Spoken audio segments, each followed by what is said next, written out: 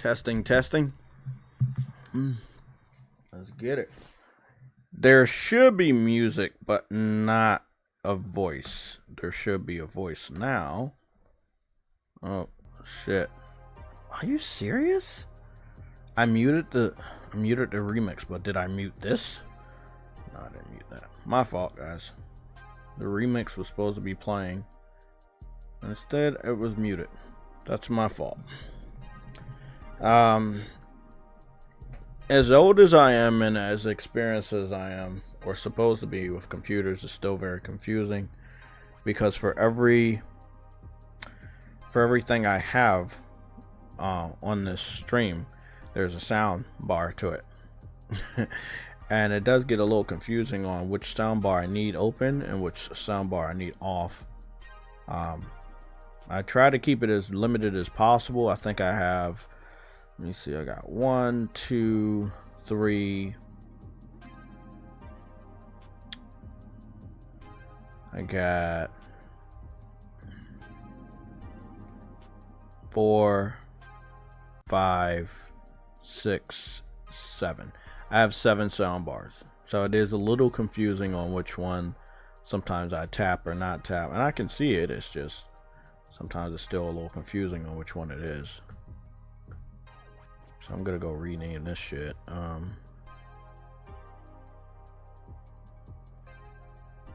Rename that motherfucker right now. Where we at? Ah, there we go.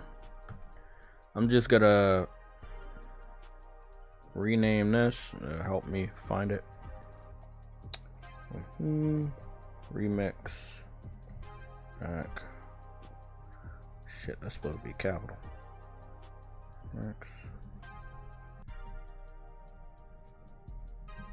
Music. That's weird. Okay. So good morning, everybody. This is Tuesday morning news and updates. There won't be a Thursday morning news and updates because I work Thursday, but I'm off on Friday, so quite possibly we'll do a what is it? What will we be doing? We will be doing a JTech Plays featured game for today that I got back into early this morning was Crisis Core, which I told you I was like right at the end of the boss, but there's some stuff that I wanted to do. I was able to get a trophy of some random event that I didn't even know was there. This is a PSP title, but you know, it's like the older titles, they grand pack so many things in, and then some of those types of games have secrets within secrets. And I was, you know, just trying to like get as much done without looking at a walkthrough, but it is difficult with some of these games because you don't want to do that. Because if it's a skippable trophy, you're fucked. Mandragora is actually supposed to be platinumed. I have it at 80%, and I did beat the story the other day. But for some weird reason, the enemies that I defeated that I needed the trophies for that I did defeat did not pop a trophy for any of those. I don't know what that's all about. Trust me. Because it's an indie game, because it's a lower budget game and not as many people played it, there's not a lot of answers online on what's going on with that. What I will be doing is contacting the developer and letting them know about the issue and see if they can fix that.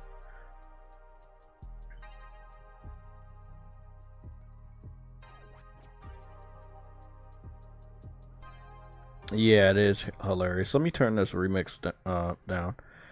Yeah, it is funny what's going on with that. They, again, for a very long time, they believed that they were the priority.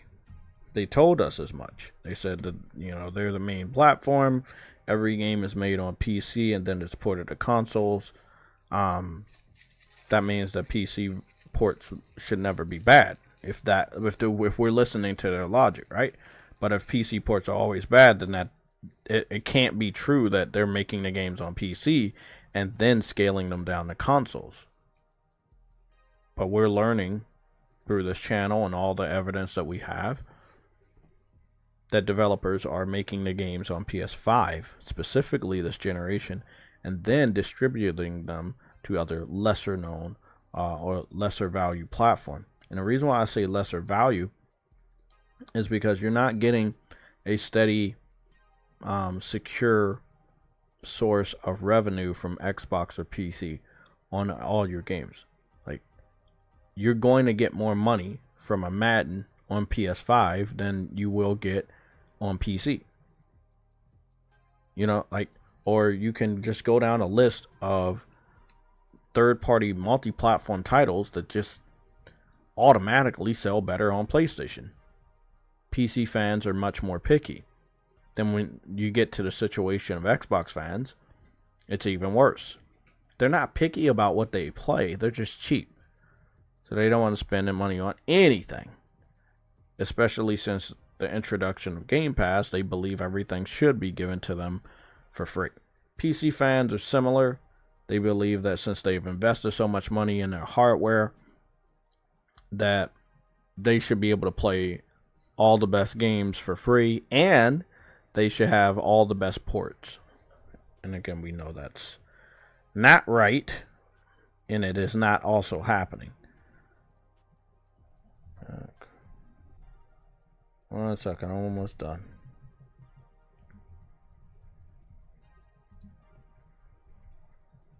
There we go. So this is going to be much easier for me to keep track. I just renamed it and put it in caps for me to keep track of where the background music is, because I've had that problem a few times. I don't want to have it anymore. I did order something. I've actually neglected to order something. I've just been, being a little bit more healthy, but I said, why not? I'm off today. Let me get something.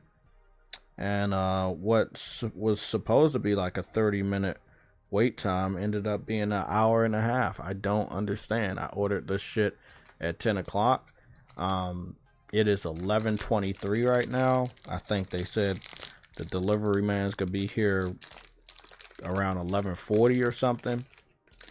I wanted to get breakfast from Burger King, but it might end up looking like lunch by the time it gets here. Okay.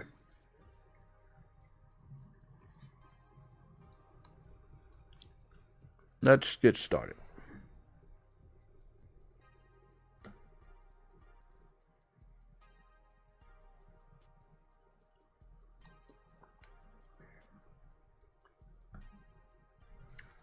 So, just a little update. Again, I'll go over this a little bit.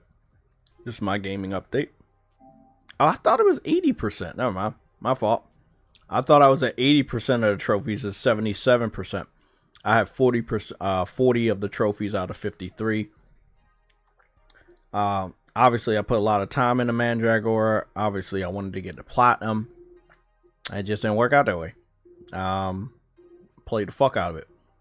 Even when you go look at my percentage trophies, the trophies that have percentages on them, Exterminator is high, Bigfoot trophy is high, Exorcist is high. All of these are, I believe, are one. Yeah, all of these are like one enemy away. This one's 2. This one's 2. And again, I can't figure out where those enemies are. And this is after I've already beat the game. Don't think there's a new game plus that would give us new access to new enemies. I did get 100% of the map, so I don't think any of the enemies are hiding on the map. Because that means that will be an area I did not explore, and I explored 100% of the map, so that's fucking impossible.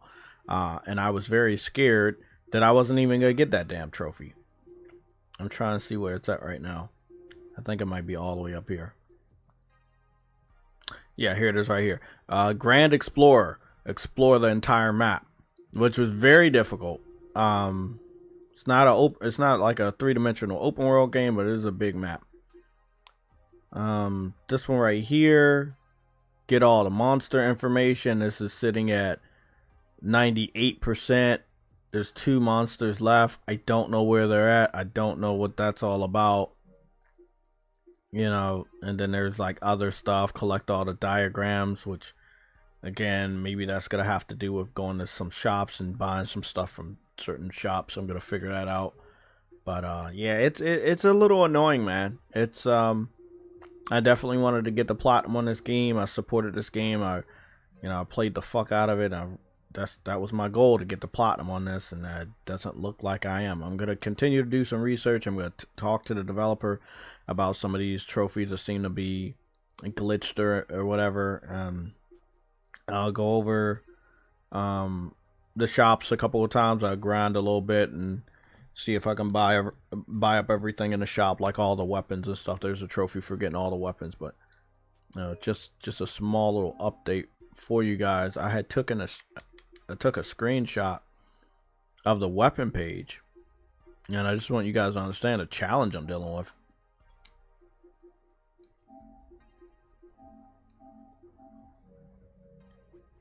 So the challenge I'm dealing with here, look at this. Look at all these weapons I collected. Like, there are AAA games that have this, but most of them might be under like DLC. This is not a AAA game. This is an indie game, and all the weapons are available in the game. So you have swords, great swords, double daggers. You have maces, great maces, hammers, great swords. It's a amazing game when it comes to content. There's a lot of stuff to collect. There's a lot of stuff to collect. It is a great game. It truly is. I'm happy that I was able to support the game, but it's a little lengthy. But I'm up for the challenge. I've dealt with longer games than that. Other update, I got back on Uncharted this morning. I sucked ass. I won one match out of 4. I lost the first 3 matches. I won the last one. And then Crisis Core, I got back on here and grind. And then found out that I thought that I missed something that I don't know if I missed it, and I don't know how I missed it, or if I missed it, or I don't know. So I had went back to a previous game save before I even reached that area to make sure that I didn't miss something. Again, I'm not any closer to the platinum than Mandragora, but there's something in the area that I think that I can achieve, so I'm going to try.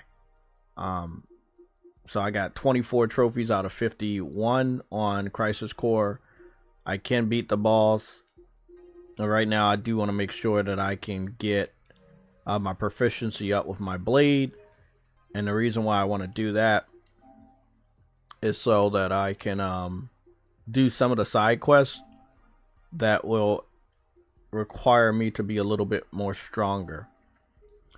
So this was my proficiency. Oh, you guys can't see because the chat's in the way.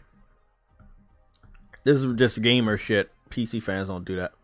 My proficiency for my Buster Blade, it was at 3453. I didn't know how to continue to improve the proficiency, but they said I had to do different things, like use special attacks and also block.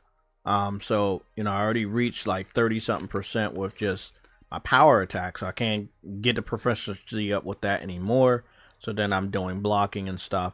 I think I'm at roughly around 37% proficiency. So I'm trying to get to 100% proficiency, because there's a side quest of an enemy that's super difficult. Not because they're just powerful, but they're powerful and they're constantly healing themselves. And the only way to kill that enemy is to have like a really good proficiency with your blade, that you're causing so much more damage than they're allowed to heal. So that's fun. So yeah, that's what I dealt with. Still one of my favorite Final Fantasy VII stories, because it's a prequel to everything that we know and love. And I believe that the remake with the Unreal Engine, well, you can call it remake, remaster. I think it was very well done. Unreal Engine 4 and 5 is still 2 of my favorite engines. I love Unreal Engine. I know it's a third-party engine. I know most of the time you see the engine that's on third-party games, but it's still a gorgeous engine. I will always love it. So that's my update.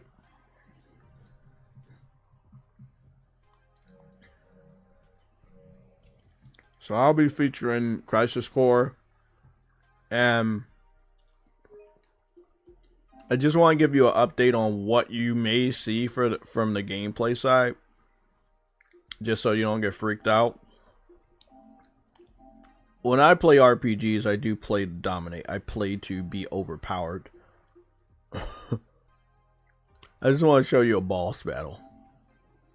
This was a boss battle. It's not a major one or anything like that, but it was a boss battle. I want you to see how easy I deal with this enemy. Now, there's like this little mini game of treasure chests that were falling down a waterfall that I got a fucking dope ass trophy for. Bronze trophy. But upon getting all 10 of the treasure chests that are falling down the waterfall, you get a trophy and you get a special attack. It's called Goblin Punch. And it's very, very, very powerful.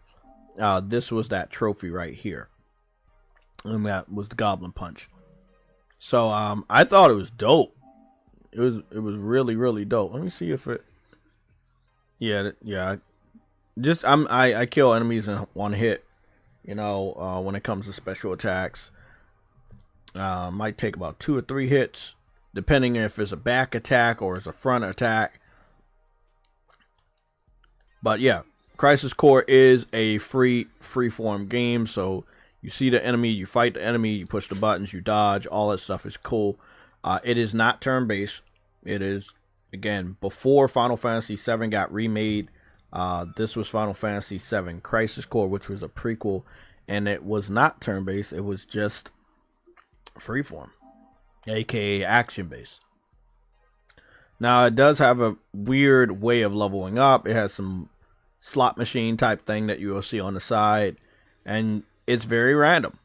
Like right now, I probably should be like level 70 or something, but because the game is so random, who knows when they'll randomly give me 777, which will indicate that I leveled up.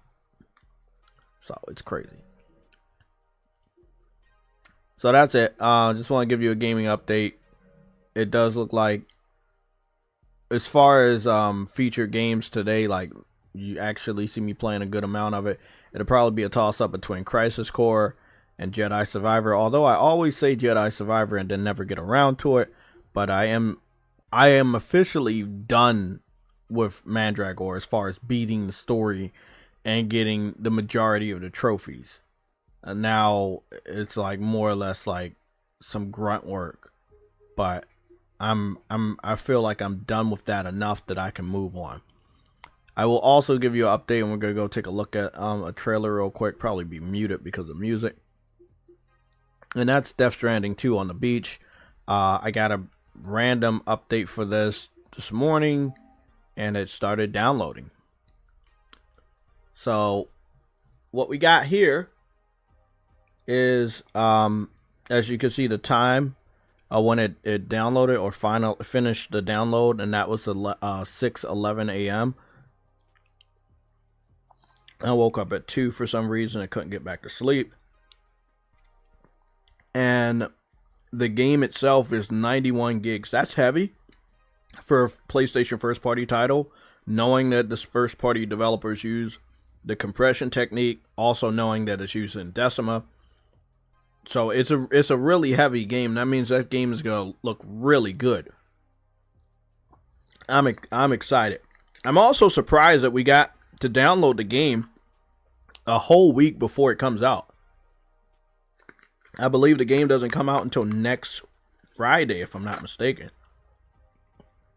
But I remember that this, among other PlayStation first party titles that never did this, is I believe the first game that if you get the deluxe edition, you play like 2 days early.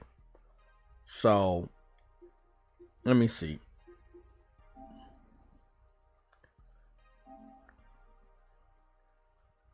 So I think the release date of the game is the 24th.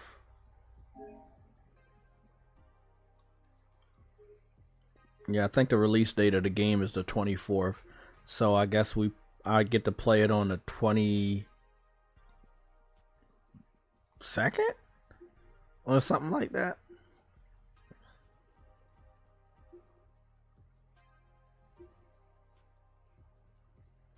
Yeah, June 26th. Did I fuck that up? No, I played on a. Okay, the game comes out on 26th. I get to play it on the 24th. Okay, that makes sense. It's still very early to download it, but I'm cool. So yeah, if you get the deluxe edition, which is only $10 more, which is $80, you get to play the game 2 days early, and you get a long, huge list of fucking content. Machine gun, 3 different types of skeletons, battle skeletons. You get whatever the fuck that shit is, some cat. You get to play 48 hours early, and then obviously you get the game, and probably some other goodies too. But that's gonna be fun. So that's downloaded, only 91 gigs. I'm probably gonna have to repeat that to somebody that's gonna ask later on, but it is 91 gigs.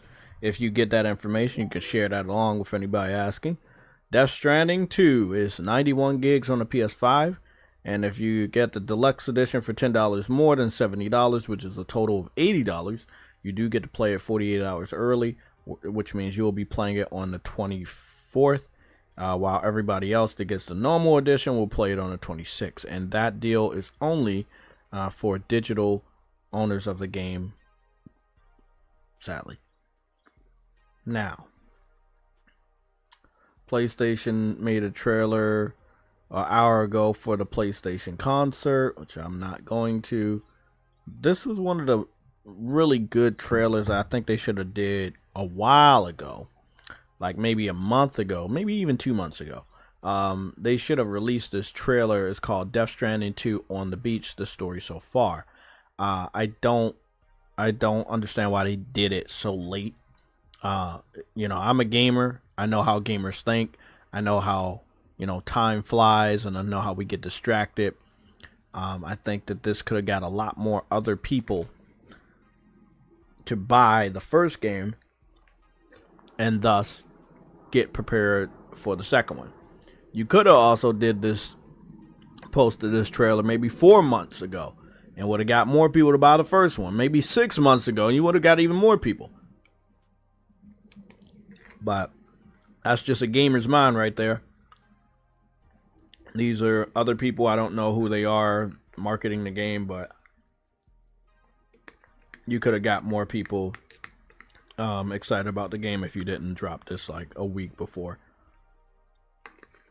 I don't know when the reviews are going to be coming out, but I'm going to get that information for you literally right now.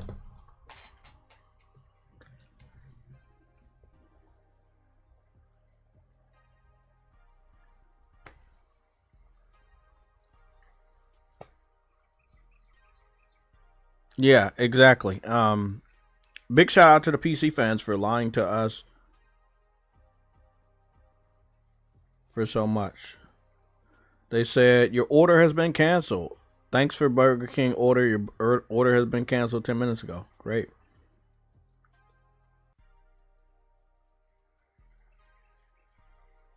Burger King canceled my order. Great. That's amazing. So I don't me personally, I don't understand. If you stop doing breakfast, you should have canceled my order like an hour ago instead of 10 minutes ago. I mean, I don't really, that absolutely makes no fucking sense. That is the craziest fucking thing. I talked to my uncle this morning. I was like, bro, if they're gonna do breakfast in America, they just need to cut it off at 11 o'clock. Why cut off breakfast at 10:30? I know that some people work early, so I can understand that, but I still feel like it's just I don't get it, man. It's crazy when you think about it.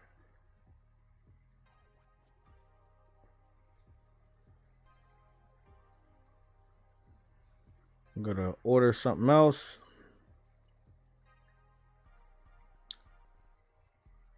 I don't remember, what was this? That sucked. I mean, I'm not even gonna lie to you about that. That one really sucked. It's like what was the whole fucking point of letting the order linger so long?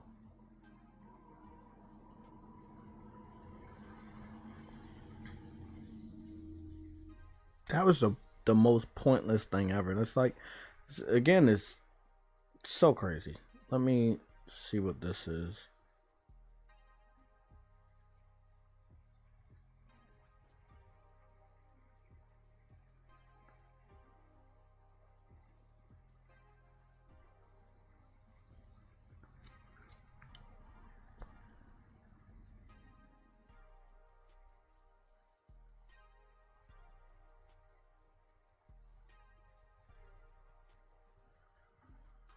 Okay. I think I got it. Okay.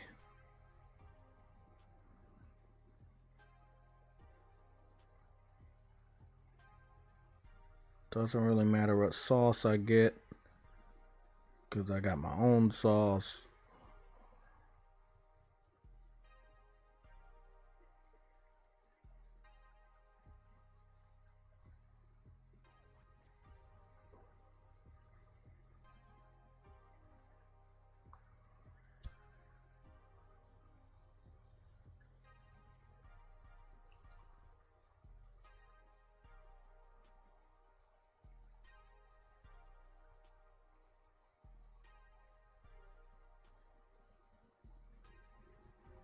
Great.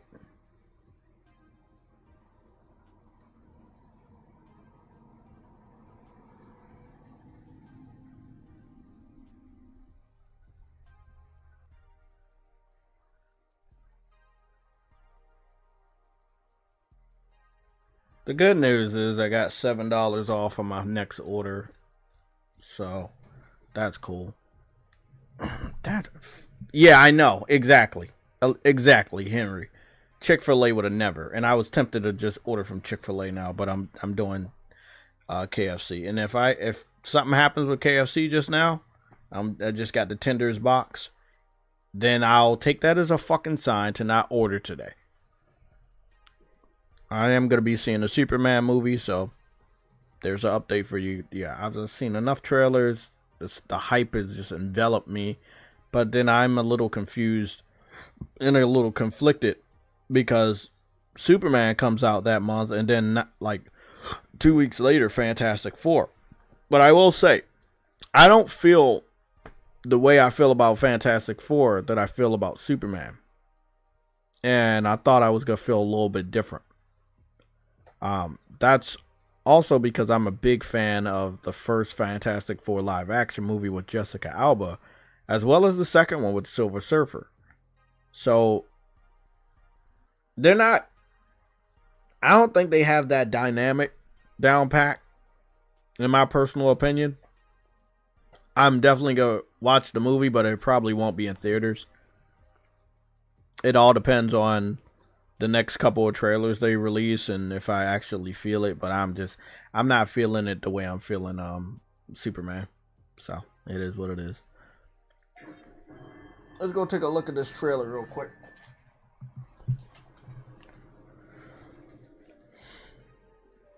Now, we had taken a look at the Death Stranding trailer from Kojima's showcase. And one thing that we can confirm here is that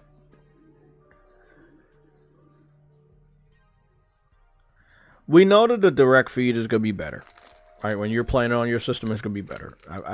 I've done this test so many times, not even purposely. It's just you watch a trailer, you play the same fucking game, and it just looks way better on your system than it does on a YouTube video. I think this is a good trailer, though. I'll watch this, just to remind myself what the fuck happened. But I'll say one thing. I wish more people play the first one because it is a good game. It may start off slow, but it gets real good.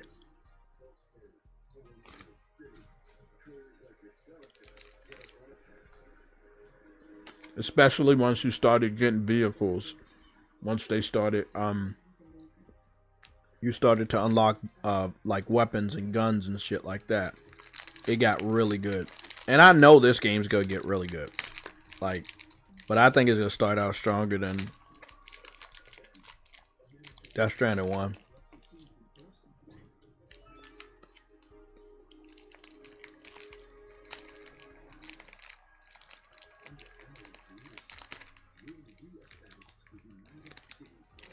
This dude was like, he was getting some of the best actors and actresses. This dude is crazy, bro.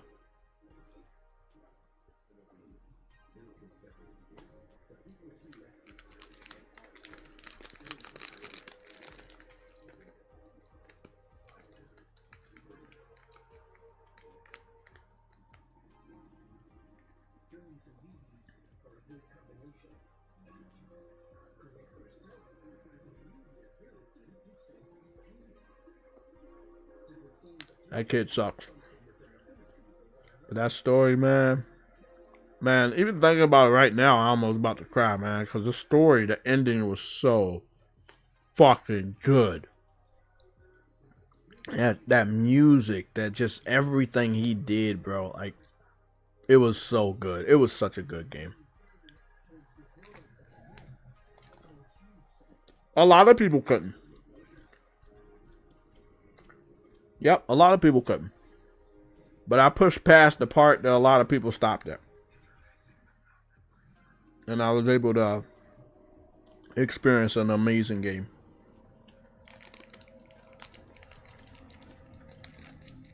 The boss fight between him was fucking dope too. Not even gonna ruin it for you, but the fight between him was so fucking different. More different than anything you would have thought Kojima would have put in a video game. Like, he threw a lot of curveballs, man, when it came to this game.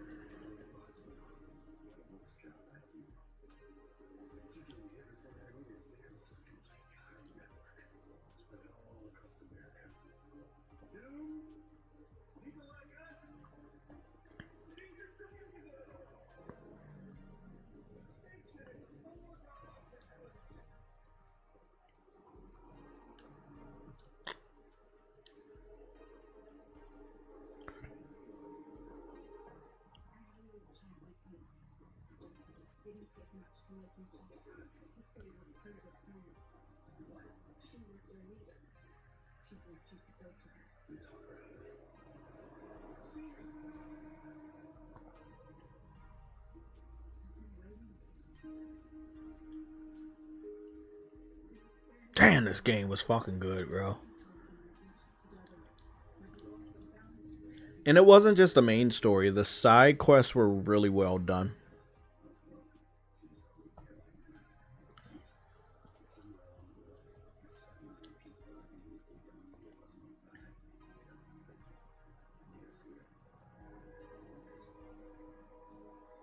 Yeah, I remember this shit now. Yep. Damn.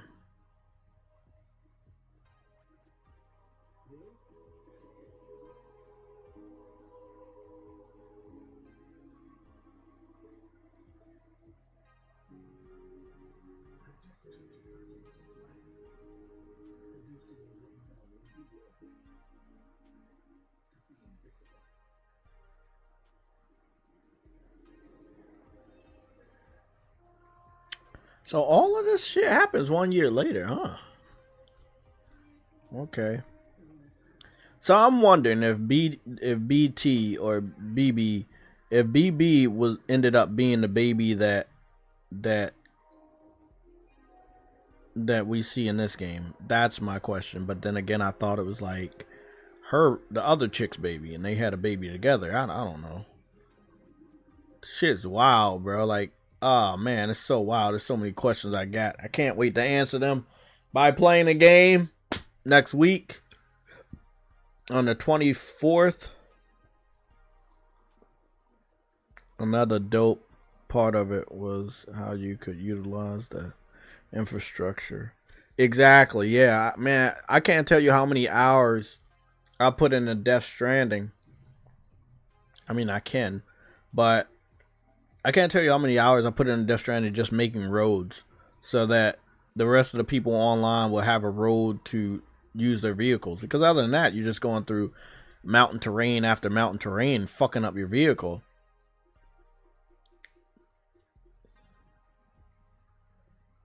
I went to the wrong page, didn't I? I was supposed to go over here with most played, because I know Death Stranding not too far down. I know it ain't too far fucking down. There you go. 182 hours. Yeah. And obviously I got the platinum. I got a platinum for Death Stranding, and I also have the platinum for Death Stranding director's cut. But yeah, it was a dope game, man. Trust me, it was a dope game. It was really good. But again, I understand a lot of people just, it was too slow for them in the beginning and they just couldn't hang with it. Me personally, I'm not buying a game and not, trying to play more of it, man. Like, I'm just not gonna do that.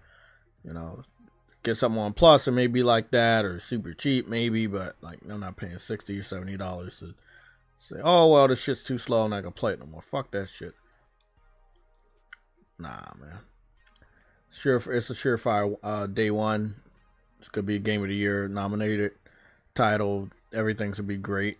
Visuals, graphics, scenery, story, voice actors, actresses, everything. It's gonna be dope. Henry, you say it drops the day after your birthday? Yeah.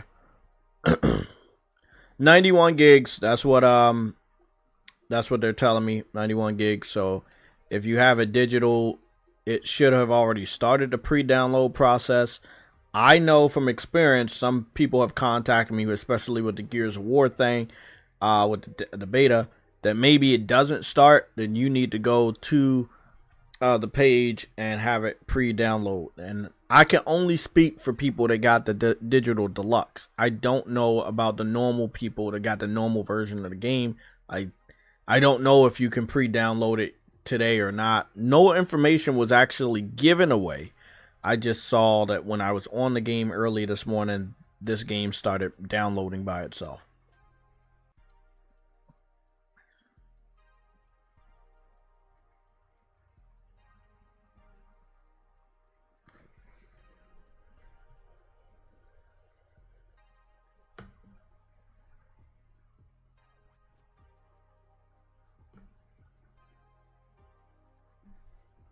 I'm gonna read this comment because I have no idea what this means.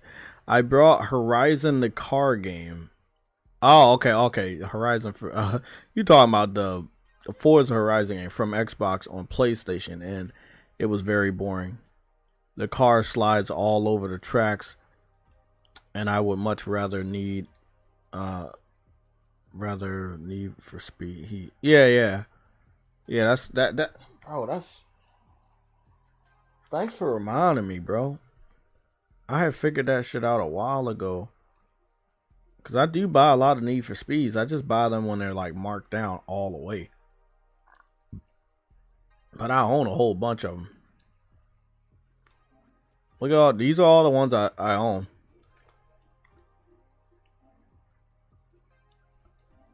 But I'm going to go put them in my racing list. Yep. We got Need for Speed Payback. Need for Speed. They claim this one's not playable anymore. I don't know why. But I know I own this one. Yeah, exactly. I own this one. I don't know what that was all about. They said that this wasn't playable because they claim it was a demo, but it wasn't a demo. It was a real game. Yeah, I know I own the first of the Need for Speed reboots, which is this one. I own Need for Speed Heat, which I purchased as well. And then I think Payback was plus, and then Need for Speed Hot Pursuit was also plus. But as far as the new Need for Speeds, I own the first of the Need for Speeds when they brought it back for as far as a reboot, and then Heat I picked up. And they were not day ones. I picked them up years after they were out, and they were dirt cheap. And they're really good games. Like I'll play Need. I haven't played this on the Pro since I got it. I ain't gonna lie, bro. I have not. Yeah, I hope so. Hey Jay, you said earlier in the stream that PC is lesser value than PS5 as a platform. Yeah, when it comes to developers. Yeah, when it comes to developers, as far as where your next meal is gonna come from, can you really depend on that community to support pretty much all third-party types of games? Developers have more trust in the PlayStation gaming community these days than PC. PC fans are very picky. And I can understand why PC fans are picky and they don't trust certain developers because they have gotten bad ports in the past, but it is what it is. You know, they feel more comfortable putting their game out on PlayStation 5 than a PC, and because they know they're going to get that money. And because of that, they want to make sure that the PS5 version is the more optimized version.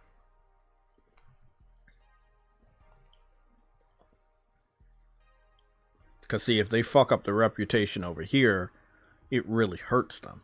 They don't know if people on PC are going to like their game enough to buy it. But over here on PlayStation, we may not always like their games, but their games will always sell very well over here.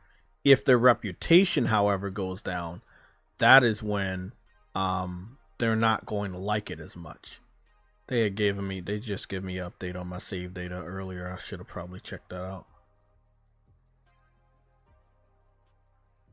But it means the save data is in the cloud. Checking inventory.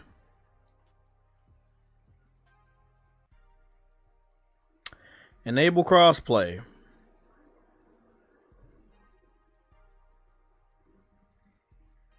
Let me see what happens when I try to play solo. Do they start me all the way over or what?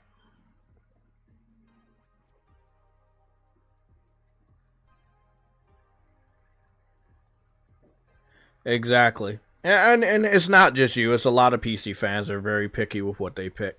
But, you know, it's not a... I don't think that PC fans should be mad at what I'm saying. It's a very true statement. Like, you know, developers just know that they can really count on console gamers to buy more games in total a year, a month, shit, even a week, than the PC community. Like, I talk to many PC fans that they play a lot of older games, right? Like, yeah, I do too a lot. You say, what's going on? Uh-oh, nope, that ain't happening. I mean, I didn't get far in the game, but I'm not going to start all the way over.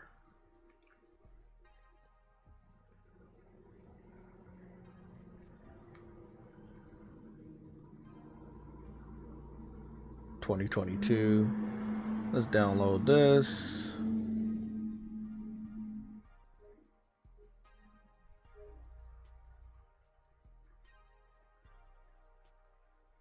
There we go. I was wondering, like, not all the time that happens, but only a few amount of times that happen. This might be the second time where I played an older game that I haven't played in a while on my PS5 Pro, and it didn't automatically upload the save data. But it's still there in the cloud, so I can easily download and start it up.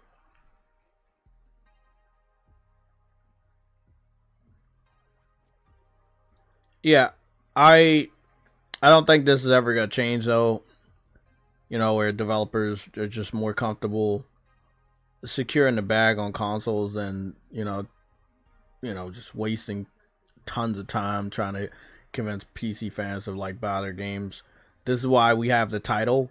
You know, I think that PlayStation, the strategy is not very productive for the PlayStation gamer.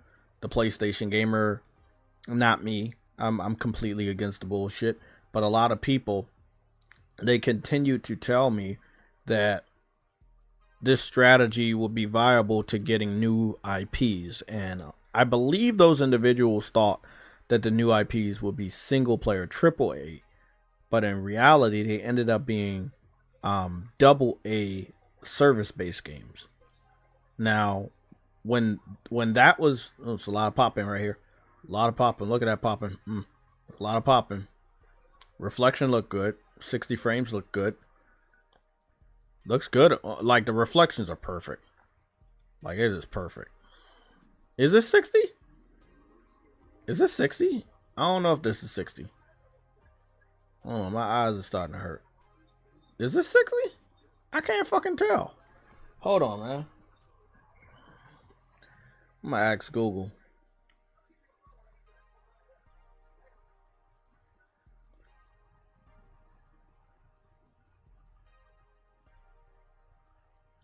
Is Need for Speed Heat 60 frames per second on a PS5 Pro? Unfortunately, Need for Speed Heat does not run at 60 frames per second on the PS5 Pro, or even the base PS5. While the PS5, and presumably the PS5 Pro via backwards compatibility and boost mode, can run the game at 4K resolution, it is still locked at 30 frames per second. Many players have expressed a desire for a 60 FPS patch for Need for Speed Heat on next-gen consoles, but EA has not released one, and it's unlikely they will given the game's age. That sucked. I knew something was wrong. My eyes started to twitch. It's such a beautiful game. I mean, we're having the same problem here when it comes to like Crash Bandicoot and shit. It's like the Crash Team Racing game is like, why not release an update for 60? But it's like, hey, the game came out already. It's older, and thus we won't make money on the 60 frames per second patch anyway. If we try to sell it to you guys, we'll get bad press. So we're just not gonna fucking fuck with that old game. And again, developers say this about every last one of their older games. They just don't understand that if they bring a game back to life, that means they're bringing a revenue stream back to life. But, you know, it is what it is.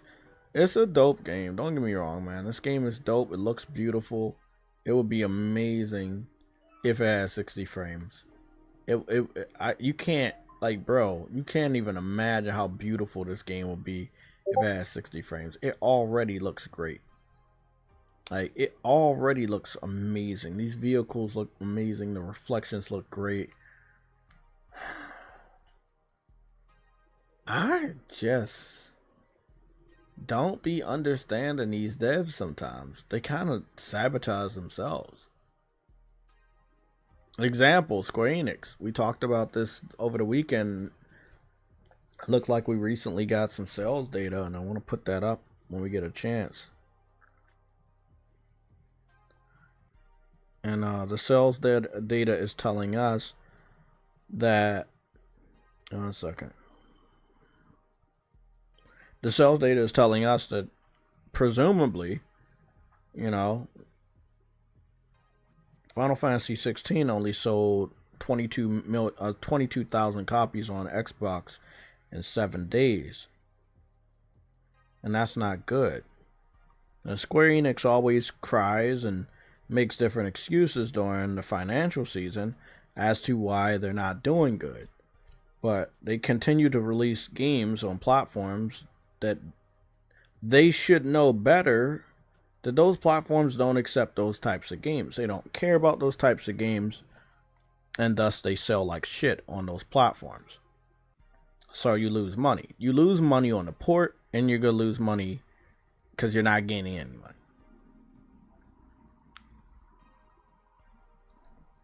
Now, Elena, I think it's Elena, I'm pronouncing Analytics. They're new. They haven't been around for a while. But they do the analytics, and it's just, that's horrible. 22,000? Like, what was the whole point of even putting the game on Xbox to begin with, if you're only going to get 22,000?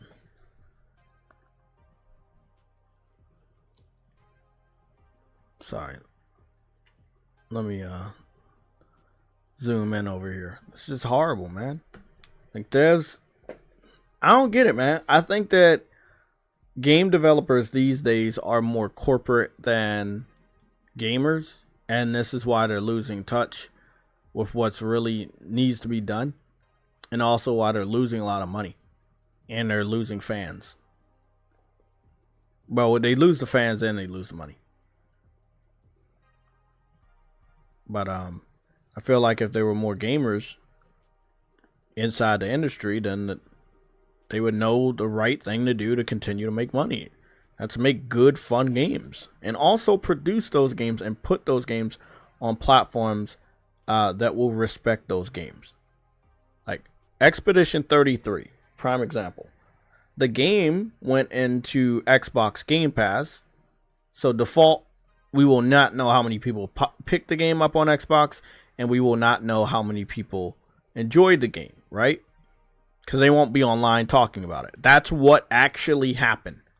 There's no lies. There's no rumors. There's no misconceptions. There's no falsehoods. It happened. The game released on Game Pass, and not a single Xbox fan went online to talk about it. Not a single Xbox fan went online to share gameplay of it. Right? If you own a game, you're going to play the game. Sadly for me, with the 2 Need for Speeds that I own, they never got updated for 60 frames. I think they should. I don't see why not. But the developer says, well, if we give this update to these guys, we're not going to make any money. So we're not going to give the update. And that's what happens.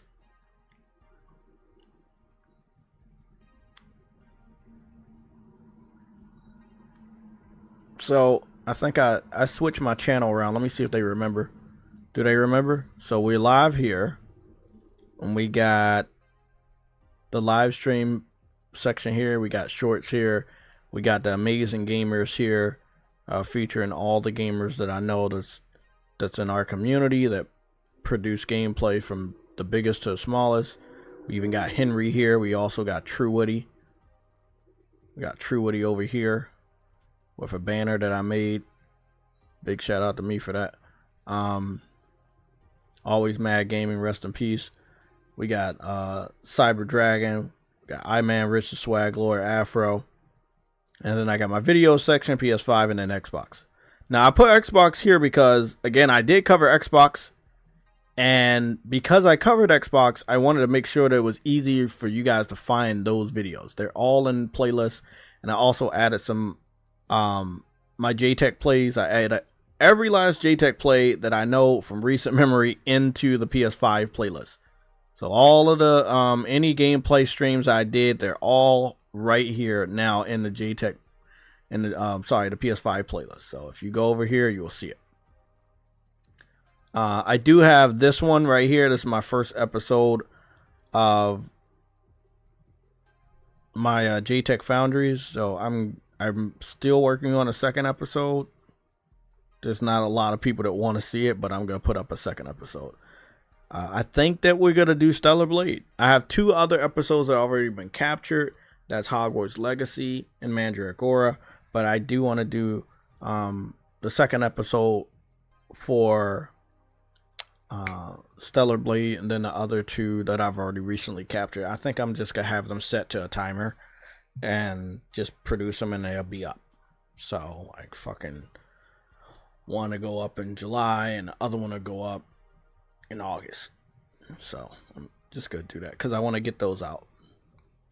So yeah, when it came to Xbox, right? Like when it came to Xbox, you guys saw me play the game. You saw me, show off the interface. You saw me play games from Game Pass. You saw me play games. We don't see that with Xbox fans. I feel, in my personal opinion, if you own the system and you have the subscription and they're giving you like all these games, right? Through Game Pass. Let's get some of this stuff off of the screen real quick. Let me get this all out of here. Like when you got all of this going on right here, and like you have all these games, why not play the game? I don't understand. Why not? Like, you're bragging about the game online. You're typing words on Twitter, but you don't show us how much fun the game is. You're not playing the game. You like, there's no, like, I don't get it with these guys. They talk about all these games that they have free through the subscription that they don't have to pay additional price for. But they won't play it. They won't show it. They won't post gameplays on the YouTube channels. They won't do anything.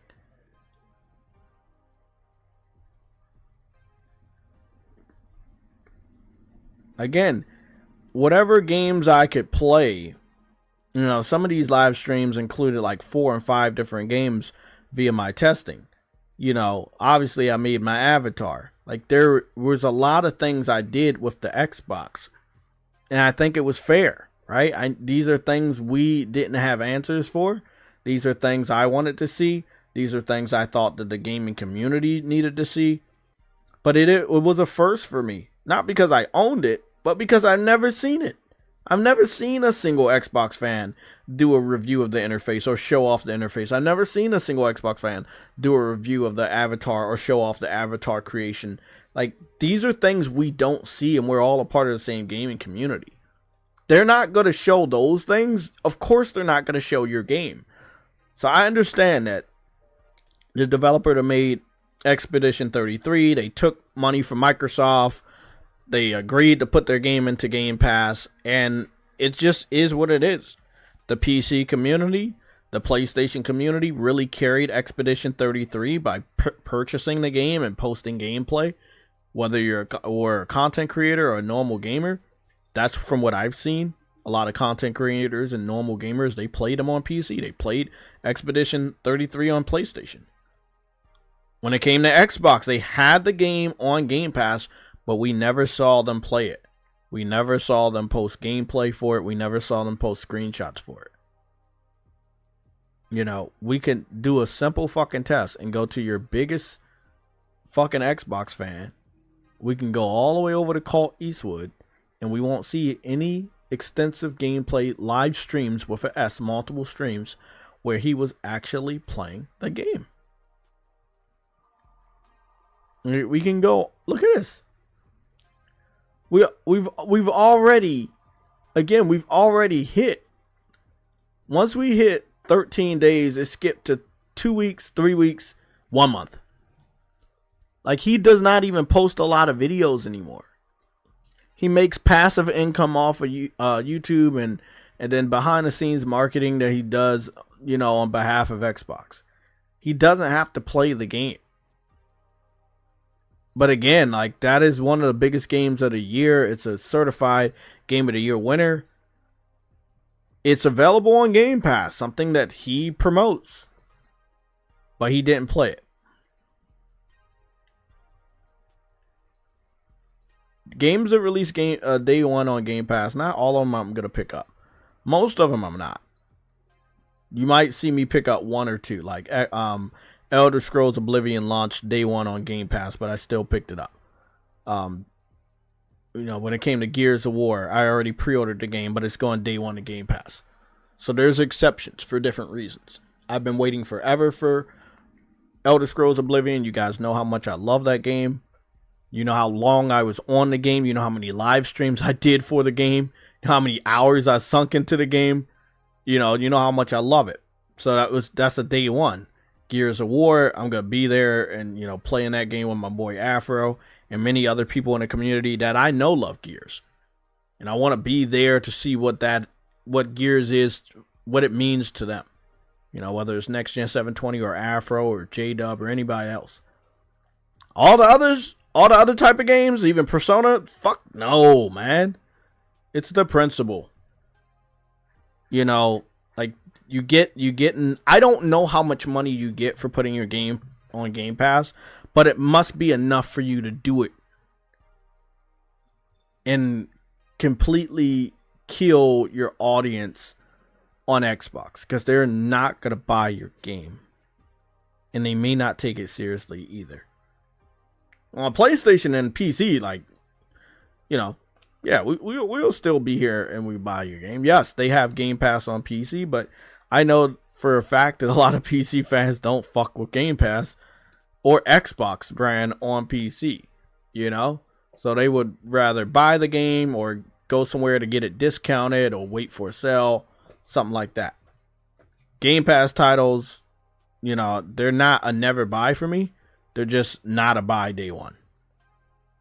You know, I still think Expedition is so very good for what it was, how small the game was, but I think that developers need to pull away from Game Pass. I do like what recently happened. Again, I was on Clint Eastwood's page and I was like kind of like scrolling through, and I was scrolling through like this so I could see if he played Final Fantasy 16 in the last 7 days, but he didn't. So if we was to go to a live stream again in the last 7 days, this is 8 days ago, we didn't see that he made an individual live stream for Final Fantasy Final Fantasy 16. So Final Fantasy 16 is on Xbox. They got Expedition 33 day one. He didn't post a video review. He didn't post a gameplay video. He didn't post a gameplay live stream for either one of those games. This is why I say Game Pass is very harmful to the developer and their legacy. I mean, they have to learn at some point, and sometimes they're desperate. But yeah, man, this was not the way. Again, this is a big Xbox YouTuber. You would expect that to happen. We've already talked about MBG. He doesn't do it either. But there are real PlayStation gamers out there that actually, when a game comes out that they hype up, they actually will play that game day one. Almost forgot that dude's name. I gotta make sure I put MBG and not MPG gamer. So like MBG is just gonna do news. He's not gonna play the game in front of you. He doesn't feel that he needs to keep his audience, so he's not. In my personal opinion, if you do call yourself a gamer, run around under the guise that you're a gamer, and then you don't play any games, especially one that you talk about all the time, I count you as a fraud. That's just how it's always going to be. I want to get around to some of this other stuff, and we're going to talk more about PC in a little bit, but yeah, you know, when it comes to Game Pass and the gamers and how it affects the outlook of your game from people on the outside, like PlayStation gamers, like, man, is something wrong with your game? Why did you put it on Game Pass?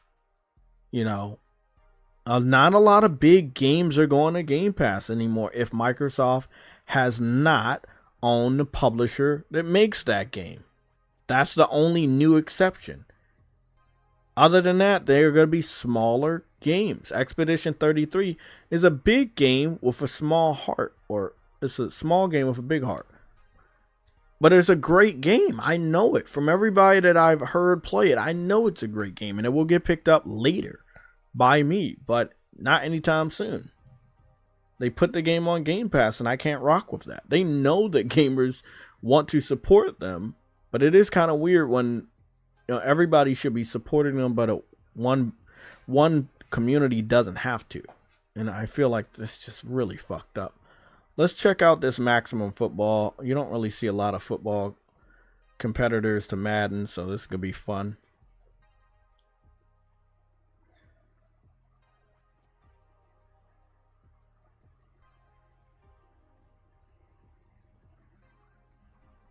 What's this? New football game. Don't think it's competing with Madden, but it is coming out. Oh, let me see. Oh, that looks nice. You know me, I'm a alternative gamer. I don't normally. Oh, that looks dope. Oh, that looks fucking dope. I don't normally like pick up the games that everybody else is playing. You know, I just don't do that all the time. This looks really good. There was an alternative football game on PS3 that was really good. I think it was called Backbreaker. And I picked that up and supported that. You might see me pick this up. And it might look weird to you because I don't buy a lot of football games. But I do support those indies. And I like the perspective. Third person all the way. Not top down angle. But I don't know how Madden looks these days. Oh, they got the old school football outfits too. I like that. Pretty dope. Version 1.0 out now. Play for free.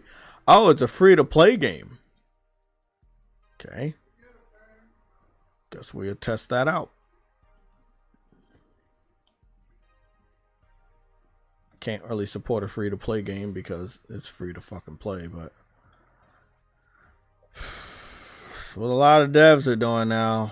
Damn, bro. It is Tuesday, isn't it? Yeah. This is a day where a lot of games release. Damn. Fucking free to play football game.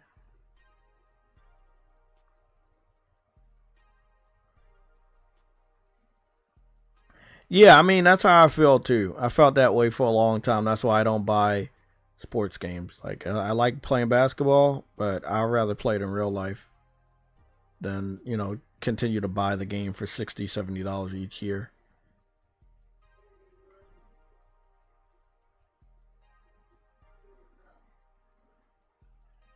There's so many free-to-play titles, man. Yeah, I'm pretty amazed by how many free-to-play games we have here now. Wow. This genre is huge now, man.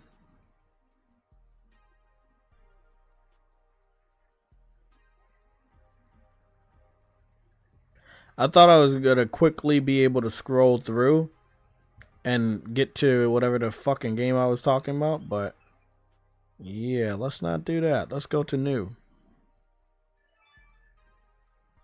There it is. Maximum Football. Let's see how bad the microtransactions are. They're there.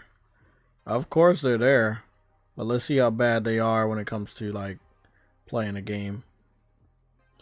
Legend Edition, $40. You get the game and you get a Legend Pass, so they have a Battle Pass. It's a games as a service through and through. It'd be interesting to see how it is.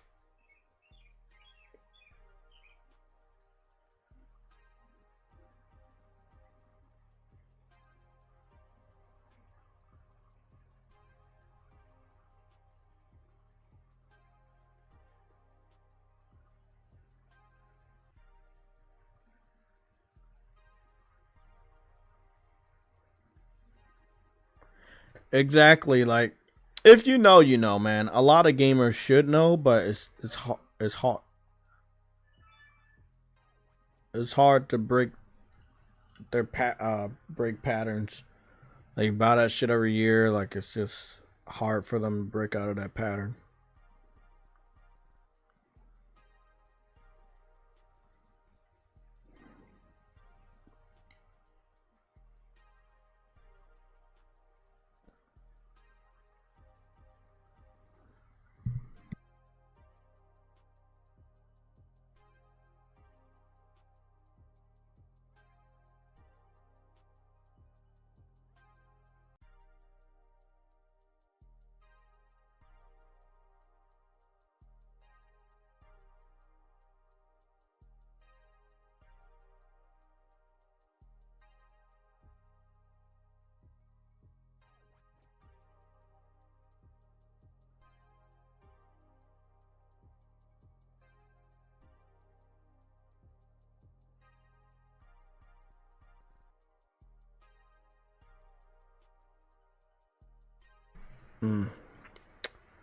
I just saw something. Afro just sent me something. It's weird that he sent me what he sent me, and we're talking about what we're talking about, but you gotta see it.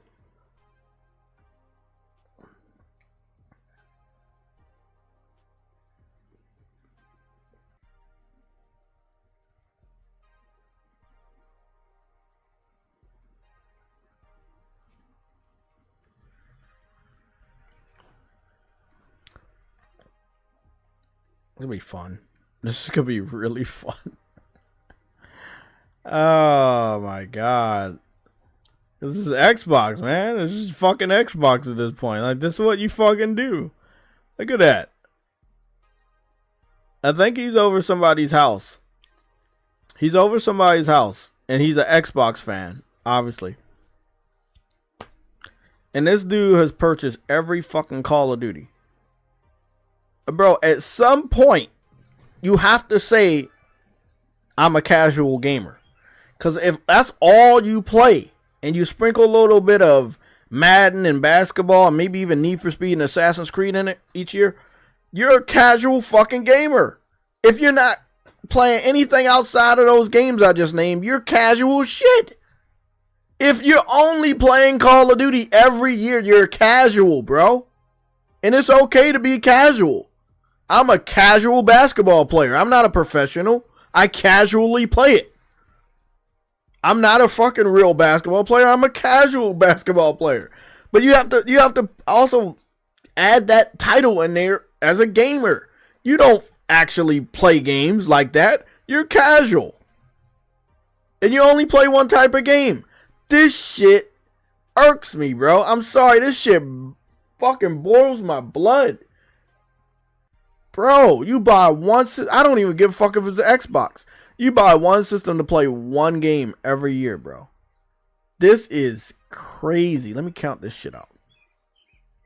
You got 1, 2, 3, 4, 5, 6, 7, 8, 9, 10, 11, 12, 13, 14, 15, 16, 17, 18, 19, 20, 21, 22, 23, 24, 25, 26, 27, 28, 29. Shit.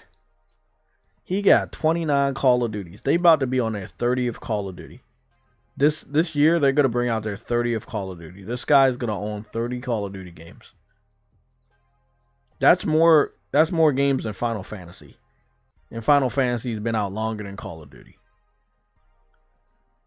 Jesus.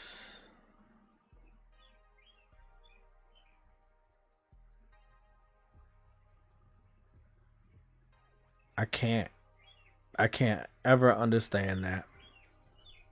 I just can't, bro. And I can't help people like that. And most of the time I don't even conversate with people like that. It's just, I don't, as a human being, we can be cool. As a gamer, I'm probably not gonna fuck with you that much. Cause I don't even play one Call of Duty a year. So there's really nothing for us to talk about. If all you play is Call of Duty and I play everything else, nah, I'm good, man. Nah, I'm good. I'm good.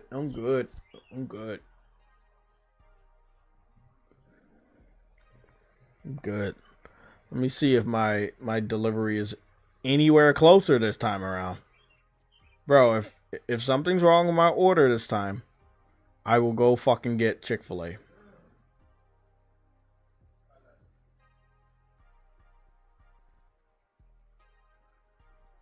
They delayed it even more. Now it's coming out. It's coming over at 12:53. Yep, it's coming to me at 12:53. Why is this order taking longer than my fucking live stream? I think it's just Grubhub. I think they have shit drivers at Grubhub. And I'm not a person that just completely just trashes an establishment, but I've only had this problem with Grubhub. When I order from DoorDash, those drivers are quick. They get what they need, get my order, and they bring it straight to the fucking house. They have no loop-de-loops on their fucking map quest. Bro, it is. Wow. I know it's a muggy-ass, desolate day today, but goodness. Yeah, this right here sucks, bro. Don't ever try to talk to me about you being a gamer and this is what your library looks like. If your library looks like this, I have no fucking respect for you. I don't care what anybody in the chat says. You've lost my respect as a gamer. Not as a human being, not as a man or woman, just as a gamer. Just as a gamer. It's just like if you claim that you're a gamer and you only play on cell phones. I'm sorry. I'm gonna laugh in your face. That's crazy, bro. I've only had a bad experience on Grubhub lately. DoorDash may be a little bit more expensive, but at least it gets to your house quick. In my personal experience this year. So I'll probably be, after today, I won't be ordering from Grubhub anymore. Because it's just taking too fucking long.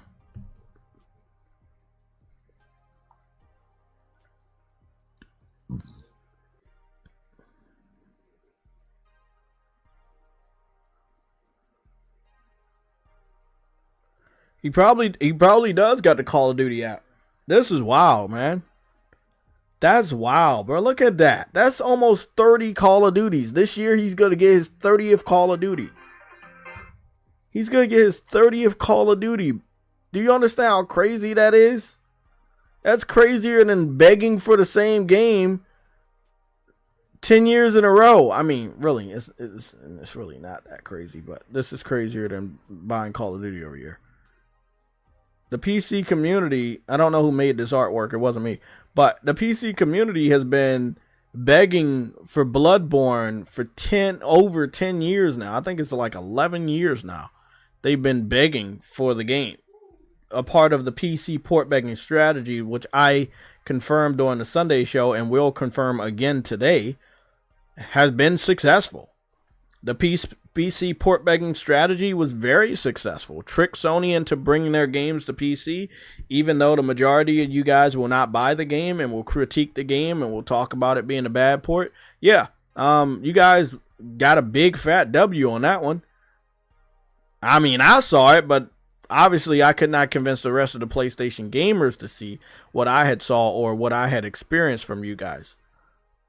But I had knew that you guys weren't going to buy those games because I remember when Crash Bandicoot came over to PC. I remember when Spyro the Dragon came over to PC.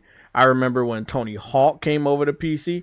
I remember when the Yakuza games came over to PC. When Dragon Quest 11 came over to PC. I remember when all those games eventually came to PC before Sony's first party, and you guys completely ignored them. You have been begging for them on a port begging campaign, but once the game came to your platform of choice, you completely ignored it as if it never existed.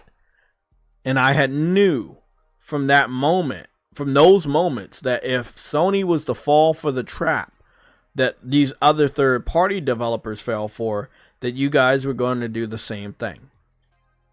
And guess what? If Sony gives you guys Bloodborne, I believe you're going to do the same exact thing. You guys have been waiting for this game for so long. You're just going to pirate that shit. And a lot of you guys are playing it through emulator because a lot of you guys have told me that.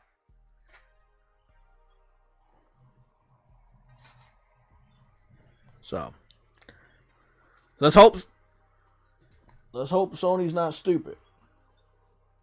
But I mean, they fell for the trap multiple years in a row now, continuously putting PlayStation games on PC. So I think that it's safe to say that they will fall for a trap. I just don't know why they haven't done anything with Bloodborne yet on PC.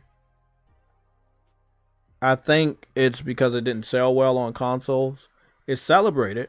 They talk about it a lot. They talk about Dark Souls and talk about like Dark Souls 1 and 2 and 3, but they didn't sell as much as Elden Ring. You know? They all got remasters and stuff like that. Bloodborne, it didn't. Bloodborne didn't get remastered. And it had nothing to do with it being exclusive. It had everything to do with a lot of people that played the game. Either they found it difficult, or, this is another one, they didn't. They just did not play the game. They did not buy the game. But everybody talked about it. And that's the weirdest thing about Bloodborne. There are more people that talk about it and celebrate the game than actually played the game. See, Bloodborne is my second most played game behind Monster Hunter. So I know I played it. I got 572 hours. I got 100% on the main game, and I got 100% on the DLC.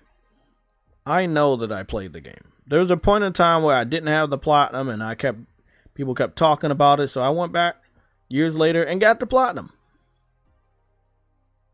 So I can't speak from personal experience because I did my part. I purchased the game day one. I played the game. I got a 100% on the DLC. I got the platinum trophy on the main game, and I still continue to play the game every now and then. It's a great game. But there are tons of people that talk about this game that have never laid their hands on a PlayStation 5 controller, let alone a PS4 controller. So I can't really understand why they're bragging about a game being so great that they never fucking purchase. They're part of the fucking problem. And I think that Sony knows that. And we've talked about financial failures. I know you're not going to like what I'm about to say. But Sony themselves may count Bloodborne as a financial failure. And that's why they don't do much with the IP. In terms of, let's say, releasing a 60 frames per second patch. Or remastering the game. Or re-releasing the game. Or even rebooting the game after the 10-year period. The game is now 11 years old.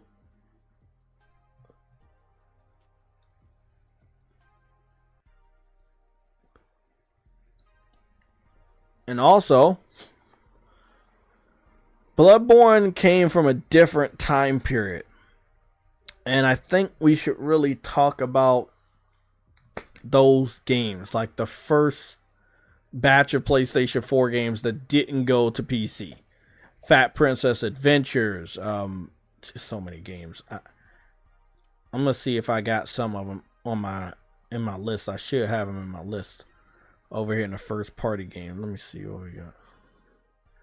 Yeah, here we go. Like Ratchet and Clank 2016. That didn't go to PC. Gravity Rush 1 and 2. That didn't go to PC. Fat Princess Adventures. That didn't go to PC. Infamous Second Son, that didn't go to PC. Drive Club didn't go to PC. The Uncharted collection of 1, 2, and 3, that didn't go to PC. Wipeout didn't go to PC. Knack 1 and 2 didn't go to PC. Concrete Genie didn't go to PC. Shadow of Colossus didn't go to PC. Dreams didn't go to PC. It was like the second phase of PlayStation games that went to PC. Which when we got up here, you started to see more of them going. So Until Dawn got remade and went to PC. God of War 2018 went to PC. Ratchet and Clank: A Rift Apart, Returnal, Sackboy: A Big Adventure, Spider-Man Miles Morales, not Demon Souls. We will talk about that in a little bit. Ghost of Tsushima, Horizon Forbidden West, and Horizon Zero Dawn, Spider-Man 1 and Spider-Man 2, Death Stranding, Uncharted Legacy of Thieves, Uncharted 4 and Uncharted Lost Legacy. Helldivers 2, that was day and date. You see Spider-Man 2, you see Last of Us Part 1 and 2. Yeah, Last of Us Part 1 and 2. God of War Ragnarok, not Gran Turismo 7, we'll talk about that. Here we go with Last of Us Part 2, that went over. Rise of the Ronin went over. Stellar Blade just recently went over. Astrobot has not been announced or went over yet. We'll talk about that as well. And then also Horizon Zero Dawn, which we've already mentioned. But you can see the big difference. These were the early ones. That's why they're down there, because they're older. There's a good amount of them though. There's a really good amount of those games. If I set this up to old versus new, this will be how it looks. You know, it'll show us like, hey bro, like certain things just didn't go over. A lot of the, like the first row, second row, the majority of this row, we can say the first Until Dawn didn't go over. They had to remake it and then it went over. Concrete Genie, fill that in with God of War, that'd be 3 rows. Demon Souls, Gran Turismo 7, Astrobot, So Astrobot, I feel like that's just new, and it's a platformer, and it is what it is. It's supposed to be a selling point for PlayStation, but it's really up to them if they want to put it on PC. There's nothing I can say to stop them. I don't think it would make good business sense, but you know, hopefully, because Jim Ryan is no longer with the company and Herman doesn't have as much power as he used to, maybe that game doesn't go over, because it just, my personal opinion, it wouldn't make a good fit. Gran Turismo 7, again, same thing. You have to have some sort of real exclusives to sell your fucking system. Putting that on PC would devalue the entire series of Gran Turismo games. They don't want the game as much as they claim to, and I think Sony is now learning that the PC port begging campaign was a fucking lie once they start to look at how many copies of these games sell. So, I mean, they put a lot of games over there. We named all the games they put over there. There's a shitload of games they put on PC, and they're not selling good. And there's a lot of them, but they're not making a lot of money off of the total amount of games they already have on PC. And they didn't make enough money for them to talk about the PC sector in their financials this year. That should be shocking. Demon Souls. Same thing as Gran Turismo 7 and Astrobot. You do need exclusives to some point, and the fact that Demon Souls probably didn't even sell as good as Bloodborne. Everybody wanted these games, but everybody didn't play these games. Like, this is another example of, Jay, did you play this game? Yes, I did. Did you get a lot of hours? Yes, I did. Did I platinum it? Yes. I did my part, but I can't force you guys to do yours, and I can't help you understand how important it is. If you don't buy games, you're not going to get anything else. As simple as that. If you don't buy the games that you claim you want, you're not going to get anything else.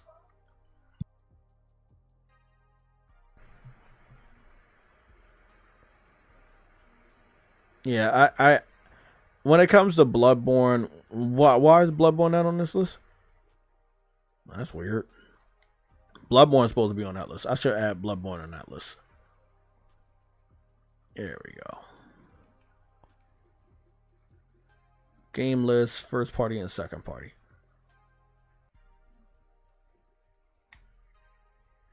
I'll put Death Stranding over there too. Put Death Stranding 2 on that. Oh, I got 6 days and 11 hours. Let's get a countdown going on. Okay, so when we talk about the first party and second party playlist that I got is made up of 38 games. I want to count some stuff off, but 1 second. I want to get something done real quick.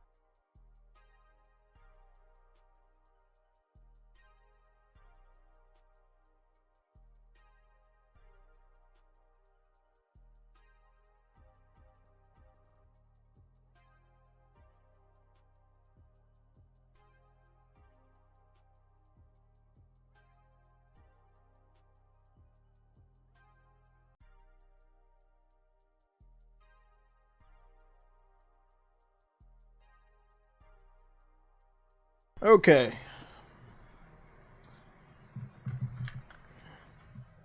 Let's talk about my food finally came. I checked the door randomly and he was literally right in front of the door. I didn't even know he was there. So told me to go get it. So let's talk about the 38 games that I have in my playlist right here. Right, there might be other PlayStation exclusives that I have, but they're not like here. Hold on. There was one other. It's a standalone, but who cares? There. Infamous First Light. I'm pretty sure people in the chat might fill me in if I'm missing any other exclusives from PS4 or PS3 that I have. I have a lot. But let's just talk about the ones right here, right? So if we look at the ones right here, the first 3 solid rows are not on PC. These are like the early stages of PS4 games. They're not going to PC, right? A lot of them discontinued. Some IPs like Infamous have been abandoned. It's sad to hear that, but I mean, that's what the developers have told us. Dreams, I think is a great game. People kept telling me it should go on PC. I kept telling them it was not going to prolong the life, and you can pretty much look at any of the other games we're about to talk about going to PC and see how much they sold, and they didn't. Let's go and talk about those games. So, we're gonna count and get a number for the games that are not on PC, and then we're gonna count and get a number for the games that are on PC. And this is gonna shock a lot of people. That's why I say Sony's output is worse than it was in the PS4 in the beginning, because their focus is now on PC. So let's talk about it. So we got, what's this right here? 5, 10, 15,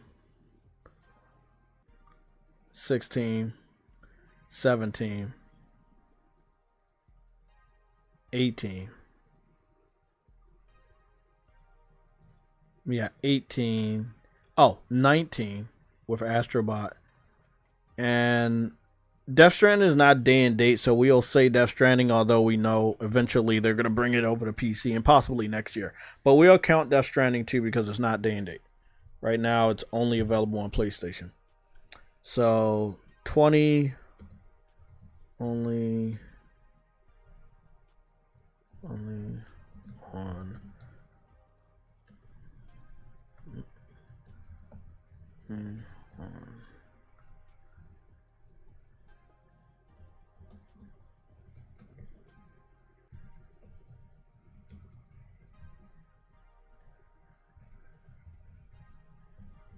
I'm going to put an asterisk just so people know that out of the 20 games, they may not all stay exclusive.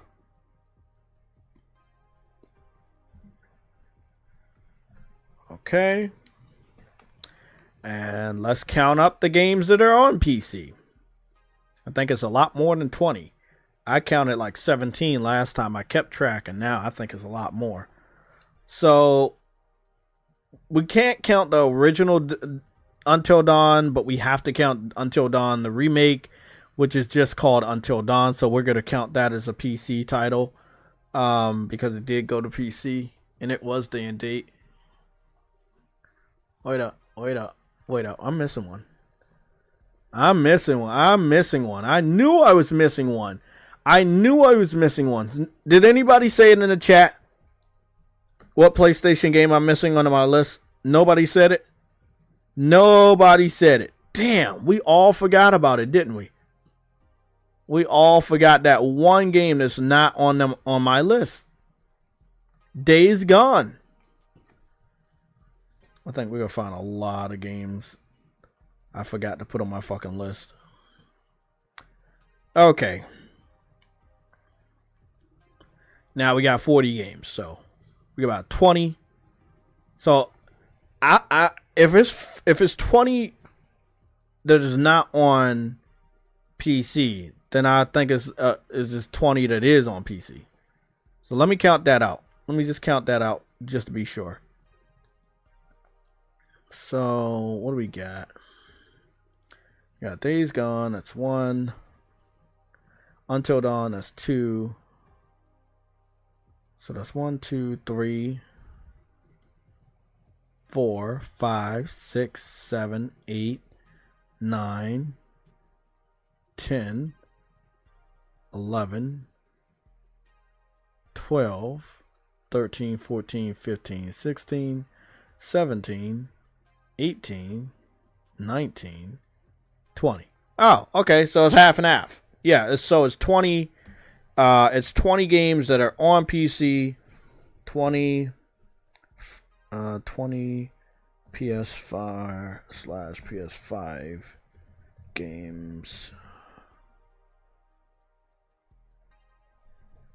Oh, let me change that. Games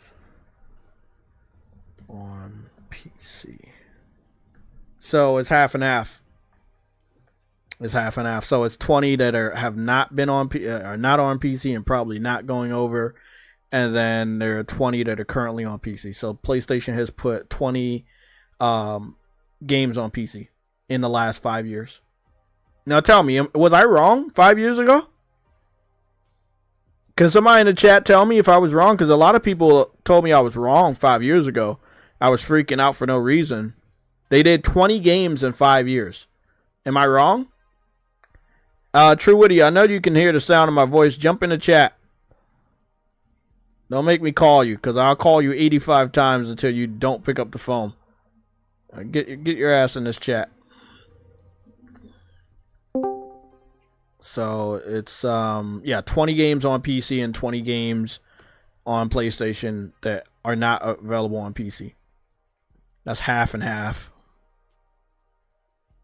But like if Death Stranding 2 gets announced, then that'll be more games in the last 5 years on PC than they've released that I have on my list that is like still only on PlayStation.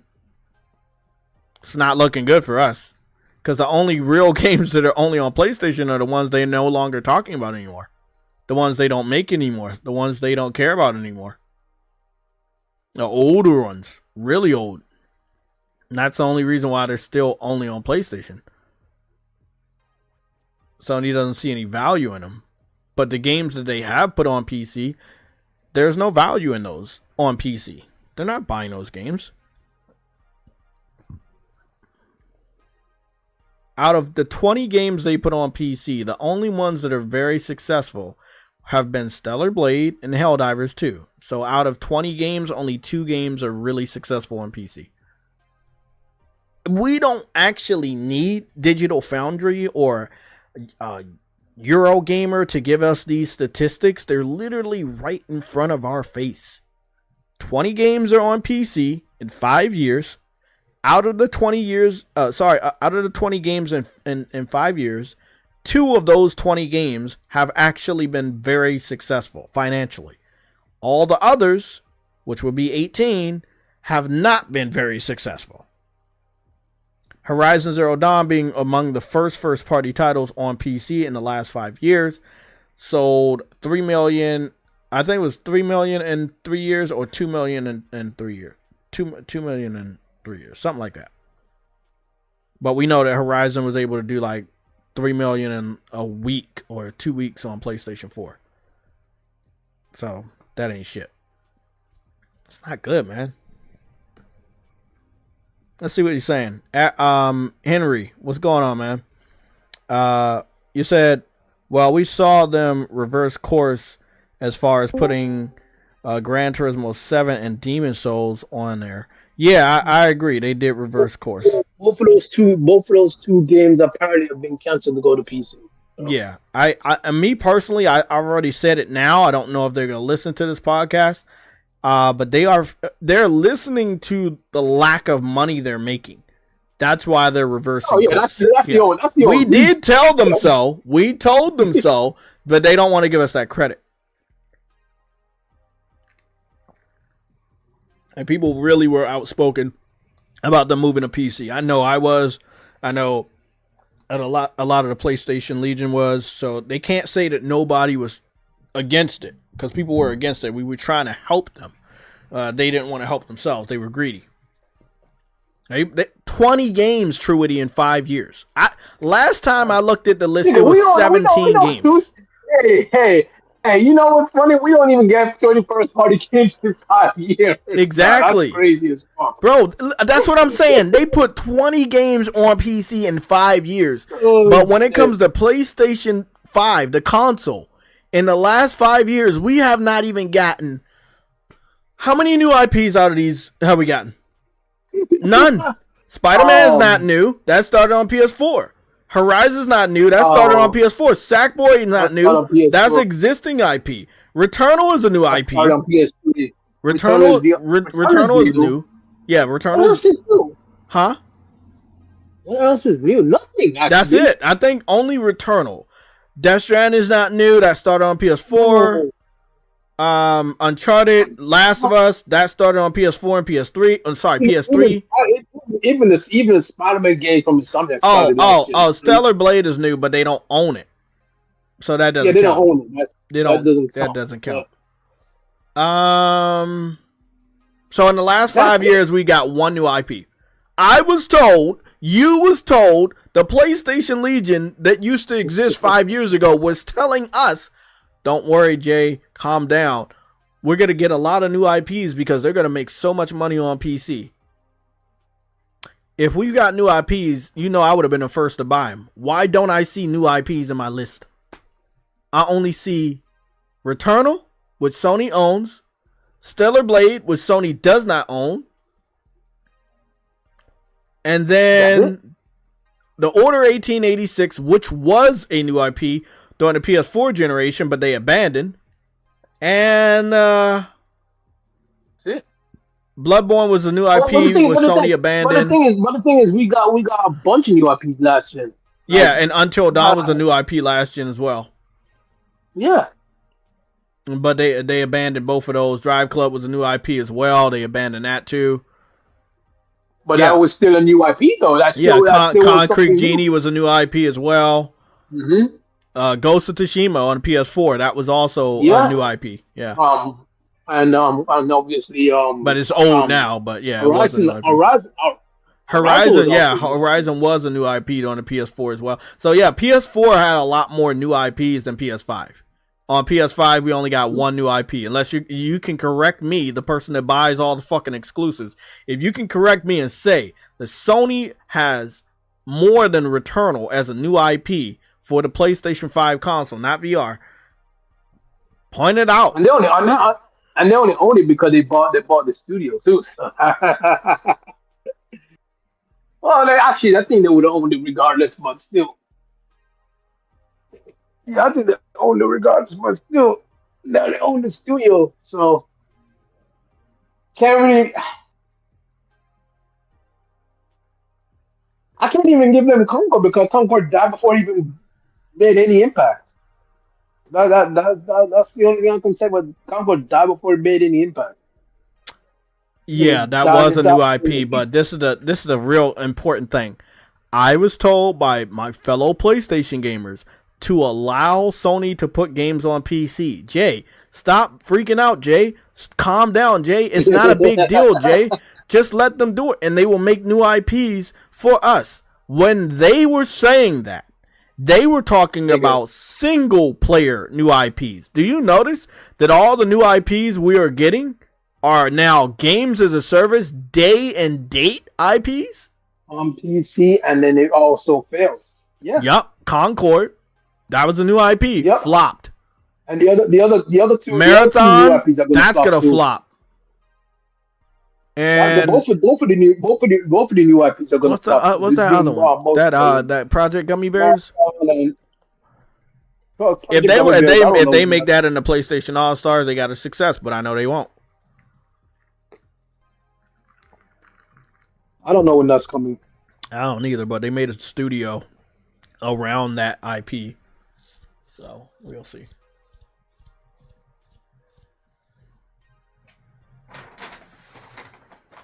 I needed to make this video. Heaven Studios game is gonna flop as well. Those are two. Those are more IPs, but they're all multiplayer.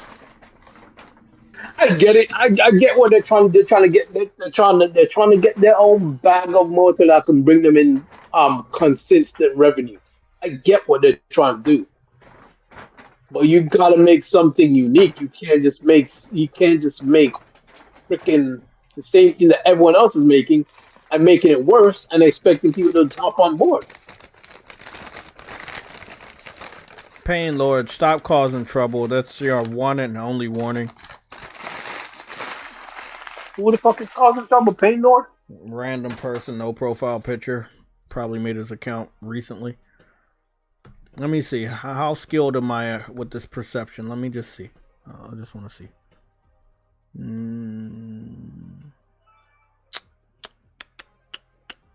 No content on your channel. 1 subscriber. Oh, jeez. Why do these niggas always come here and start causing shit, bro? He made his account on July 16th, 2020, but he's probably only been using it as a dummy troll account.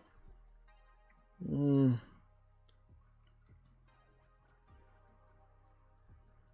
I'm trying to figure out which one's causing trouble. We'll see.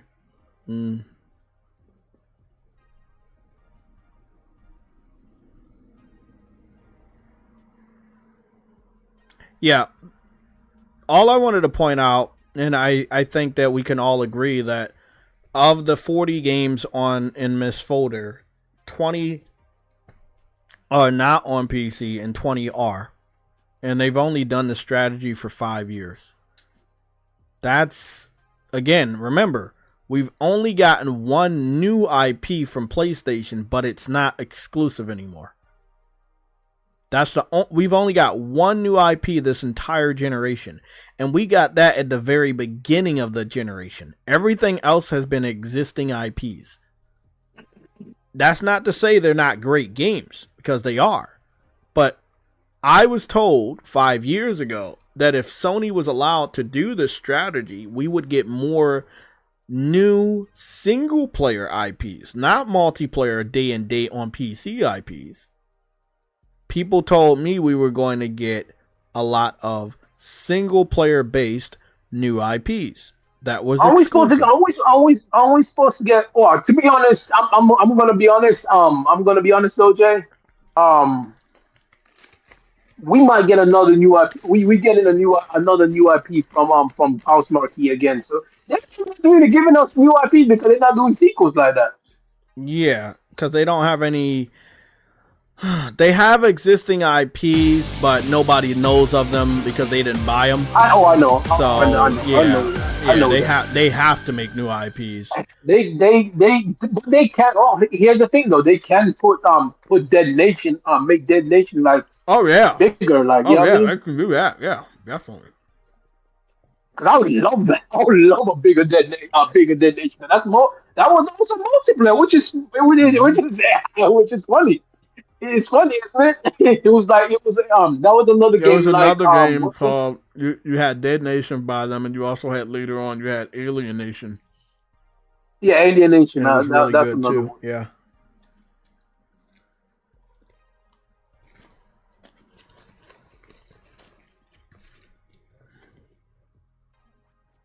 And Alien Nation was also multiplayer. It was fun. I just wish they could make those games much bigger. Now they could make it. If we go on over here to these to the financials, we can also obviously confirm Wolverine's a new IP. We just don't know when it's coming out. But if you can see on this list, Horizon, Gran Turismo, God of War, Spider-Man, Astro Bot, Ghost of Tsushima, Death Stranding. They're they're all sequels or follow-ups pertaining to Astro Bot. Astro. Wait, is this nigga talking to Parcel Grease? Yeah. Rico. Yeah, I think he's talking to him.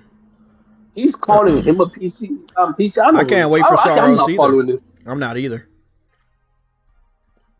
I'm not following this shit. But I hope you guys can participate in the conversation. The conversation is that Sony's focus is too much on appealing to PC in order to get money from that brand or from that community. That's not gonna. That's not gonna work out. That's not gonna work. That's not working out well for them, and it's never gonna work out well for them. I can't. I don't know how to tell them. Say to them any easier, but like.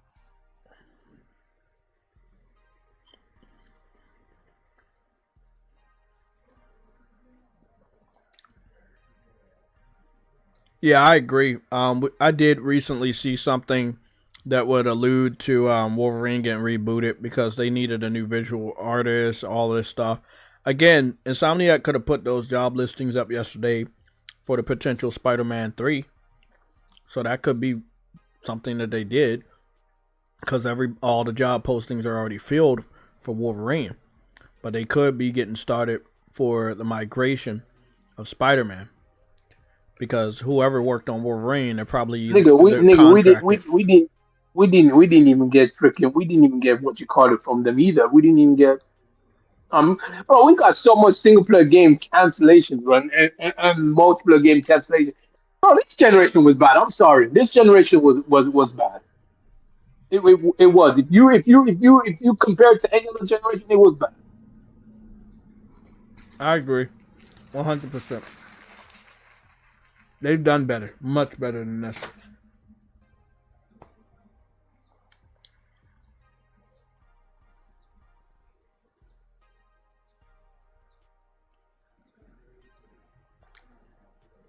Shit, I had a fucking Xbox in my possession and I still picked the PS5 over it. I got a PC sitting literally right next to me, bro. Just a few inches away. You still have a PC over an Xbox. Yeah, and I'm still not playing that shit. Hey, it doesn't even matter. It's coming to PlayStation anyway, so don't worry about it. Oh. I hope that Sony has learned their lesson financially.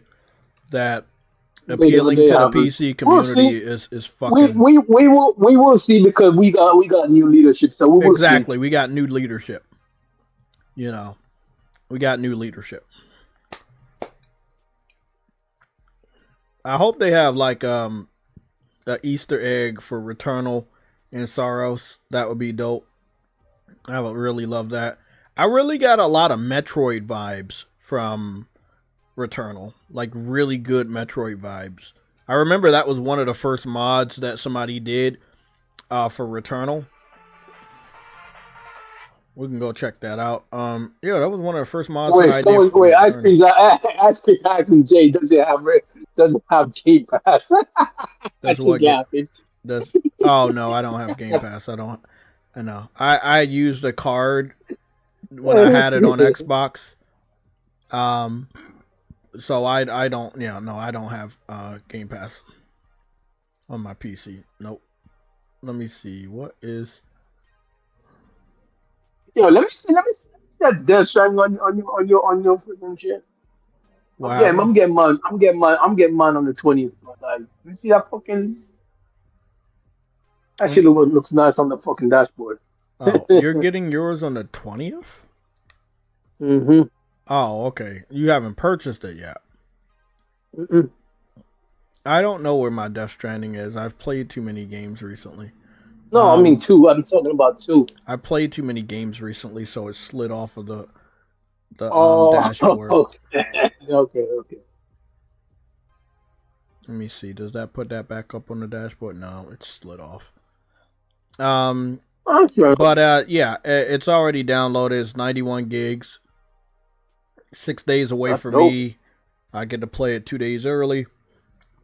Yeah, it's day one. Oh, that's fucking.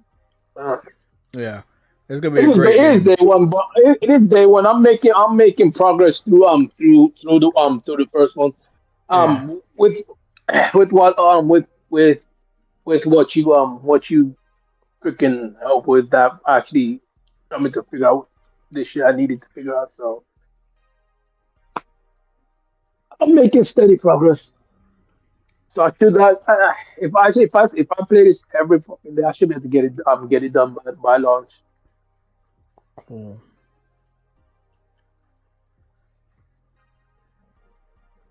So yeah, guys, I'm calm about the damage that is being done to PlayStation from PC, because what's the point of getting upset about it or getting bent out of the shape? I've tried my best to warn you guys about this. I told you that this wasn't good, and a lot of you guys just completely called me crazy to my face and said that don't worry, none of this is gonna impact the outpour of games from the studios, and it actually did. It split not only Sony's focus, but it split the first party studio. Yeah.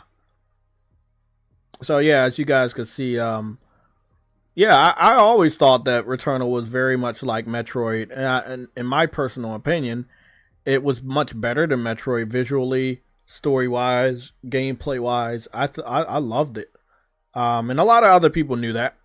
And that's why it's one of the only mods that you're really gonna see for Returnal, because it's not a big game, you know, and it's not a big game on PC. And yes, there was port begging, but no real serious port begging, as you guys know. They just didn't want us to have it exclusively. So Sony listened to them and put Returnal on PC. And again, most popular games on PC, they're gonna have like tons of mods, but Returnal doesn't have a lot. Days Gone, I think, even has less. I don't even think they had a character mod on there. Yeah, they just changed they just made they opened the ability to looks good, man. It looks cartoony because they use I don't know which version of the Samus outfit they used, but it wasn't a really good detailed one.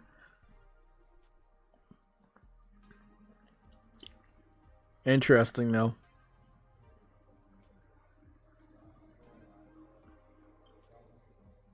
I ain't gonna lie, I used to use Samus a lot when it came to Smash Brothers 1. Yeah, that was like one of my main characters I used to fuck people up. It's a great character. I don't think Source is 100% like what you call it, like freaking Returnal though. No, but it's a female in space and she shoots shit. So No, I mean that's as close. Source is not female. No, I said Returnal, not Sorrows. Oh, yeah, this is Returnal right here. But this thing is in space too. But like I think you are returning, yes. But the way they said it is that you get to level up. Yeah, you get to keep shit. Yeah, because I think that it's a little bit different from Returnal. Because Returnal, you lose everything, yeah. but just the weapons has its upgrades. I just find it funny that you don't come back with game difficulty is always a problem when somebody else does it, but when Miyazaki does it with Elden Ring, nobody fucking like gets mad about it. It's like it's all right if they do it, but it's not all right if anybody else makes their game difficult or challenging. I don't know what it is about Miyazaki that everyone can't like. And it's funny because the people that don't bitch about the Miyazaki games refuse to play the Miyazaki games because it's difficult, but they don't talk shit about it being difficult. They just don't play those games. Like Sekiro died twice. Like I can't tell you how many people that just always hype up the Miyazaki Souls games did not play Sekiro died twice. No, they skipped it. Yeah, they skipped it. A lot of people skipped it.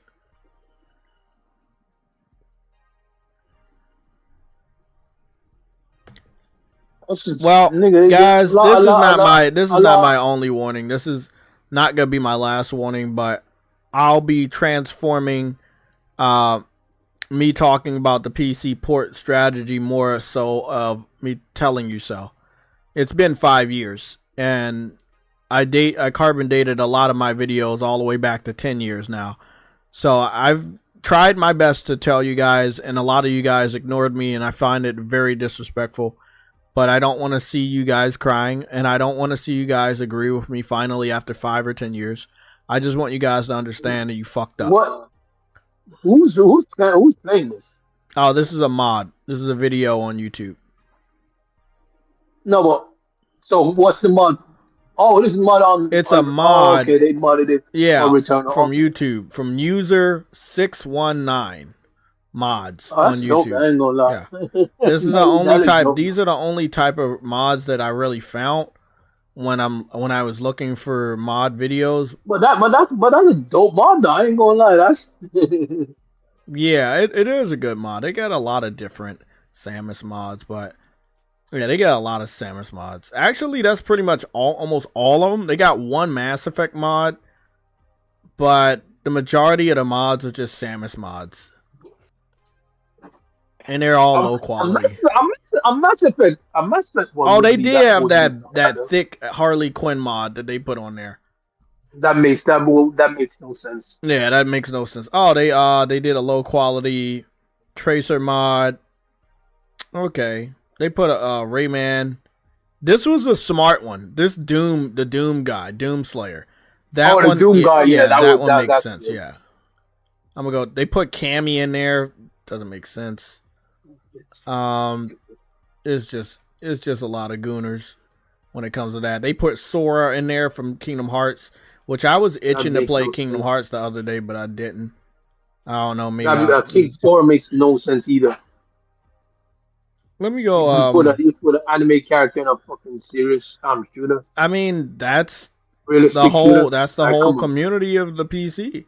Like, they are not serious at all about anything. They're not serious about the gaming industry, living or dying. They don't care. Hey man, that's just how they are. All I can say to the outcome of all this, I can say, hey, at least I warned you guys. At least I told you. And then everybody can agree, yeah, Jay, you're right, man. You did try to tell us. We just didn't listen. I'm gonna be honest. If you're gonna transform the what you call it the character to the Doom guy, at least make the enemies like the Doom enemies as well. They're not going to do that because they don't care about the game that much. If they cared about the game that much, they would do that. But they don't care about the game that much. You can really see how much PC fans care about a game by the quality of the mods. Which basically means they didn't buy it. Yep.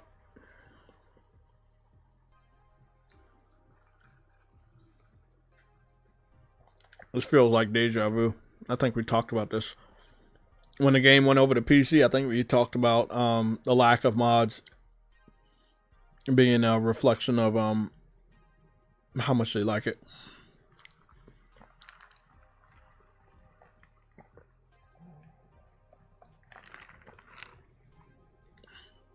They have a deformed Doom guy because they didn't mod it properly. Looks weird. The ironic thing is they standing just like a female because that's the female fucking character. Yep. Yes, you couldn't even change that. That's what's funny about it. They walking just like a female. Yeah. Returnal was really good, bro. I like Returnal. I like the story. Like that part right there where like you were like a kid and you were in the bedroom and you were playing a PS5 and you were actually playing the game of Returnal. That was fucking trippy. You know, when they added the co-op element, that was crazy. I never even really expected them to do that. But yeah, man, it was a great game, man. But yeah, it just shows you like, you know, Sony put 20 games on PC so far. Rebirth didn't go to Xbox. What are you talking about? Rebirth didn't. No. Final Fantasy VII Remake. Remake. Remake. He said shocked it didn't it took so long for Rebirth to come to Xbox. It didn't come to Xbox. Yeah, Rebirth is not on Xbox. Remake is. And we still can't find a single Xbox gamer on YouTube that's playing that or what's that other game they put over there? Final Fantasy 16.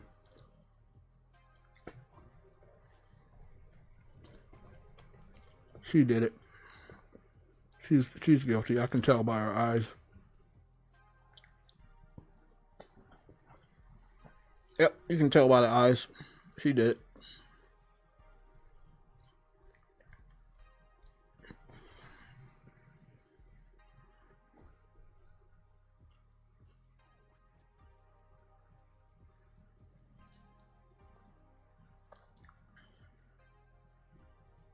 There's a lot of bullshit going on. Let me go,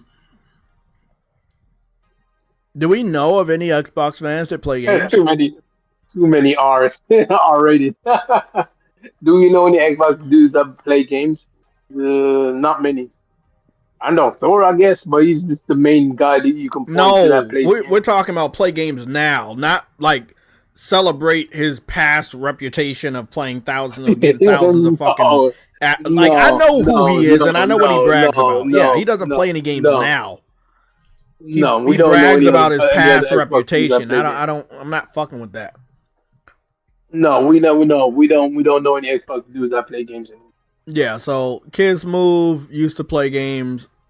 He actually played He's the Expedition only one. 33. He's the only one I can think of. He's the only one I can think of because he sometimes posts gameplay. Yeah, he sometimes posts gameplay.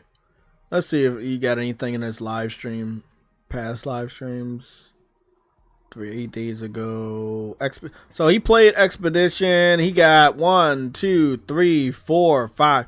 He has 5 live streams. That's what I like to see. That's why I can't hate this Kids Move. That's why I can't hate him, bro. He has 5 live streams back to back of him playing Expedition 33. I checked Call Eastwood, and I didn't see anything for Expedition. I didn't see anything for Final Fantasy 16. Like I couldn't see shit, bro. I didn't see anything. Oh, he played Black Myth on PS5? Oh. I'm gonna watch that and just laugh because I think there's gonna be some funny.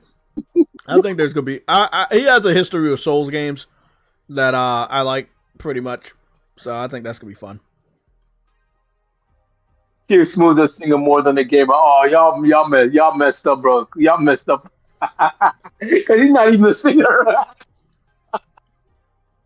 Oh shit, y'all messed up for that. Any other Xbox gamers on YouTube? No, that's the only one I can think of. Honestly, Kid Smooth's the only one you can really call on. But hold on. Final Fantasy 16 is 720p on Xbox. Wait, what? Yes, it's 720p on the performance side of Xbox. How the fuck is that even 720p at this stage in the generation?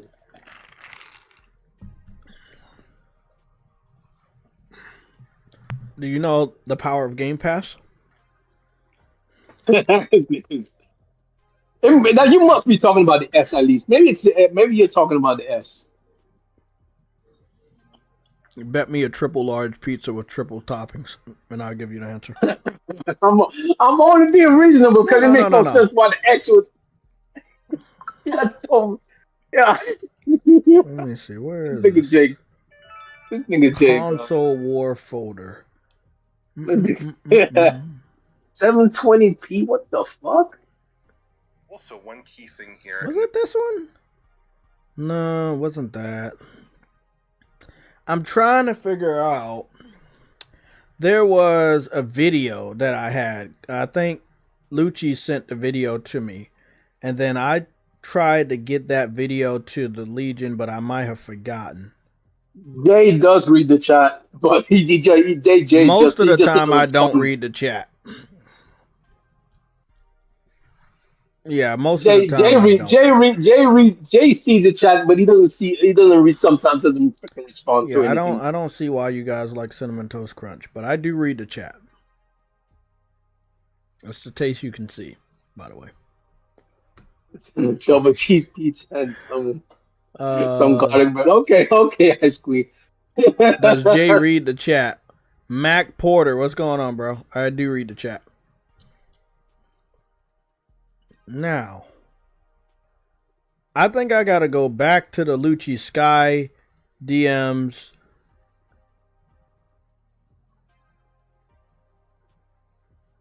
Yeah, I gotta go back to the Lucci Sky DMs.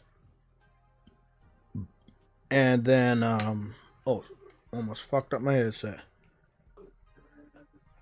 Because that's where me and him would have talked about it. I gotta scroll up a lot because he sent me a lot of shit. If it was 720p, wow, it's not was, it is. Just don't worry, I'm coming up on it. I'm coming up on that shit right now. Just don't worry about that shit. So Lucci be sending me so much shit, bro. Now I gotta scroll through all of this. Damn, Lucci, you be hitting me. Nigga, I'm about to restrict him to red alert news only, bro. A lot of this is just normal stuff. I got a lot.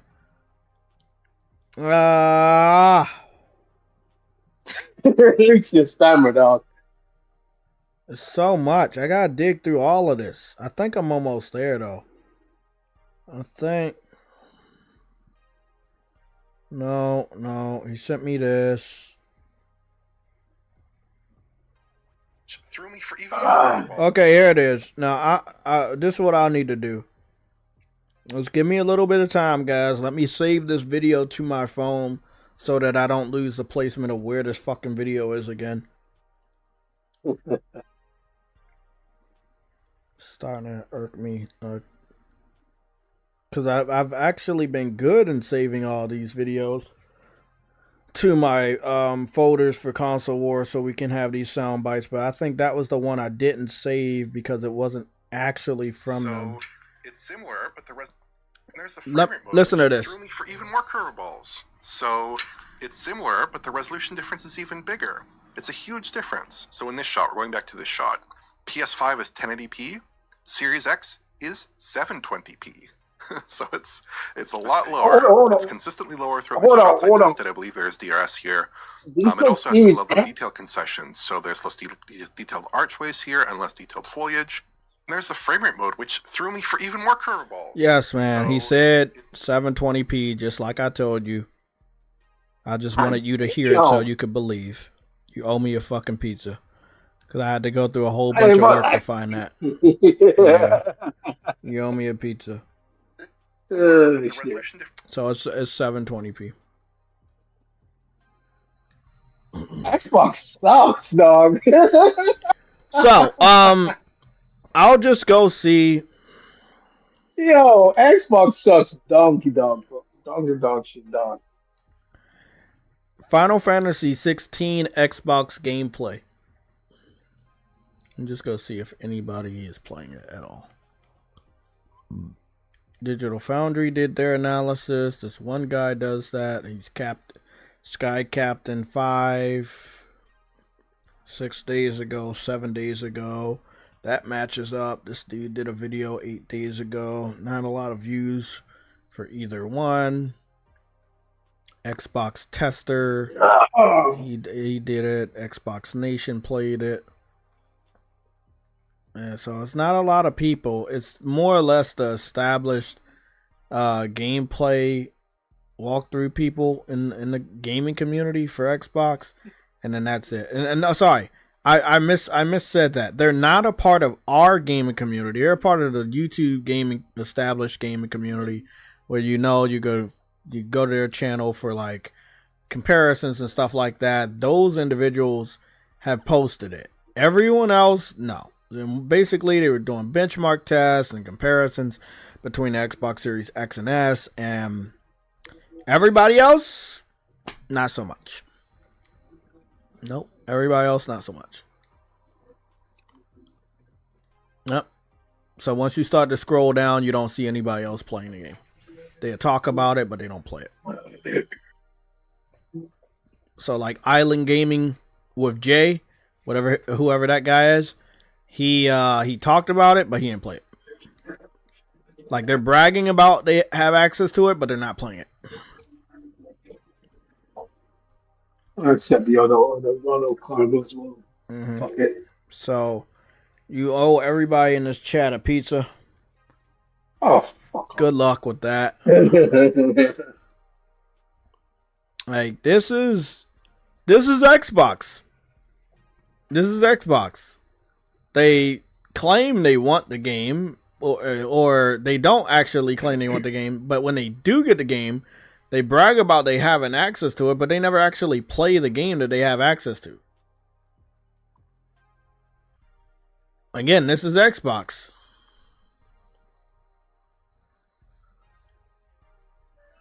I don't get it. I mean, I try to make sense of it, but it's almost impossible. And I'm cool. I don't actually want to see any gameplay for Xbox because it's like 720p, so I'm good on that. That just looks right, bro. Like God. Yeah, looks like Game Pass. So No, at the end of the day, we can't find anybody. We can't find anybody in our section of the gaming community that actually plays Xbox games. So now we don't really know if they're playing the game they claim they have access to. But that's where it gets confusing. They have access, but not through Game Pass. Those two Final Fantasy games were not put on Game Pass. So they have to buy the game. So there's going to be even less Xbox fans, if any, that actually buy the game and play it.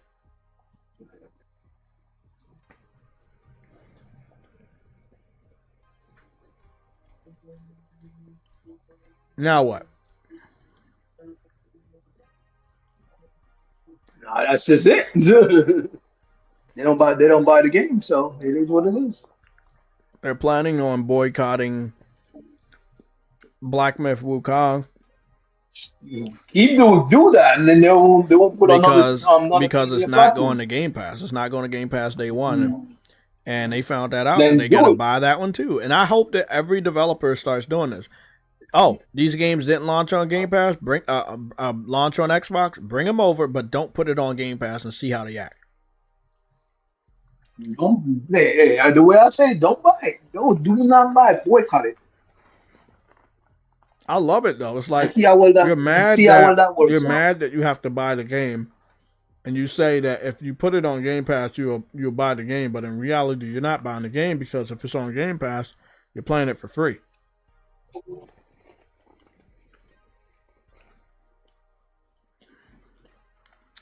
And if we're being 100% honest, Xbox fans are not in any position to make any demands of any developer. You guys have no capital in the gaming community or industry at this point. Nobody trusts you, and nobody survives off of you. They're all completely okay not putting their game on your platform. It stands to reason that they would make more money with just putting their game on PS5, PS5, Nintendo, and PC without putting their game on Xbox. They do not need Xbox. That is true.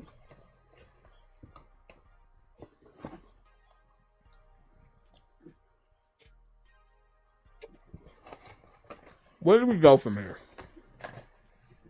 Nowhere. Just ignore them. We know that the dedicated handheld got canceled internally last week. We know.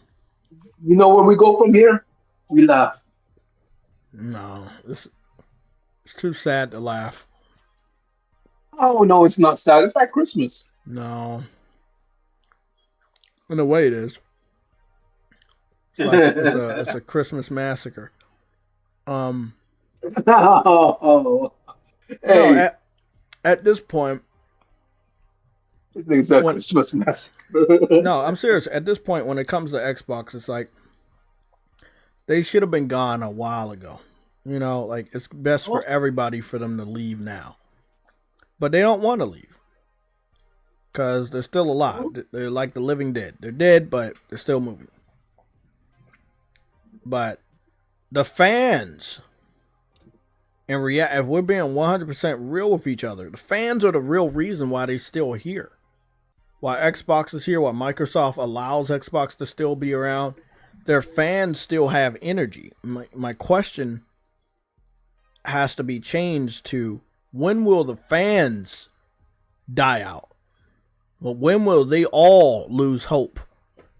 They make all these lies and rumors about things that we know aren't going to happen, and that's what gives them strength. Lies. So when do those guys lose hope? Is it Halo? Never. Is it Starfield?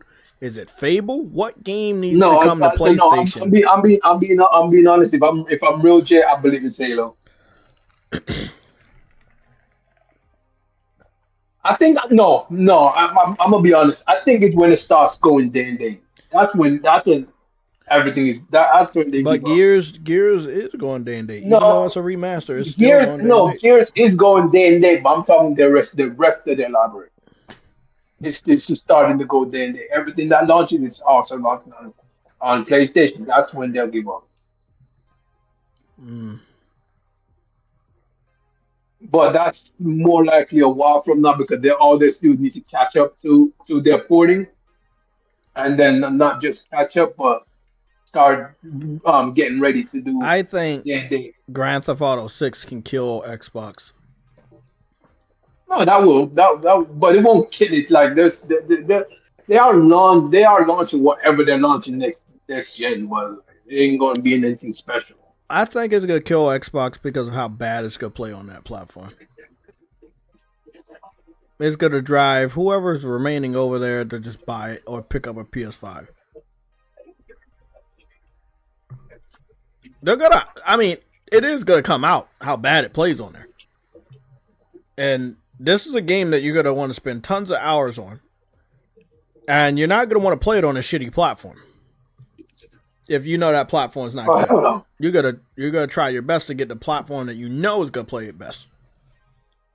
And we all know it's PS5. And a lot of people learned that from the second trailer that it's running on PS5. We don't know how it's running on Xbox yet. That is true. Oh, hold on. They need to get the fuck out of here, man. They're causing a lot of damage on the way out. I'm just being 100% honest with everybody here. They're causing tons of damage on the way out. And I do not like it.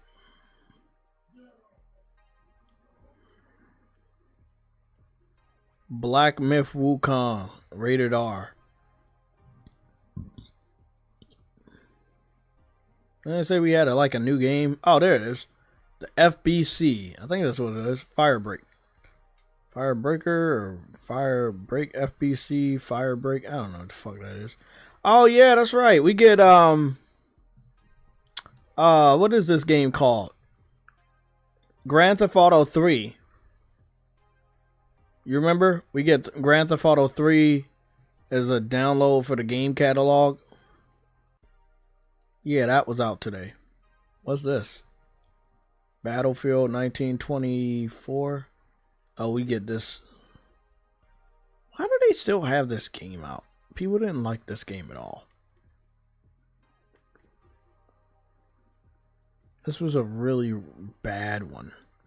I mean, probably looked really good as you can see, but they did way too much futuristic shit.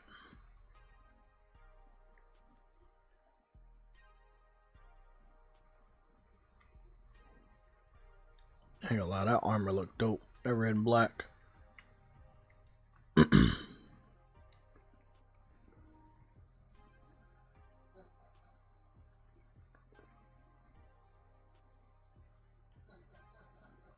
All Out War.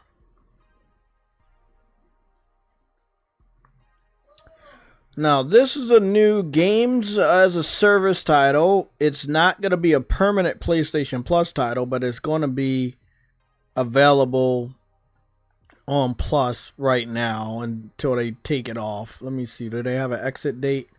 Included with game catalog. They don't have an exit date promoted, but it's supposed to be a game by Remedy that's taking place within the world. I already knew you were going to do that. Got to free up some space. It's supposed to be taking place in the world of Control and Alan Wake. So you could be playing maps from Control and even areas from Alan Wake. And I think it's going to be a 3-player co-op game, maybe wave-based game or survival game. I don't know. I'll give it a chance. I really want to get Final Fantasy Crisis Core out the way, but it might take me a lot more time than I thought it was. Come on, man.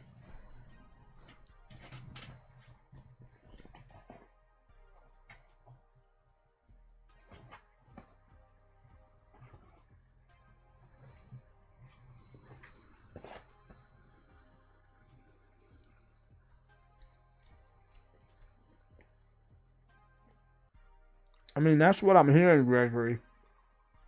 The next Xbox is going to be like a PC, but it's going to be... They're going to do the same thing they just did with the handheld, right? So, you know, the Xbox handheld they just showed off, we know it's not an Xbox handheld. It's a PC handheld, but they put an Xbox logo on it. And that's probably what they're going to do for the next console. It's going to be a PC. They're just going to stamp an Xbox logo on it. The Xbox fans are really stupid. So I'm pretty sure they're going to fall for it. They fall for a lot these days.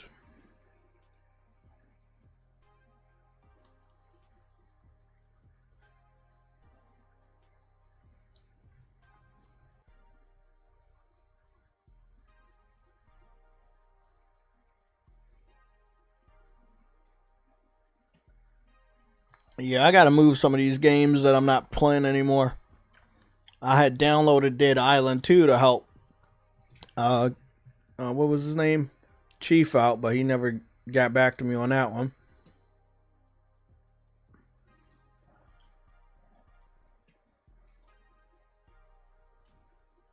Let's get some small ones out. I don't got enough time to wait for all of these. I didn't know you were ready for that. Yeah. What's this game right here? This Crystal fucking game. This gacha game that y'all wanted me to download that I didn't even fucking touch yet. Yeah, that was Crystal. Crystal. Yeah. Did you play it yet? Did you play that yet? I tried it. Yeah, it's good. It's good, but it's a MMO type game, but also a gacha game at the same time. You don't create a character, even though in the beginning it says create a character, you don't create a character. Okay, I'm just gonna delete that then. Yeah, I'm just gonna delete that. Yeah, I don't need that. I'm not wasting any more time on shit. I'm not even gonna fucking play anymore. Fuck that. 37 fucking gigs, bro. Waste of fucking space. I'm like, I know I had more space than this, and I had all of this unnecessary stuff. Yeah, there you go. Download something that I might actually fucking play.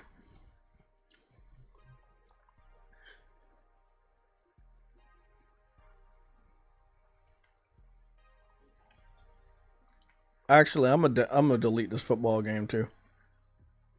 I'll play that later, but not anytime soon. Why don't you ever put anything onto your My JRPGs at? like transfer them to your external? Huh? Because I was gonna transfer the ones that I really wanted to play, but not now. I was gonna transfer those over until I saw that one game, that gacha game, that I was like, well, I'm not gonna play this at all. That's why I ended up deleting that, because the game by Remedy, the new live service game, is only 13 gigs. So I said, let me delete that gacha game that I'm not gonna play. That's 37 gigs. And get this 13 gigabyte game on, and then I'll transfer the other games over later, because they're going to take a long time, and I don't want people to look at them. 13 gigs? That's not bad. That's not bad. But yeah, that's how I did that. But I'm going to transfer the rest over later tonight after the stream. Oh, they definitely use that freaking console.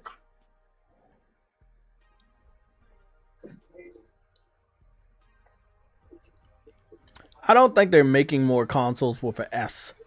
I think they're gonna make one last one, and it's gonna be a fucking PC design disguised as a console.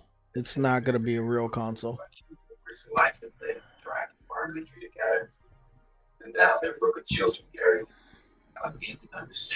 Motherfucking Kingdom Hearts. I haven't played this game in 19,000 years.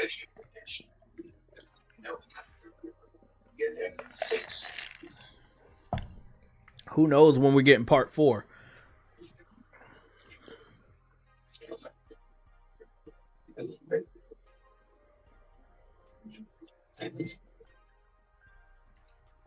PS4 game. I don't. Was this game ever like updated for 60? Did it ever have 60? I'm wondering.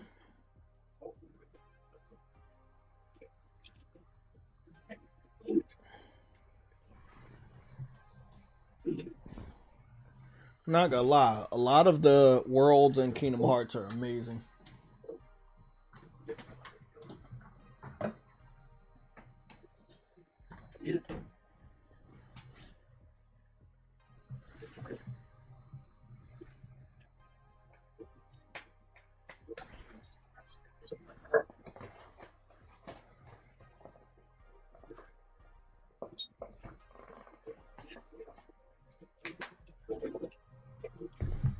Yeah, this was one of... Let me see what we got. My eyes aren't hurting. The performance looks really good. Expedition team left behind a paper. But to finish the job, you'll need more than that. Yeah. Bro, the Unreal... Them switching to Unreal Engine... And then, you know, me being able to look at food and shit. I loved it. Just being able to look at food. I'll call this the food looker. I don't call it a camera like most of you guys. Great engine. Unreal Engine was just really fucking good. Really fucking good. Look at that.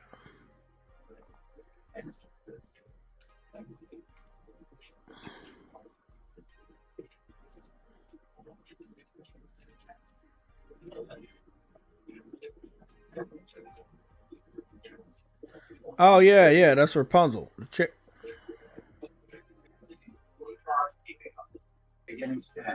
Keep on keeping on.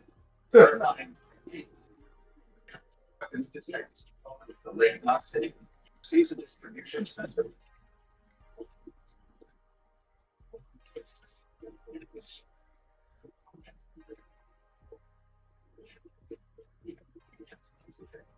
Oh, there is a lot of stuff here.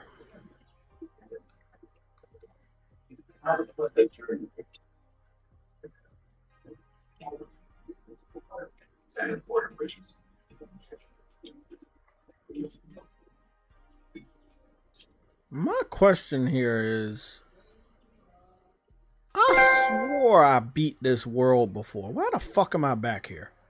I mean, it is a world that I wanted to go back to, but something ain't right here. What the fuck am I doing back here?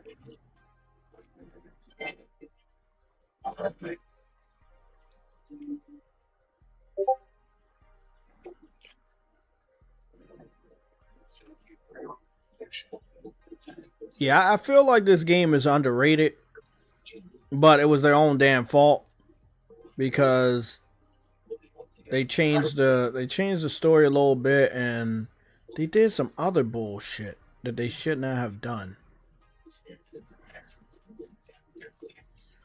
But the graphics were great. The worlds were pretty damn good. You know, Wreck-It Ralph was in here, but I actually wanted a Wreck-It Ralph world where you went to different video game arcades, so that would have been dope. Hopefully next game they do that.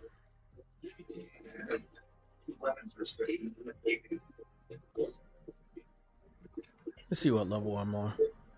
No, I seem to still be the level I was, you know, when I played this game last time. That's a weird thing, though. Why is this treasure chest just randomly here?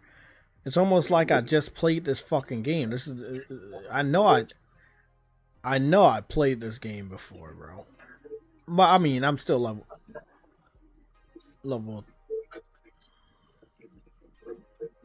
It's different. This is a completely different area. What the fuck? I don't even ever I don't remember this area at all. I don't remember this area at all. I don't remember no fucking beach. Got some scallops.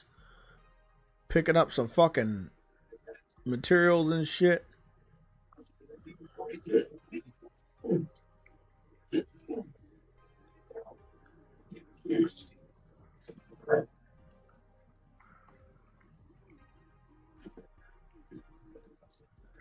Okay, they haven't changed a bit. Okay, so I just came back here.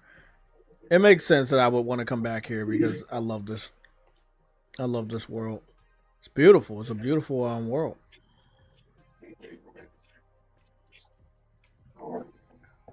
Damn. Okay, so where am I going now? Where am I going? This one side. You're going. I'm going. Yes. You're going to Game Pass land. I need to give them their drugs. They're They got a lot of drugs. You gotta be real careful which one you're talking about. Yeah, I gotta deliver their drugs, man, because they're suffering. They're suffering, man. They need prescription. What the hell is this? Yeah. And look at the PC dude trying to steal that prescription, man. Yeah, bro. Trying to steal the prescription, man. Yeah. These niggas here trying to steal the prescription. I'm not even trying to get away from them. They're trying to steal. Hey, don't steal me, PC nigga. Get yellow. Oh, okay. Yeah, hold on. Hold on. Running punch me. Okay, that's how you do that. I was like, you know what? Let me drop this cover before they fuck it up. This shit crazy. Can I even drop the cover? Yeah. Oh, drop the cover before they fuck that shit up. I'm missing all the tree trunks. I know it's a way to do this. Look at this fucking game. I gotta ask Google, is this fucking shit on 60 frames? My eyes aren't fucking up.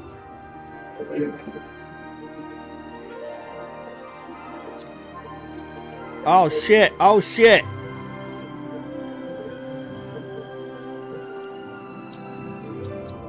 Nigga, you ain't got hands like me, nigga. Really didn't think these tariffs were coming. Oh, I forgot about this fucking sound bite that y'all didn't hear. This one was a juicy one. Shout out to Lucci Sky for getting me this one. We gotta listen to this one. I want you to listen to this, guys. They shipped a ton of PS5. Stop stabbing me, man.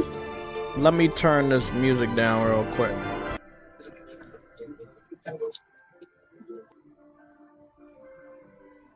I'll mute this shit. Let me mute this. Y'all True Woody, you might wanna pause your game or whatever and listen to this. And I'm gonna probably have to let you listen to it 3 times for you to understand what the hell he's saying, but you gotta listen to it closely what he's saying. Just listen to what he's saying. Are you ready? Yeah. Okay, hold on one second. Give me 18 minutes. Okay, you guys ready? Listen to this. Sony really did think these tariffs were coming, and they shipped a ton of PS5 Pros into the United States, and they're still making a lot of them, so they're probably doing this temporary price cut because they're like, maybe we overcompensated and we need to clear some stock. That's why they do a price drop. Microsoft is raising the price. That tells me a lot more aren't coming. And this, do you think Microsoft's even still producing series consoles? Or do you think they're just trying to sell? You think they've stopped production or effectively? Yeah. That's what I was thinking as well. Like, because you don't raise prices if you're planning to sell a lot. You raise prices if you're done and you're just going to milk what's left on store shelves. Exactly. As I said earlier, exactly. It's about making sure that everyone that's out there now makes them a profit rather than losing them money. So that's what they've done it. I think they stopped a while ago. I think Xbox Series consoles are finito. Jeez. By the way, Jay, you got a super chat for Frostbite. Oh, a Frostbite. A Frosty Bite super chat? Yeah. When the fuck was y'all gonna tell me that? I'm not getting none of my fucking ringtones today. Why are none of my ringtones going off today? That one was supposed to go. Where's my super chat? Hold on. Let me see what my super chat shit is. Super chat, super chat, super chat, super chat. Sunday show. Captain blah blah blah. Panel member, speaker. PSLOG, blah blah blah.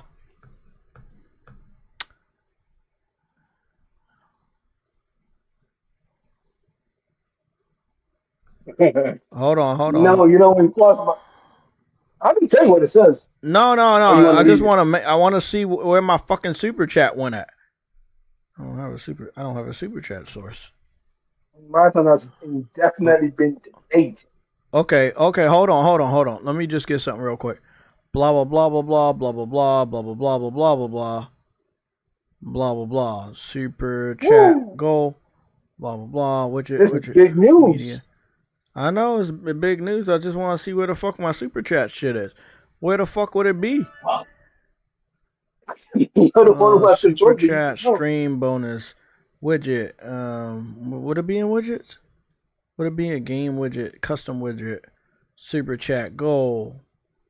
Where's there's a notification? Would it be like a notification or shit? Hold on, guys. Let me go check this other screen. Cause it's definitely gotta be another fucking screen.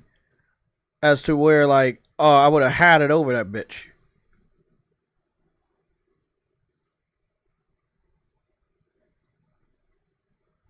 Something right here.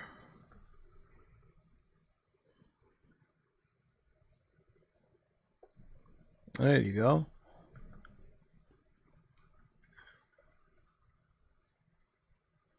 Browser source. Browser source. It's in browser source.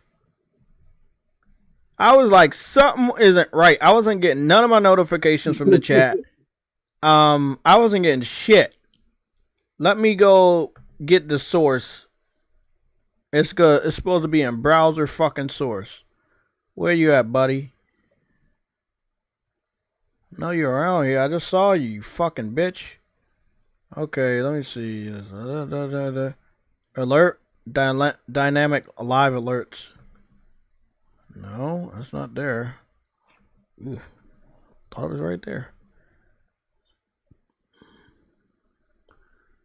Something ain't right here, bro. Label. Media file. Video sounds. Nope. Chat box. Nope. I be hating this shit sometimes. Not that. Not that. Nope, that's not it. Oh, there it is. Browser source.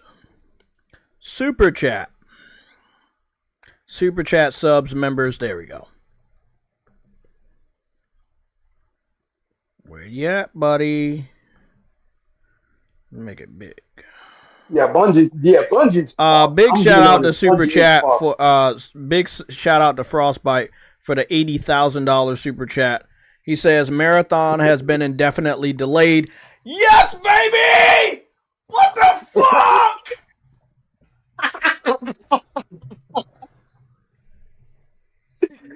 Oh my god. Oh my god. When I say I told you so, they don't want another Concord, and it's going to get canceled. They do not want another Concord. Ice Queen Gaming, all respect to Ice Queen Gaming. I talked to you extensively in the early morning hours today about putting woke things in your game is a financial failure, and that it's not something that a lot of people are going to do anymore. You can be wrong in your opinion. It's all right to have wrong opinions. But you have to hold on. I don't need that because that's going to add to her stress. So just calm down. I don't want people to think that nobody's ganging up on her. So I'm just being 100% direct. I'm talking to you, Ice Queen. I just heard your reaction. I know. I'm talking to Ice Queen just like I talk to True Witty or anybody else. I am fed up, and I'm talking to everybody with when we have a chance to speak, we end up saying something crazy to the point that we mislead these developers in a way that we really don't want them to go, but we are afraid to spare their, to hurt their feelings. And what we need to do is we need to be direct. We need to really tell them, hey, we really need you to do this. We need to please stop putting this in our games. Totoki is different than Jim. And the guy that Totoki put in charge of Sony Interactive Entertainment, he's different than Herman. They're looking at this. They're looking at the feedback. They've done all the research they need. They know that if a game is looking like Concord and the internet is saying it looks like Concord, then they're not going to release another Concord. I may not always be right, but I was right on this. I was 100% right on this. Big shout out to my boy Frostbite. Always can depend on you. Marathon's out. Right? So what do they hang on to for games as a service? Pretty much nothing. And again, this goes along with what I said. I said in the title, is Sony's PC strategy finally hurting PS5 gamers? Yes. And then Frostbite comes to this live stream with that information. Remember, Marathon is a part of the PC strategy because it's going to be day and date on PC. They indefinitely delay this game. They indefinitely delay this game, which is the same thing that we heard Microsoft say about the dedicated handheld, right? And then we heard what happened last week. It internally got canceled. The handheld that they indefinitely delayed got internally canceled. Marathon is getting indefinitely delayed. What do you think's going to happen next? It's going to get internally canceled. So again, this is the last woke game that we have seen from Sony.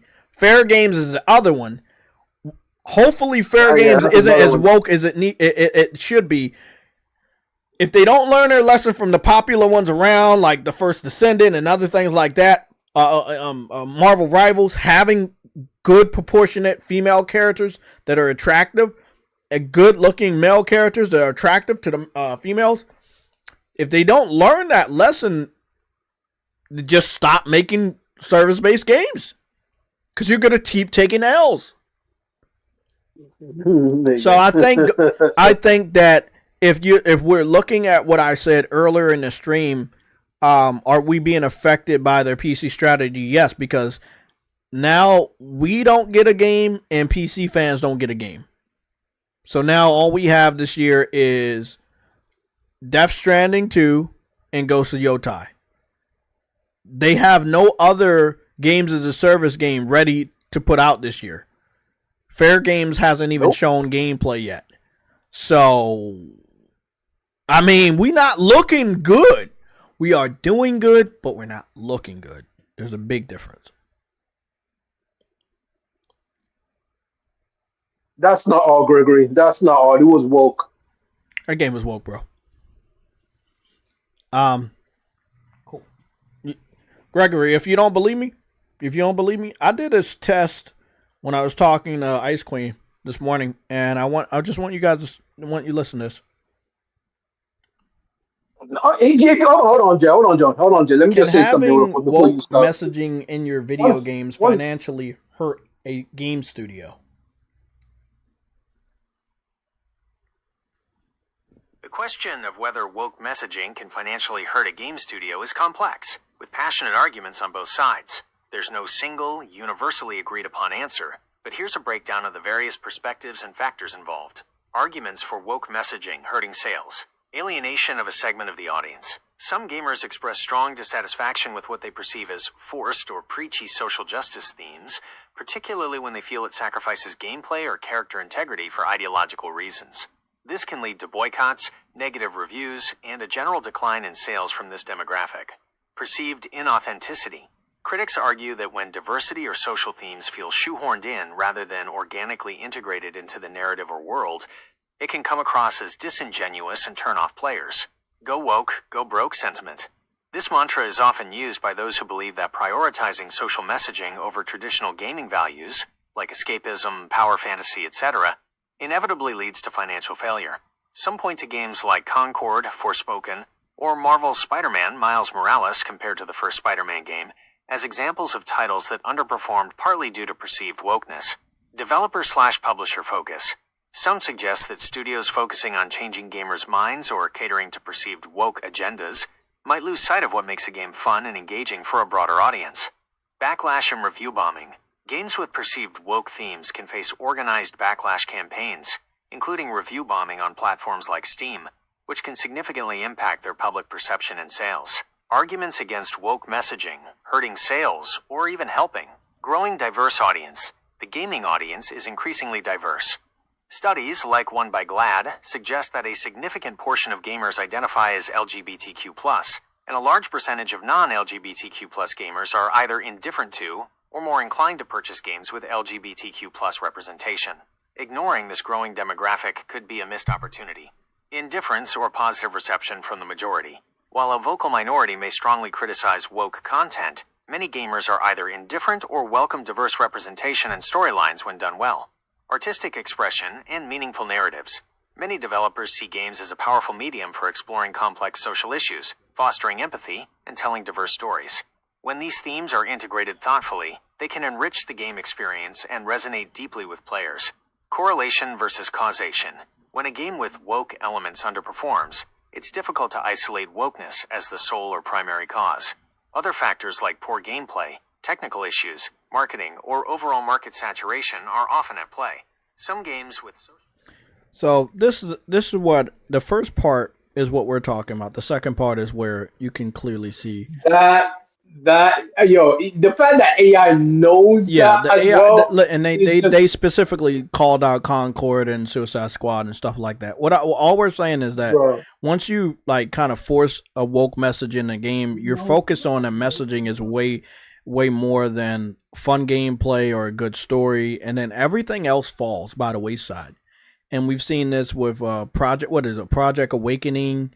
Remember that Project Awakening game that really flopped? Again, man, when you force woke into a game into the game development cycle, everything else is going to fall. And that's what we've seen over the last 2 to 3 years with these games. They've gotten progressively worse. The more messaging they put in, the less the gameplay is fun, the less the mission structure is acceptable for us. Hey, man, I'm very happy that Marathon has basically got canceled. Sony needs to take completely control of Bungie. And I don't know what they're going to do when it comes to their games as a service. We may not have a live service game this year, but PC fans won't have a game from Sony this year from that sector of the year. So we're going to get Death Stranding. It's going to be exclusive for at least this year. Same thing could be said for Ghost of Yotai for at least this year. We don't know when they're going to bring these games over to PC. It could be next year, it could be the year after, but they're not going to be day and date. And there's no live service game for either one of us, for PlayStation fans or PC fans. My title still stands, and I was very accurate in the title. And it's really interesting how I put that title together at just because I know this is something we needed to talk about, and you see what the fuck just happened with Marathon. The title has nothing to do with if a game is woke, will it hurt us? But a lot of the PC-centric games, they keep putting woke messaging. And the biggest crowd of anti-woke gamers I know live on PC. Why in God's green earth would you try to promote a woke game to an anti-woke gamer? So they're failing. But Totoki and the guy that he put in charge of Sony Interactive Entertainment, they are smart enough to say, we are not taking another financial L. They're smart enough to not take another financial L. Now, everybody that's in the leadership of Bungie, they need to get fired. If any of them were responsible for this massacre, they need to go. Vic K, do not take that L, bro. Do not take that L. Take that coming back. Whoa. Don't delete it now. I love giving out L's. Oh, yeah. I love giving out L's. Good old L's right there. Oh, yeah, big kid. Death Stranding 2 and Yotai may not come to PC at all. I would love to live in that reality, but Sony's still stupid. I don't think they've lost enough money on PC to understand they're going to continue to lose money on PC. But they need to do that, but it is what it is.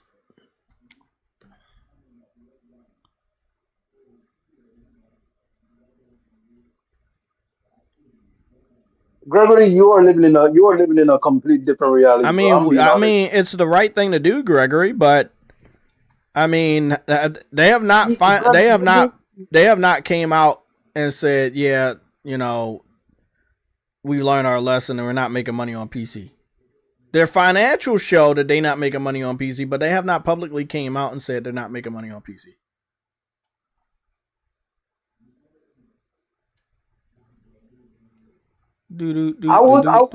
Dap.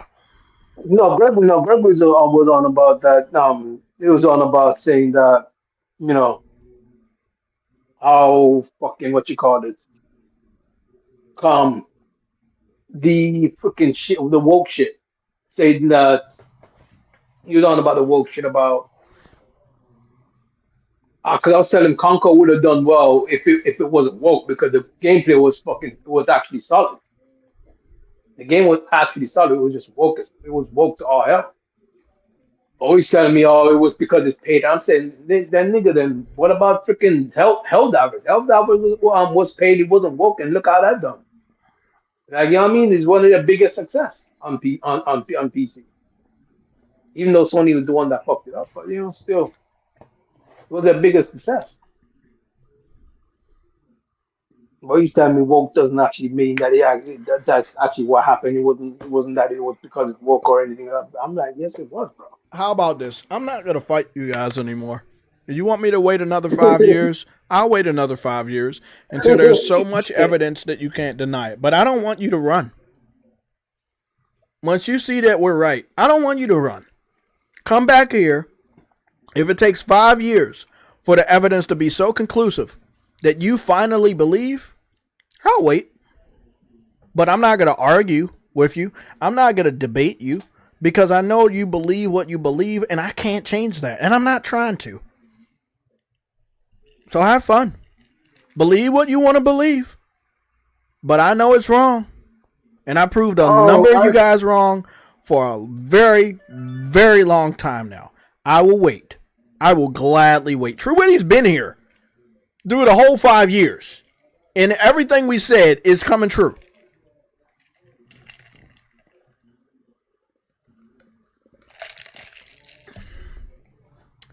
Okay. Yeah, so I can just go from place to place, True Witty, when it comes to Toy Story Land. Yeah, I can go place to place. But right now, where I'm trying to go is I'm trying to go to GameStop. Unless GameStop is right across the street. Is GameStop right across the street? Yeah, it is. Uh-oh. Let me see. I haven't. Oh, shit. I haven't played this game in forever. But somebody about to get their ass whooped. Fuck that. Put the music back on. Yeah, man. I tried to tell y'all, man. Like, look, Bungie needs structure. They don't need to be independent. Bungie's gonna fall. I'm being very, very honest. Yeah. I agree 100%. Very, very right. You are very, very right. Bungie is gonna very, very fall. But they owned by Sony. So when they fall, public opinion falls. Sony's gonna feel that. Exactly. Yeah, Sony's gonna feel that. And we're not gonna hear the end of it from social media, from the journalists. They're gonna be like, oh, it's Sony's fault. That's why it's different. It's not Sony's fault. Because when Sony acquired them, right? When Sony acquired them, they said that they gonna let them operate by themselves. Am I wrong? Yep. Okay.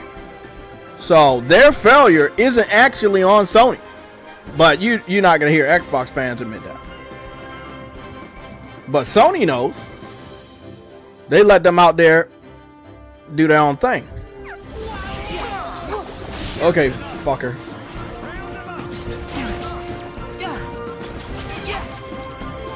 Buddy, you gotta go.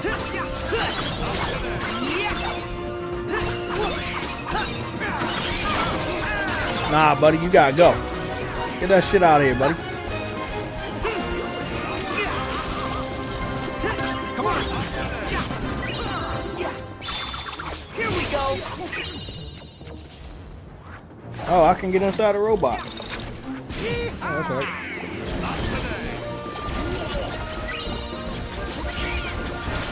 I think this is 60 frames. My eyes aren't twitching or anything, so I think this is 60 frames.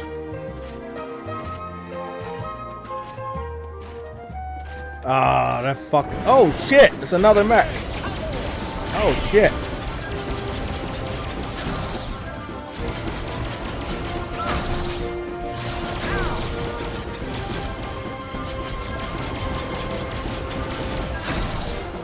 How you feel, buddy?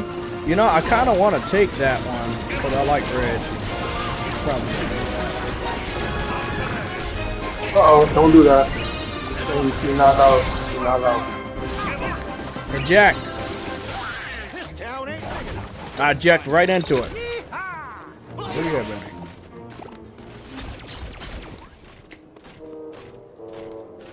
Is this the GameStop? Yeah, this is GameStop. See, it says Space Cats, aka Star Fox. Space Oh, Cats. yeah, this is the game store. Woody, I think Zora here would make an impressive space racer, don't you? Yeah. Or even better, a cowboy.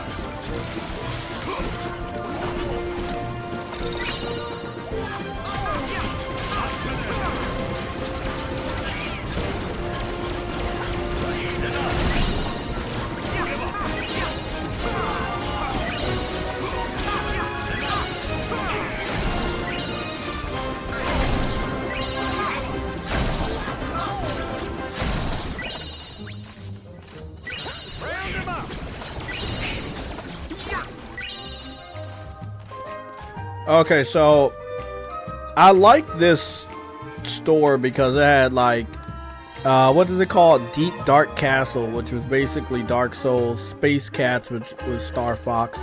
Then it had Fun Farmer, which was Harvest Moon. And then I don't know what this What is this? What is this you're playing? This is the game store. Yeah, this is a game store. This is a game store. This is Kingdom Hearts 3, the Toy Story area. Oh. After you leave Andy's house, you make your way to the this toy store, and it looks much different than the one from the second movie. But yeah, this is what it looks like, and you can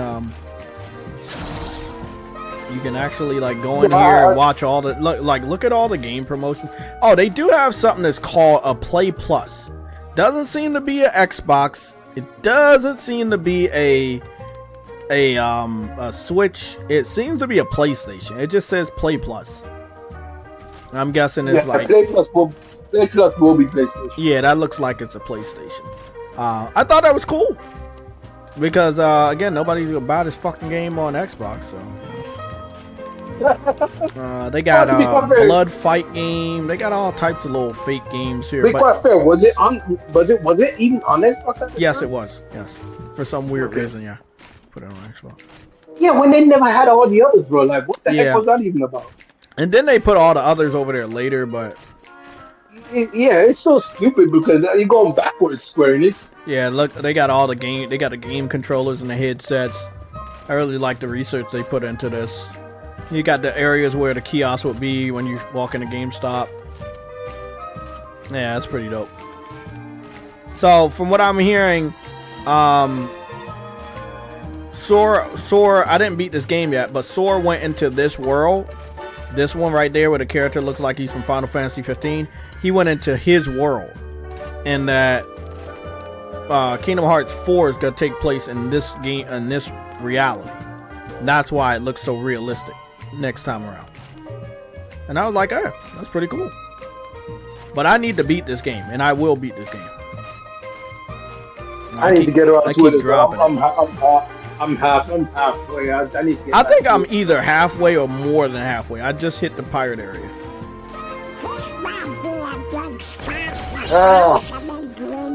I like that they added cooking in this game. Like that was a really big thing for me. I like that they added that.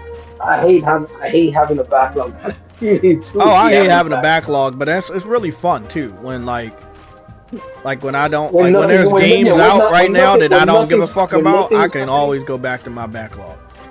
Exactly. When nothing's happening, then you can go back and play. Yeah. Go back to your backlog. Yes. Oh shit! I'm getting. Oh, I need cover fire. Oh shit! He needs cover fire. Look at this. They got 3 mechs out this bitch. Jay said he needs fire cover. Don't just gaming, you know, just straight gaming out here, just having fun, playing some fun games. That's all we want. That's all gamers really want. We don't want that bullshit. Hey, stop fucking shooting! Oh shit, my stuff is smoking. Wait, so on that level 2 you freaking yeah, there's mechs you can fight. Oh shit. My shit blew up. No, I mean like they give you first person. That's dope. Oh yeah, when you get into the mech. I love that shit. That shit is fun.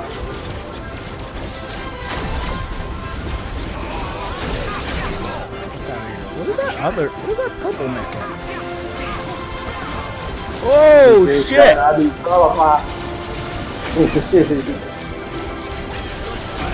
I'm not seeing no dips in frame rate or anything. It's pretty fucking smooth. This is a PS4 game. I'm playing on PS5 Pro.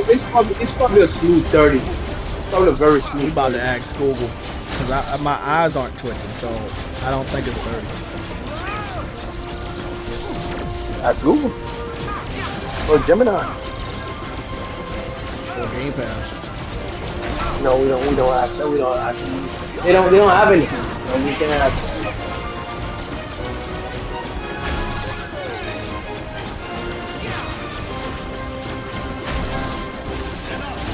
Okay. What the fuck? There's so many of y'all.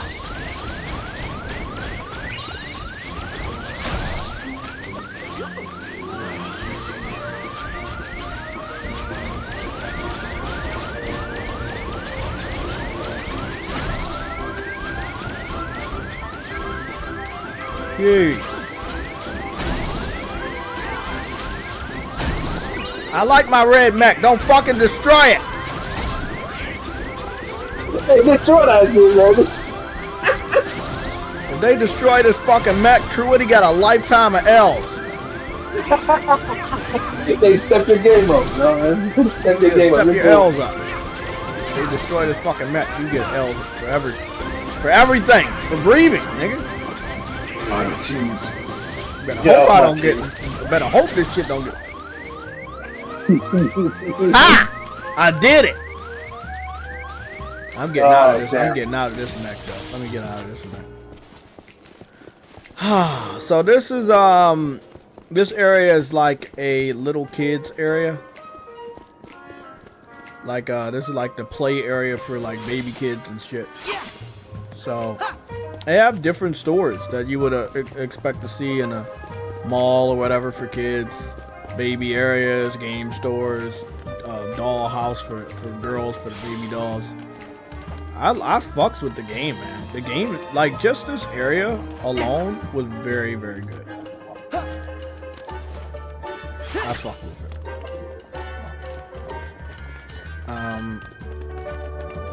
Yeah, this was dope.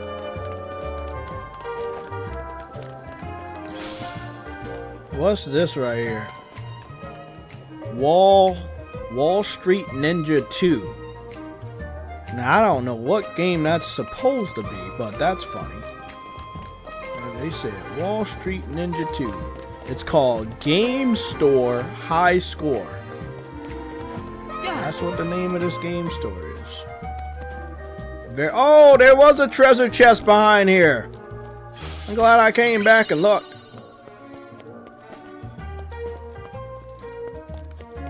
Yeah, Unreal Engine's still one of my favorite engines, bro.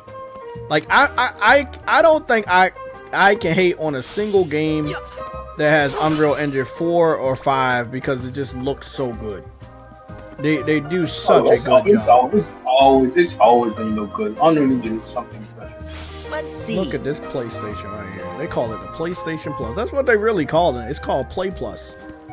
And I know only one thing that sounds like Play Plus, and that's PlayStation Plus, and it's fucking yellow and white. Yeah.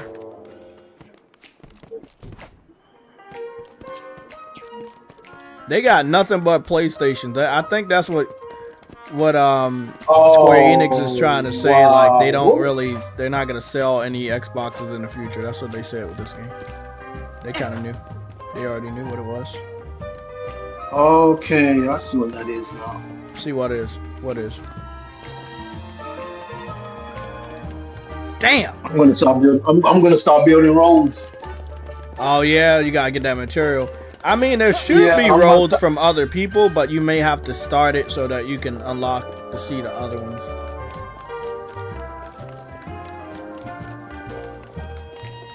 Damn, this game. Every time I come back to this game, I'm like, why the fuck did I leave?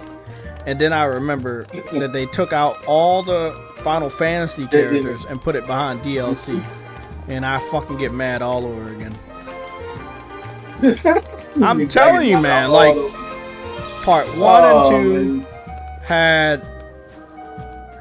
and 2 had Final Fantasy characters, and then on part 3 they was like, nah, but the thing is though, that was the appeal of the game, nigga. When you step up in that Coliseum, nigga, that actually was on another level. Oh yeah, that was awesome, bro. Oh man. Let me go make sure that Kingdom Hearts 3 is in my backlog for games I need in backlog for 2025. That has to be in there. I have to play that game this year. I got a pretty damn stacked backlog just on that. Just 52 games. That's a lot. I know. But I'm going to take out Mandragora. Yeah, I'm going to take out Mandragora because I did beat that. But I can go back to it to finish up some trophies, but I did beat that game. I should have brought the other package too. God damn it, I should have brought the other package because I would have fucking... Talking about a Game Pass package? Yeah, the Game Pass package. Good, good. That's what we want to hear. If I brought this, I would have... God damn it. I would have delivered 2 packages before I got damn. Bungie, bro. What is wrong with Bungie? The cockiness, man. Gamers told you what they don't want, and you put it anyway, and now you suffering, and that's your own fault. Carlito Wade, you sent me a message on PSN. You said, I think the new Sony PlayStation CEO is going in the right direction by delaying marathons. Sony has some games as a service leverage. Gran Turismo 7, Helldivers 2, and Token. Yes, Token. Can't forget about the Token game. Oh, that's next year information, isn't it? Yeah. But they can drag the hype throughout all of this year with character reveals, just like Marvel Rivals did. So they'll keep the hype going, and they will keep people wanting to buy a PlayStation 5 because you're going to have that game next year, but you're also going to have Grand Theft Auto 6 on this system. So if you buy a PS5, you're getting games that you're not getting on Xbox. And you're also going to be getting games that you may not have on PC, which is Grand Theft Auto 6. And you also getting Xbox games. You're getting the whole package, man. Exactly. Oh, man. I love it, bro. I love it. What's not to love? What's your thoughts on the Ghost of Yotai State of Play next month? You think they got aim for the beginning of July or the end? Because remember, I think they're aiming for the middle of July. Let me go ask Google 2 things real quick. I wanted to know if that was 60 frames because I didn't notice any dips. Is Kingdom Hearts 3 60 frames per second on a PS5 Pro? I think it's just a smooth 30. I think it's just a smooth 30. But we'll see. Oh, you piece. You piece of shit want to fight. Y'all want to fight? Running on the PS5. Hold on. True Woody, they might give you a W. True Woody might get his first W. Hold on.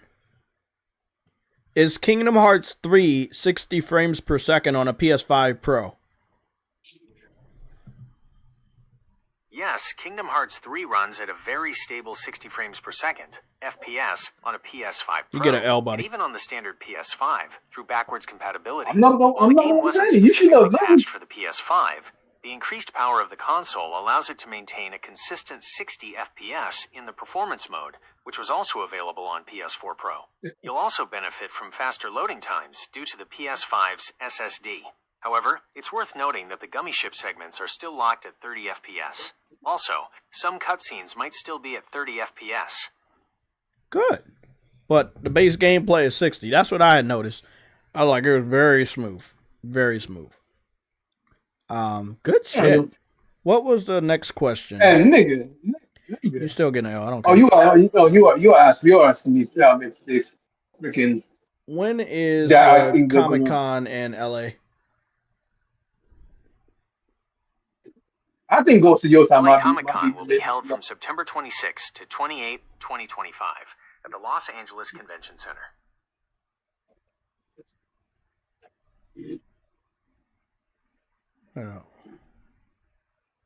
When is the July Comic-Con in California? Why I was going to LA or California for The biggest Comic-Con in California that takes place in July is San Diego Comic-Con International. For 2025, San Diego Comic-Con will be held from July 24 to 27, 2025, with preview night on Wednesday, July 23rd. Okay, the San Diego Comic-Con. Okay, so that's at the end of July. That's at the very end of July. God damn, that's at the end. So Sony can do their state of play for Ghost of Yotai in the beginning of July, just to make sure that you get attention, because a lot of people are gonna be talking about Superman next month, and it's a lot of shit like that. I still want to know what else Sony working on besides the Death Stranding and Ghost of Yotai, because nothing.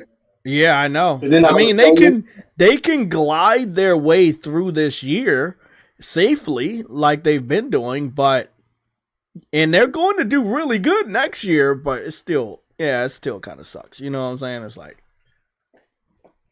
if I take a shortcut on a racing game. I know it's not right, but I do get away with it. It's a win, but damn.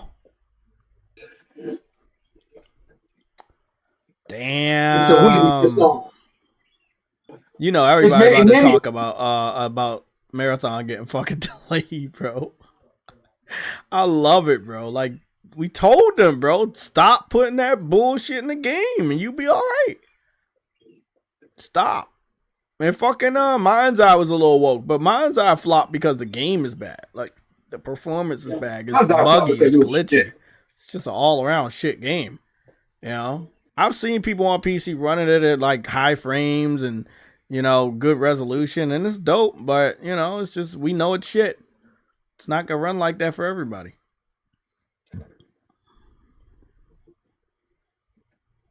Don't even know what that is. Uh-oh.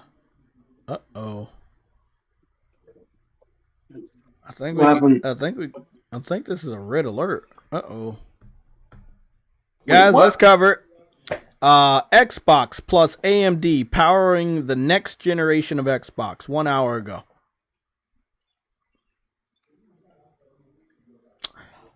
Okay. Bro, if they talking about what we just said, I'm going to laugh. Bro, I'm going to laugh so hard that my arms fall off. Well, we need your arms. You don't need your arms, so you can do that. At Xbox, our vision is to play the games you want with the people you want, anywhere you want. That's why we're investing in our next generation hardware lineup across console, handheld, PC, TV. I am thrilled to share we've established a strategic multi-year partnership with AMD to co-engineer silicon across a portfolio of devices, including our next-generation Xbox consoles.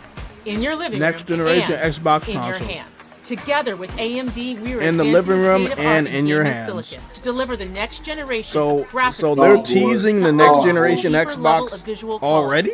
an immersive gameplay and player experience. Bro, they enhanced did we not just listen to that soundbite where the dude said they boosted the price of Xbox Series systems because they're almost done? Because they're not making no more?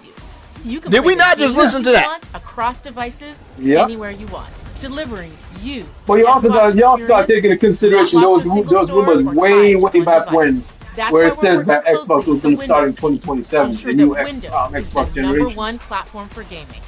The next generation of Xbox is coming to life, and this is just the beginning. So we can't wait if to that's show you what's legitimately next. correct, I can see why they started a little campaign chip early. But then again, Okay.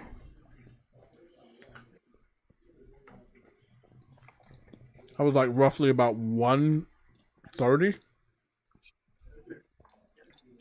Their video has 45,000 views. IGN's video posted exactly an hour ago as well has only 40,000 views. It doesn't seem like anybody cares.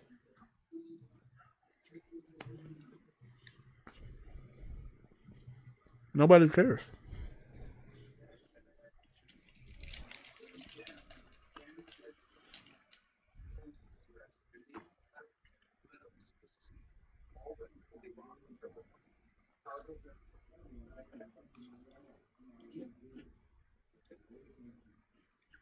Ice Queen said, True Witty, I do think Sony told Bungie to do this.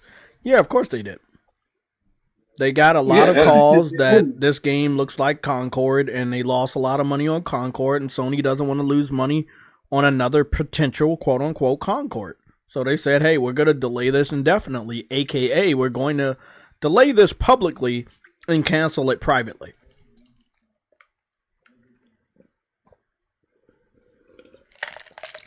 They're probably going to cancel it when there's like some big news out to get a distraction. So maybe like the week that Death Stranding launches, they cancel it maybe next week.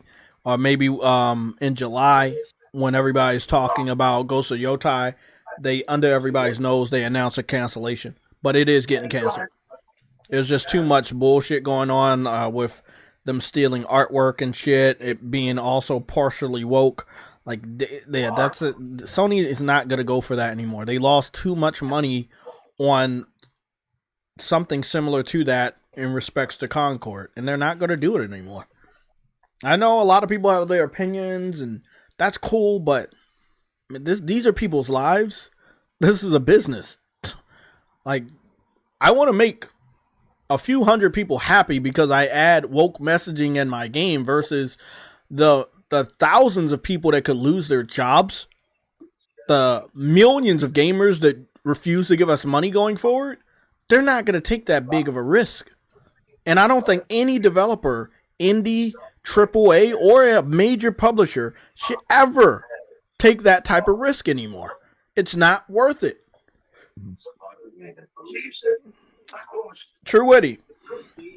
Yeah. I know you're the Xbox representative, so tell us what you think. I'm gonna play this video while we're talking, but what do you think about this? Them announcing the new Xbox today. At Xbox, our vision is for you to play the games you want with the people you pick want it up. Anywhere you do want. you even know That's what why it we're is? investing in our Because they kind of was alluding to they don't know. They said it could. They basically saying it could be anything. I am thrilled but to share I'm thinking it's gonna be handheld based the way she's talking. AMD to co-engineer silicon across a portfolio of devices, including our next-generation Xbox consoles. They already have in your living room and yeah, in your but hands. I mean, I think the AMD, next one is gonna be like a Surface, like a Switch. It's gonna be a Switch Surface. To unlock Are you talking about the Wii U? The Wii U type of console? I think that's what they're probably gonna do. But it's gonna be like the Switch. It's gonna be like a Surface, and you put it into a fucking a dock, and then you plug it into your TV, and but then you can also. I think, bro. anywhere. I think they gonna do it, bro. You an Xbox experience. They're following Nintendo's not locked to strategy. a single store or tied to one device. That's why we're working closely with the Windows team to ensure that Windows is the number one platform for gaming. If they actually end up following Nintendo's strategy, bro, like that's not gonna work for them. So now they can compete against Nintendo. Nintendo's not someone you want to compete against. Delivering you. That's not. Listen. This is all about building you. Look, Sarah Bond is a very beautiful person, but this video right here is all over the place. Let's see what the comment section has to say. This is just, it's just so random. Somebody said if you call it the Xbox 720, I'll buy it. Somebody else says please keep a disk drive for the next Xbox. That won't happen. It's not a traditional. Goddamn, bro.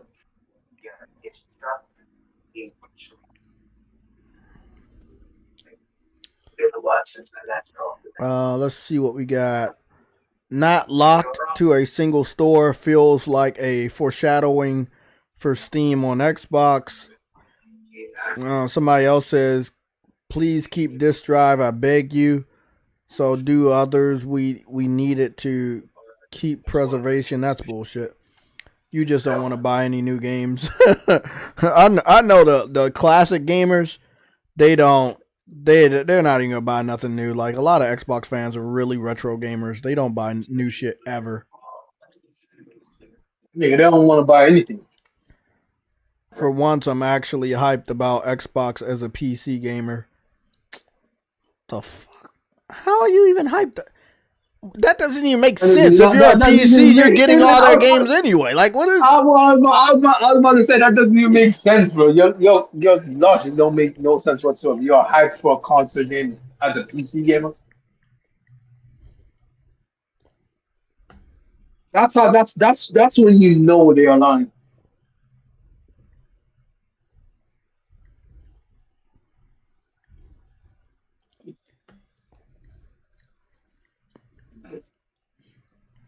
Like I said, the Xbox and the PC fans been working together against PlayStation forever. The whole PC port begging strategy was something that the Xbox fans supported as well towards the end. If it meant that we didn't have exclusives, they were all for it.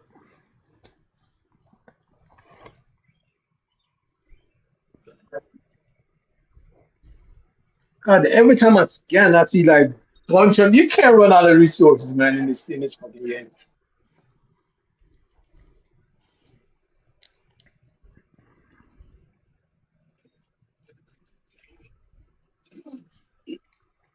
All I hear in the comment section, and there might be a concerted effort, but people keep saying preserve disk drive. That's all I'm hearing. Because they see Xbox going to digital, all digital, which is true. If they're going to be everywhere, they're not going to conserve disk drive because you can't play a disc everywhere. You can play a digital code everywhere, but not a disc everywhere. So why the fuck would they need to keep a disk drive if it's going to put additional cost into the platform? You're going to have to pay Sony royalties if you have a disk drive because Sony made the Blu-ray technology. Exactly, and they don't want to do that. They're not thinking of the obvious. They're thinking that they're still going to have exclusive. That's the thing. People are trying to say she confirmed the true Xbox handheld. No, she didn't. All they're saying is that they're gonna have a disc. Let me see, bro. They said all she said is they're partnering with AMD to have a chip in different devices they partner with, but it doesn't mean that they're gonna make dedicated hardware anymore. This is basically what she's saying, that we're gonna have a chip in partners. And we're gonna partner with other people, but that does not necessarily mean it is a Xbox dedicated device or Xbox made device. Like Asus is making a ROG Ally for Xbox, but Xbox isn't making a handheld. You see what I'm saying? That's ROG Ally's handheld, just with an Xbox sticker on it.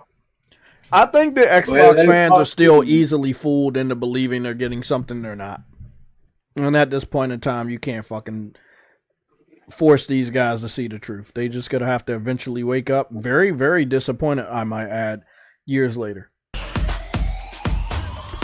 It's going to take them a long time before they At realize what's Xbox, going our on. vision is for you to play the games But you want with the people you want anywhere you want. That's why we're investing in our next generation hardware lineup across console, handheld, PC, cloud, and accessories. I am thrilled to share we established a strategic multi-year partnership with AMD to co-engineer silicon across a portfolio of devices, including our next generation. Let me ask you a question. Is Sony partnering with AMD or NVIDIA? Do you know? No, Sony's been partnered with AMD. Wow. Are you sure it's NVIDIA or AMD? NVIDIA is not partnered. I'm partnered with Sony. AMD's always been partnered with Sony. Why do you even ask that question? PlayStation partnered with NVIDIA? No. Sony's not partnered with NVIDIA. Sony did partner with NVIDIA for the graphics processing unit, GPU, in the PlayStation 3. They currently do not use NVIDIA GPUs in their PlayStation 4 or PlayStation 5 consoles. Okay, so they have an AMD partnership. This is a Ryzen AI Z2 Extreme. But this is a part of the commercial from the this is a part of a commercial from the ROG Ally. This is not the one they're going to be using in this next generation system or console. Look, man. Xbox has fooled a lot of people before. They are lost cause. They are lost. No. It's not that. I'm just saying Microsoft has fooled a lot of people before and hyped these fanboys up. If they haven't learned their lesson by now, they're just going to be falling prey. It's not going to be a lot of them, though. The numbers are definitely dwindling, but it is going to be enough. Yeah. It's going to be enough for them to enter the next generation console war. There's still enough of people that are falling for that trap in their life. Yeah. That's cool. I don't mind them falling for the trap in their life. I like to see it. I think it's funny.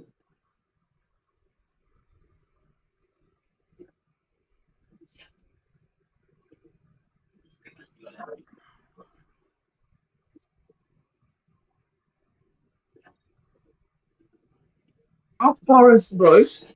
That thing is far. I just come out this.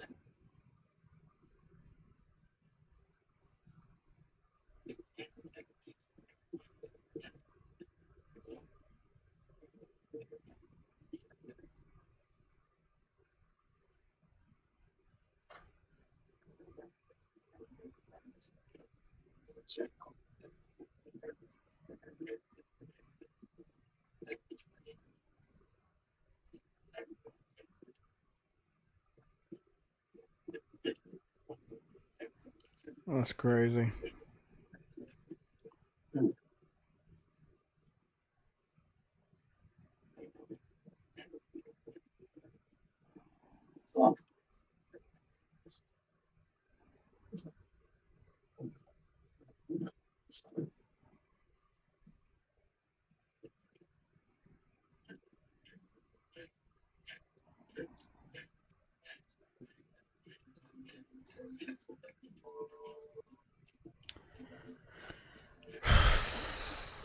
Let's try to study this one more time. I mean, it's a very quick video, and I think that if you're an Xbox fan, you're gonna be like, "Oh, we're back."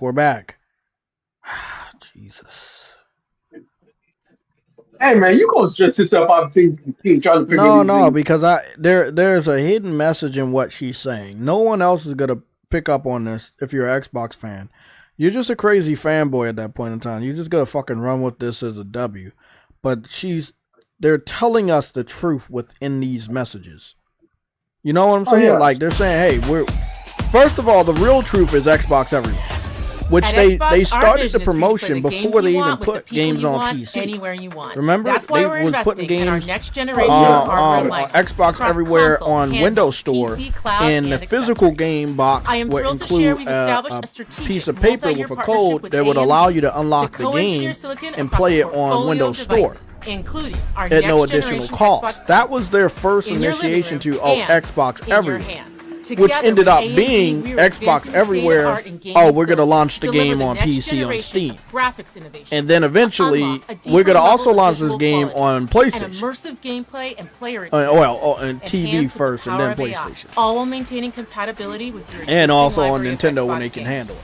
This is all about building you a gaming platform that's always with you, so you can play These the niggas games say on you Nintendo want when they can across handle it. devices, Yeah, when they can handle anywhere you want, delivering Something you ain't right an here, Xbox man. experience. I mean, not really, locked they to a just single saying they're going store or multi-plat, tied but to they're one not device. including That's PlayStation why and we're not working including closely with the Nintendo. Windows team to And ensure that Xbox Windows fans are is the gonna number one look at platform this for like, gaming. oh, The we're next back. They're generation gonna do of Xbox exclusives is again. coming to life, and this Oh is my just the God, beginning. these dudes about to We fall can't for the wait trap to show again. you what's next. They gonna fall for the trap, and I'ma laugh, and I get to laugh, cause they fall for this trap every fucking gen. For 3 gens Yes, now. they do. I'm ready for it, man. They announced a next generation of Xbox, and on the 17th of June, and this is like maybe 2 weeks, almost 2 weeks after they had their showcase. Why not do this during the showcase, since it was only 1 minute and 13 seconds long anyway? They didn't even show any new footage for any new games whatsoever. I think they're just trying to stay relevant, bro. Yeah, I think that's not they don't really have much to show or talk about when it comes to a next generation console. But I would assume that they probably show off whatever they actually do have with Jeff Keighley at the end of the year for the Game Awards. That's what I would assume. But yeah, I think that one clip that I have that I'm gonna add to my my console war folder, I think that one clip that I have is 100% correct. I think that Yeah, I came into your camp. Yes. You don't gotta worry about it. Yeah. What the fuck are you talking about? Hey, kick this guy out. That's Stranding. I went into one of their camps, started. Oh, they gonna kill you? Oh, they trying to take your shit. Yeah. They're trying to kill you and I take walked your past their camp and they started fucking. Oh, They knocked off my door. Yeah, they about to fuck you up. Yeah, it's about to happen. I think the hidden message is we're still gonna be multi-plat. We're gonna do different things, but the truth is, probably don't get too excited about us being competitive, because they didn't say anything about power. That's the one thing I noticed she didn't say. She didn't say nothing or allude to anything about being competitive or having power. Huh? No, I just said I helped the portage. You know that. Got a trophy for that. A trophy for it too, man. Yeah, we all got. Yeah, definitely got a trophy. You beat the game, you that bastard. Of course I did. 2 times. No, you didn't. Beat it once. Yeah, I beat it twice. I got the director's cut. You beat it once because you. No, I in the director's cut. There's 3 additional trophies you gotta get, and they like take about 16 hours to get. Yeah, you still gotta get those to get the platinum. They added 3 trophies. Call me Trophy Man. I do a lot of trophy cans. Let's listen to what these insiders said, and then you can see what the fuck she's not telling you guys. Like, yeah, what she is saying is that they're about to go full speed ahead in the next gen. They're done with this gen. If you're an Xbox Series X gamer, give it up. It's over. And I think I know 100% why. Because a lot of game developers have abandoned Xbox because the system is too weak. I don't think they're going to make a weak Xbox or a powerful Xbox next generation because it's a waste of fucking money. They're gonna make an Xbox that can they're gonna make an Xbox that can actually work on PC at the same time. And it's just gonna be one. It's gonna be one unit. I don't see them making 2 and 3 different types of Xboxes because it's, again, a waste of time, a waste of money. That what hurt them in the first place. Exactly. I want let's play this video again. I want y'all to listen to this. Sony really did think these tariffs were coming. And they shipped a ton of PS5 Pros into the United States, and they're still making a lot of them. So they're probably doing this temporary price cut because they're like, maybe we overcompensated and we need to clear some stock. That's why they do a price drop. Microsoft is raising the price. That tells me a lot more aren't coming. And this, do you think Microsoft's even still producing series consoles, or do you think they're just trying to sell? You think they've stopped production, or effectively? Yeah. That's what I was thinking as well. Like, because you don't raise prices if you're planning to sell a lot. You raise prices if you're done and you're just going to milk what's left on store shelves. Exactly. As I said earlier, exactly. It's about making sure that everyone that's out there now makes them a profit rather than losing them money. So that's what they've done it. I think they've stopped a while ago. I think Xbox Series consoles are finito. Jeez. He said finito. That's what he said. He said the Xbox Series X consoles are finito. They're done. It makes sense. Get as much money off of the old ones as you possibly can. Boost the price. Get profit on everyone that's sold. And call it a fucking day. They never confirmed that they put out new Xboxes. All they did was increase the price of the existing ones that are currently over here. There's no record of them sending additional Xboxes over here during the pandemic. Like, I mean, not during the pandemic, but during this year when the tariff war was going on. They weren't actually sending additional ones. So even Sony said, we didn't send any ones over here during the tariff war. We just got the ones over here that we got, and we're gonna lower the price as well during the days of play for 2 weeks. And they still got inventory, I think Xbox, that's it. This is their last system. And I think after Sony said their focus is on PS6, I think Microsoft was like, let's try our best to convince everybody that we are working on another Xbox and that maybe it's going to launch a little bit earlier than PS6. And I think it will. Don't get me wrong. I think that it will launch before the PS6. But if it's not more powerful than the PS6, I don't know, man. This shit gonna be funny. It's gonna be a real funny situation, man.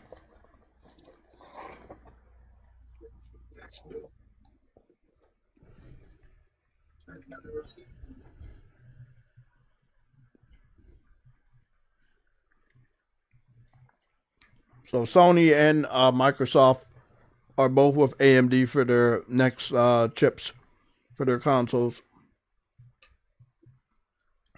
Well, Microsoft's going to be helping AMD, but not as much as Mark Cerny and Sony, which have, again, put that additional secret sauce in the PS5, and I'm pretty sure they're going to be doing the same exact thing.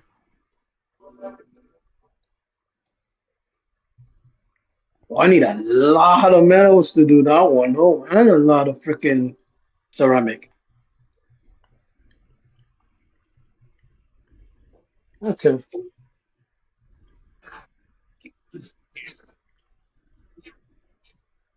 I need to raid a bunch more. I need to raid a bunch more of these camps.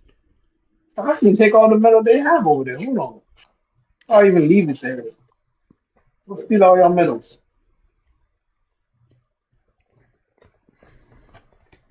I already whoop your ass anyways.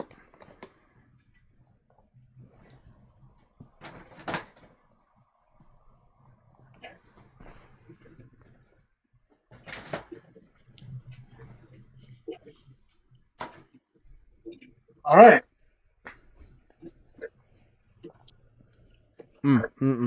I think this is the most shocking thing I saw all day. Is that Microsoft tries to quickly say, "Me too. We are working on another system too. Me too." I think PlayStation announced their focus is on PS6. Was it last week? Yeah, it was last week, right? During their financials. Yeah. And now, Microsoft needed to say something. Yeah, and that's what I'm noticing. Now, I give it about a good 7 hours before every Xbox content creator hops on a podcast and starts hyping up the next Xbox. Yep. I give them a good 7 hours. Because, again, the view count for their announcement of a new generation is 54,000 views. That ain't shit. They're never going to get to like 2.4 million views, which is what Marvel Token Fighting Souls is currently at. Damn. Well, they're not that big at all, though. That's what I'm saying. They're not big anymore. They're not big, bro. People keep forgetting they're not big anymore. That ROG Ally video got 1.7 million views. Xbox fans were really excited about that on the stupid level. Not that smart, so maybe those views led Microsoft to saying we don't need to bring out ours because ROG Ally got it. And quite frankly, I'm ROG Ally better be careful, man, because you keep fucking them up. You gonna say you're gonna make yourself run out of money. Quite possibly, we'll see. I don't know where they get their money at. I don't know. Like, I think the people that own them is ASUS. I'm being honest. I believe Microsoft funded this project for them. Mm-hmm. So they don't have to pay the cost of paying employees to make it and all that shit. At the end of the day, it's just a limited edition ROG Ally. That's all it really is. It's a limited edition ROG Ally where it's shaped a little bit like an Xbox controller. That's it. It's not anything special. It's a limited edition. It's just like when you get a limited edition controller. It's still an Xbox controller. It has a different color. Pretty much.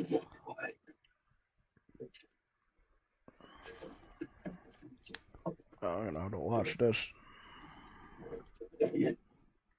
Okay, so they don't have much else here. Scan. I don't see much else. So.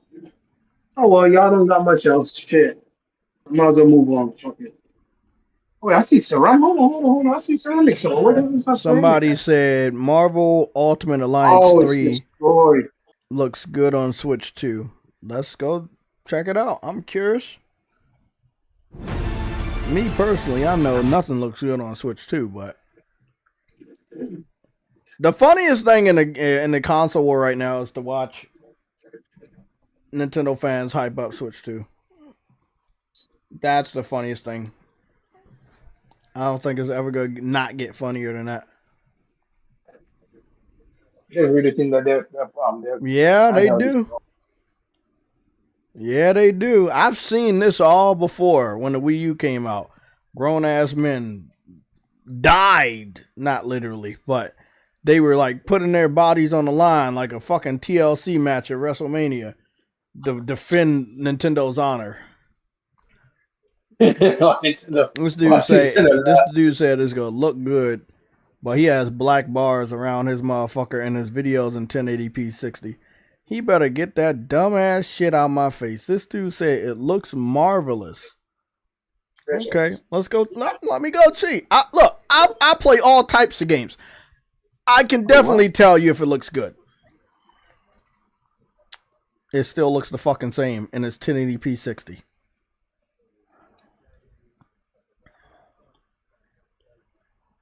I mean, it's a good game when it comes to art style, but I don't think it looks any different. Now, this is just a cutscene. From what I know, the cutscene looks way better than anything else. The outfits look good as far as a Marvel game. But let's go see if the gameplay looks any better.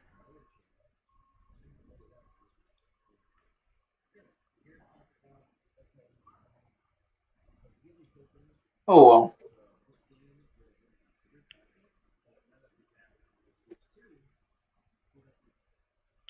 This dude said he was hoping that it would be on a better console, but now that we have Switch 2, we don't need that. It still looks exactly the same. Nothing's been enhanced. Nothing has been updated. Oh, you sad, sad human. What the hell, Jay? You ain't got to say it like that. They want cell shaded. That lets you know how much they had to downgrade from the previous Marvel Ultimate Alliance games, especially Part 2. That's crazy.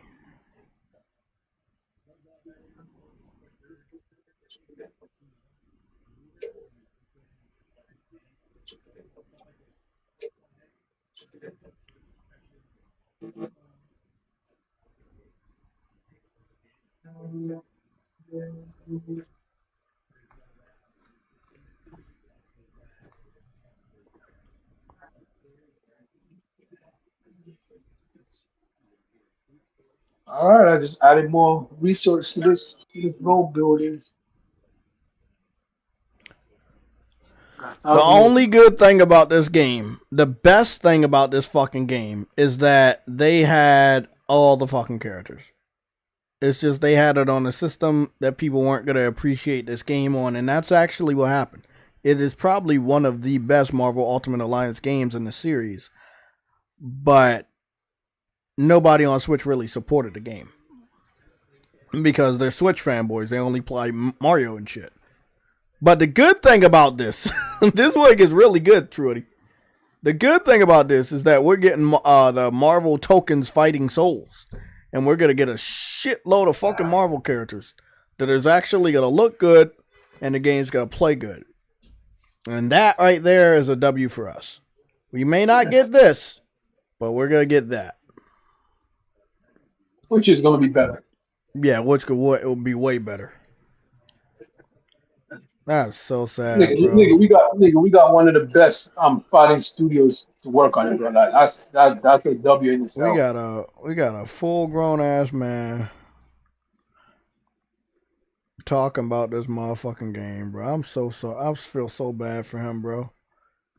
Like, I do. I feel bad because he thinks the game looks better than it did 5 years ago when it came out, or longer than that, and it doesn't.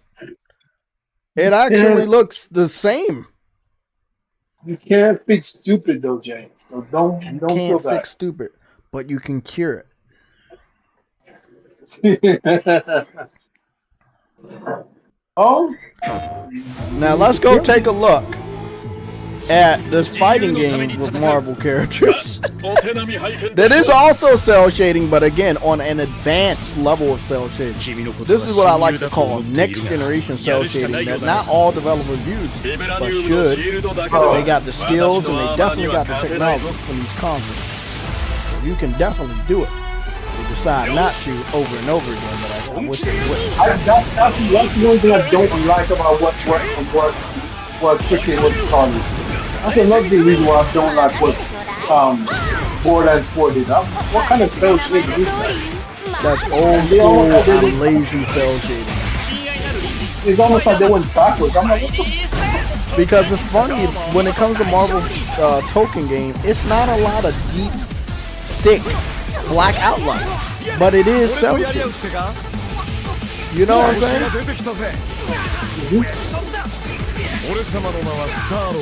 I just can't wait to see the roster for this game. This shit about to be fucking crazy good.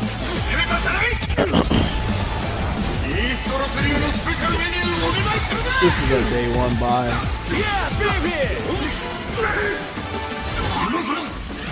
I really like. There's a lot of people I hope they add, but I'm not sure if they're gonna get added, like Magneto, Gambit, you know, people like that. Maybe even Nightcrawler. I think his abilities could be cool. Pretty cheap, but pretty cool. The Nightcrawler is like a ninja, but he teleports a lot. They could do something with that. Obviously, Cyclops. Cyclops should be easy. Deadpool, Wolverine, of course.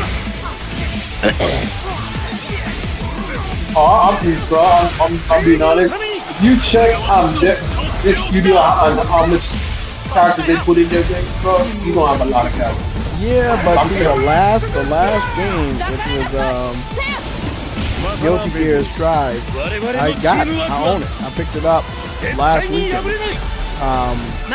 So I can study their craft, and it's great.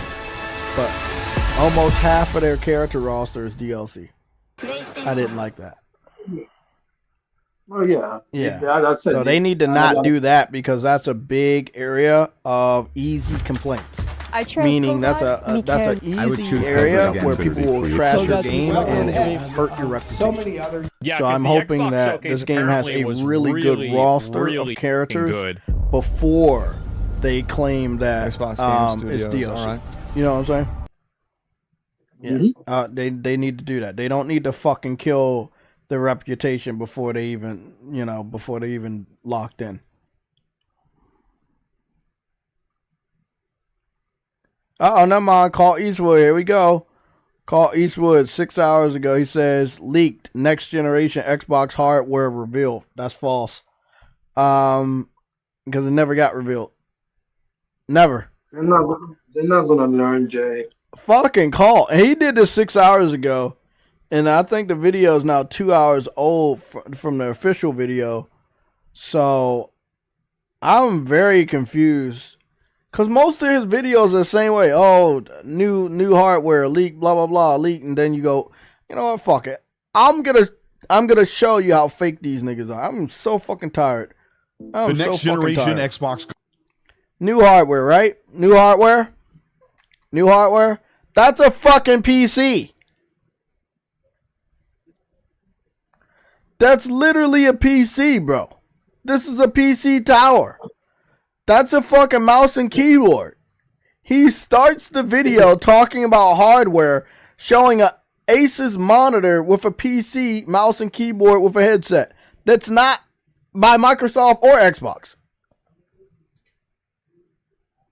Bro, you can't make this shit up. Console has already. That's just the first 2 seconds, bro. Architecture and plans for how your game's library will grow. I'm not surprised. I want to show y'all that these niggas are liars and clickbaiters. It all begins as early as 2026. This dude is still. I swear to God, you gotta watch this video. He was still showing in the introduction. He's still showing. Xbox is about to change the industry, and it all begins as early as 2026. Said it all begins as early as 2026. He thinks this is Cold Eastwood. Welcome back, bro. All I'm gonna say, he's the worst to ever do it. I'll say that he's the worst to ever do it. There's no one else like this dude. There is not a single Xbox fan that's like this guy. He is the worst to ever do it. The channel. Today we're going to talk about the new hardware leak for the upcoming next generation Xbox console. If you end up enjoying this video, let me know by liking and subscribing to the channel. Hit the bell to be notified of new content. And let's talk about Xbox's next generation. Xbox is about to kick off their next generation console with an announcement in 2026 to get fans, studios, and hardware developers ready for 2027. Next generation console. Kepler and AMD. And you're making it seem like that's the next generation console, and Jez Corden from Windows Central, 2 trusted insiders behind the hardware and software, have leaked new information that details the next Xbox console. It's a controller leaning against a PC. Meta, that's not a real fucking console. Last time you got a replacement Frank at Fins I'm gonna tell you right now. If you get news from anybody, shit, you will get confirmed news from Frostbite Slash in the chat before you get news from Colt Eastwood that's accurate. Courses and tests are all online and 100% whenever. The next Xbox is going to be a traditional console. I trust my boy Frostbite before I trust even IGN. But there may be more point. to the next Xbox than just the new console hardware. Kepler is revealing but this is one thing I'll say about this clickbaiter right here. On chip he's constantly showing a PC. This is a processor and GPU combined. So maybe he's smart enough to understand that the next Xbox the SoC is built with the new UNDA architecture. This combines remember, the unified isn't that what we Radeon said when we graphics looked at the engine internals of the computer-centered original AMD Xbox Series X? architecture. Remember, it looked like a Jenga. Remember, I kept saying that it looked like a Jenga of fucking AMD's latest AI chip. Yeah, it was just like the pieces were in there, but it looked like a fucking PC. It was like a PC tower. Also, it's very remember that one PC tower that I had shown off in comparison CPU years ago when we saw the Xbox Series X, and I had found this other tower that looks exactly like it. Will do much. There's a lot of PCs that are towers like that, like small little mini towers. Imagery, smarter enemies, and PC-like performance. AMD's it's not hard for them to architecture will be paired with get modern like AMD have somebody help them make and a software PC that will truly bring your games to life. Advanced rendering techniques, and realistic Xbox modeling, AI. lighting, and immersive characters that organically interact and react in real time. Adapt to player control. Combat and changing environments will all be possible thanks to AI render cores. And this processing... Yeah, he doesn't know what he's talking about. I mean, it's already... Look, bro, this is called Eastwood. We all know he doesn't know what he's talking about. So, one thing I know, if you just skip through the video, he constantly shows this PC tower. It's this tall... PC tower that looks similar, or he either shows the small one, Xbox's, or he shows this one right here, the short one, but he constantly shows this. So even though he's a liar and he's a clickbaiter, he's not stupid. He knows exactly what we know, what we've been telling you. They're going to make a fucking PC in partnership with someone, and they're gonna make it look like it's an Xbox console, but in reality it's not. That's what Xbox is about to do next. That's their master plan. Now, I don't know if this custom-made PC from Microsoft to be designed like an Xbox is going to be customizable once you own it. Like, you can change out the parts like a normal PC and make it powerful. But I'm not gonna lie to you. That thumbnail is dangerous, bro. So you no wonder you get so much people coming in your on your videos arguing with you, bro. Like what I do? I didn't do nothing. I'm always wondering why you always getting people to go on. Fuck those guys, man. Oh, he's getting your thumbnail. You talking about the PC port back control? Yeah, no, PC. Bro, like, that's what they look like. My sources told me that's what all of them look like, man. So I trust my sources, why niggas be coming after you like that?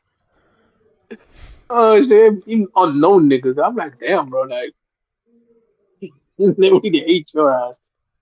It's because you're trolling them on a constant basis.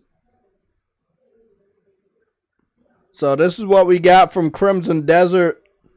This is information was given to me by Lucci Sky, reported by Genki_JPN on Twitter. His source is news.mtn.co.kr, and they're claiming that Crimson Desert is reported to be releasing on November 2nd, 2025. I still ask you guys to take it with a grain of salt because they have a horrible reputation of sticking to their fucking release dates. And they have a great reputation of delaying their games. So let's wait and see if we get to November and they don't announce a delay. And we also need to wait and see when they officially confirm the release date.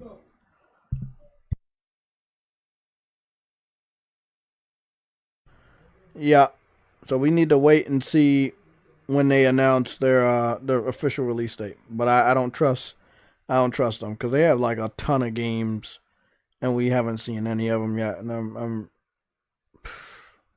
Crimson Desert looks great. Don't get me wrong. I mean, it's gonna be a great game, but god damn, will it come out? Who fucking knows?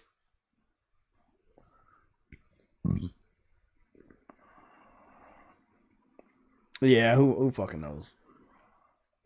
They have another game that's supposed to be coming, but we ain't hear shit about it.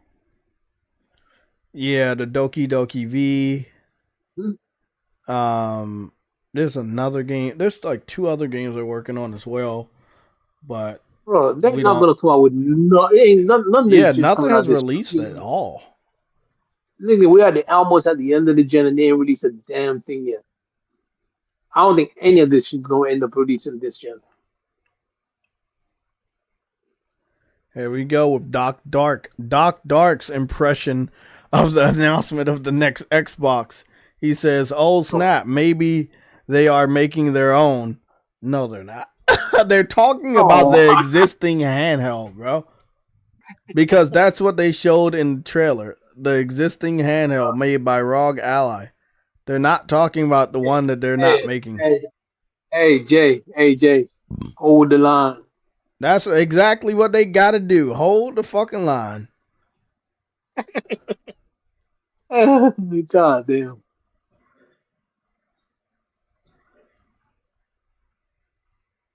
Exactly. We soldiers in this bitch. Hold the line, nigga. Oh my goodness, man. They have something.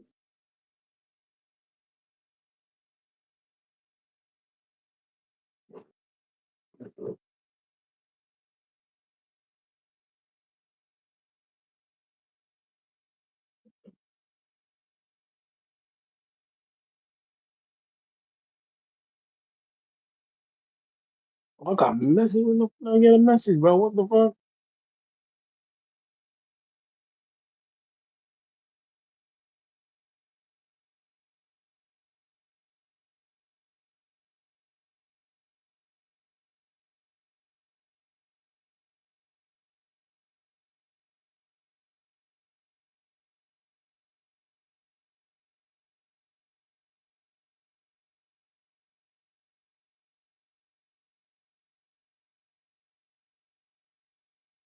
Damn.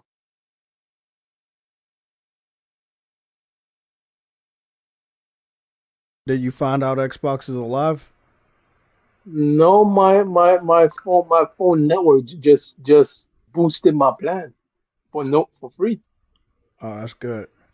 I can send text messages and SMS for 200 more countries for no extra cost. I don't know what country they are, but oh, maybe it's bleed green country. Try that one. Yeah. Try that one. I like that one. Or port begging country. I like that one too. Maybe that's on there too, bro. We don't know. Hey, Lorenzo Carlson, that's what is about to happen. They about to believe in the power of Xbox, and they about to get a low-level PC, bro. That's gonna be funny if that's what happens, though. Oh, so it's not just Texas calling too. Oh, damn. Let's see the countries they're listing. There's not enough information. It's just an announcement, but I really hope that they don't announce a fucking PC and design it and make it look like an Xbox. But I know that's what they're gonna do. One thing I've also learned is if Xbox fans hype it up, it's normally gonna do bad. And whatever Xbox fans say it is normally the opposite. So if Xbox fans think Microsoft is making a dedicated handheld, they're not. If Xbox fans think they're getting the most powerful consoles, they're not. So I really hope that Xbox fans run around the internet and hype this shit up, because that means the opposite's going to happen. So good luck with that. They've had a horrible fucking record. They've taken more L's than True Witty in multiple lifetimes. It is what it is.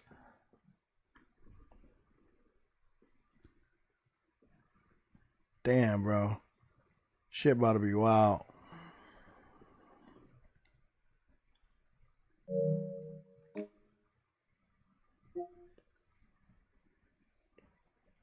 What are y'all thoughts? Let's be real. Everybody be real. I don't be fake. If they announce another Xbox console, are you buying it?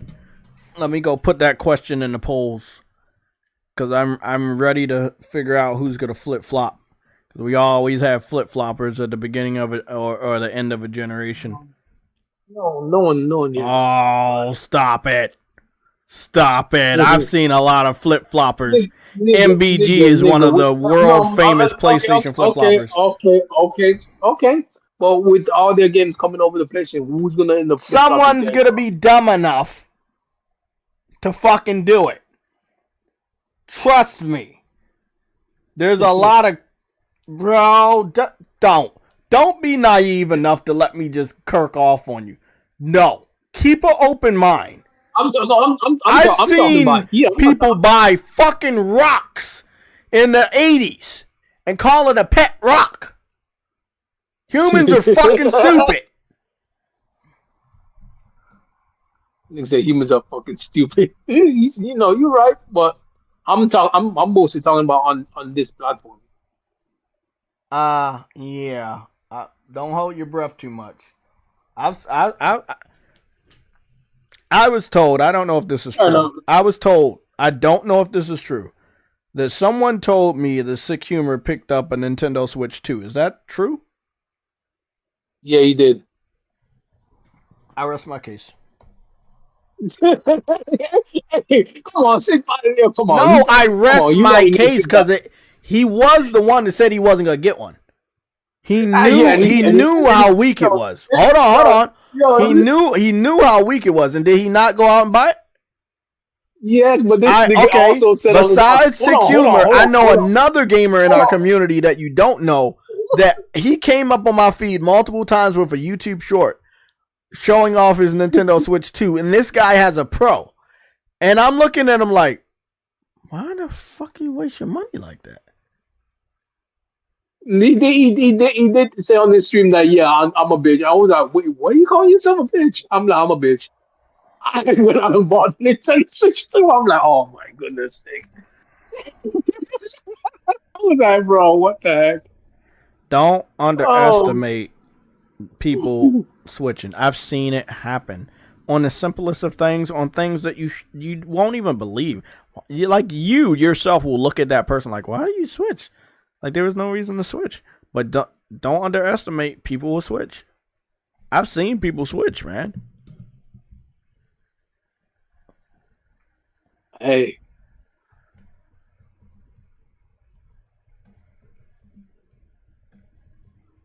I'm going to call it Xbox system. I won't be calling it a console because I truly believe they're going to try that bait and switch. They're going to have a PC and they're going to stamp a sticker on it. They did it with the handheld. Why wouldn't they do it with a console? Again, quote unquote console. Wink, wink, because it's not going to be one.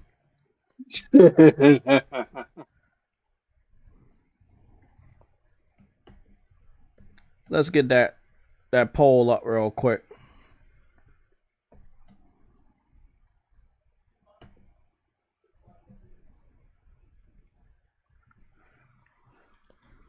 Just because you buy one don't mean you're automatically going to switch, but I've seen people, again, just on a power narrative, they thought that the Xbox Series X was going to be more powerful, and they did a couple people switch.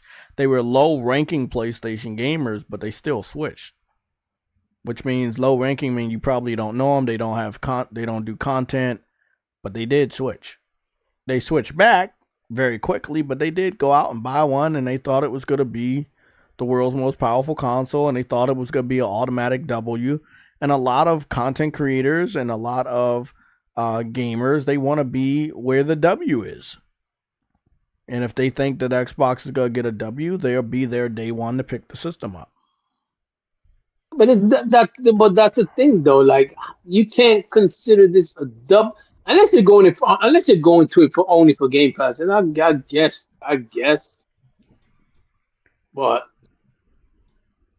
I could only see someone buying it only just so they can actually play Game Pass. The funny thing is if they do release a Xbox, right? If they release an Xbox and it's like, what is it? If they release an Xbox and it runs Steam, right? But it only runs games on Steam or whatever, then Xbox fans that think that because they have Steam, they're going to get a lot of games. They still may not get that Grand Theft Auto. Because Grand Theft Auto won't be launching on Steam. You see what I'm saying? No, it's not. So I don't know, man. I think they gotta try something, but I don't know. It's gonna have to be small. It's gonna have to be powerful. They know that's what people like. They like tablets. They like handhelds now. I think the base of this is going to be centered around a handheld. But I think it is going to be very similar to a Wii U or a Nintendo Switch, where you can play it, but you can come back home and stick it into a console. Or maybe the ROG Ally that's currently out here is a portion of this device, where you can figure out a way to like have that hook up to some other device that you get and play it on your TV as well. You know, whatever they're gonna do, they're definitely gonna be taking a huge inspiration from Nintendo, which means they're not gonna be necessarily ready to compete head to head with PlayStation. However, I think PlayStation should still be vigilant going forward. Very vigilant. So, again, big shout out to Sony for essentially canceling Marathon. Nobody wanted that game. Nobody asked for that game. I don't know why y'all made it. I'm only going to point to fucking Herman and Jim Ryan, because obviously everybody else did not want that game.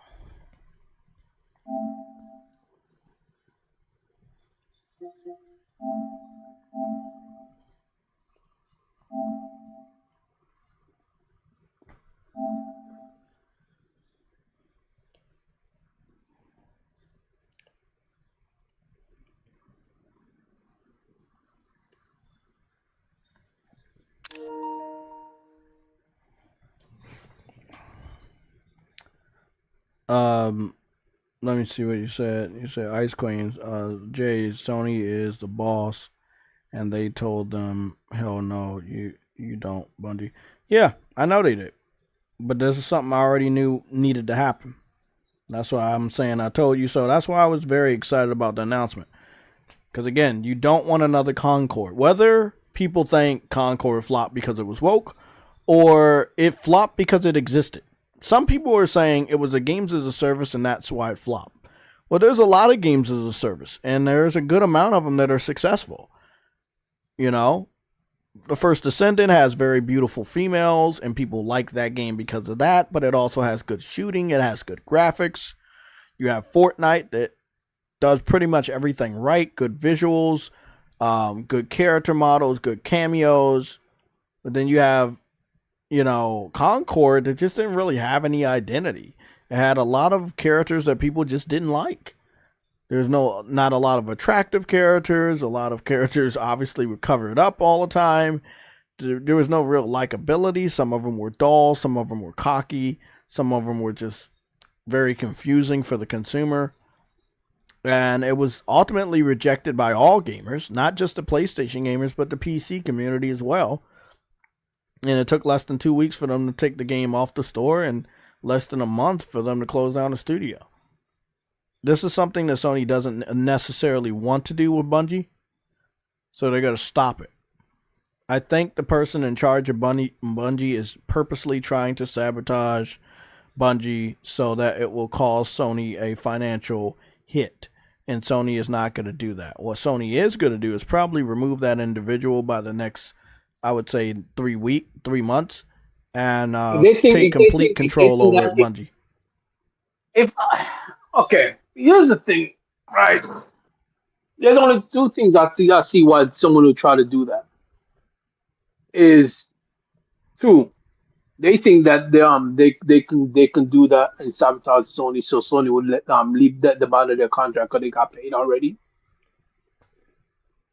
and which is not going to happen because if Sony seen that you're fucking up so much, they're just going to shut you down. So that is a stupid idea if they're thinking of in that line of thought. And two, Sony would just remove you if you had to try and do some shit like that. So yes, you're right.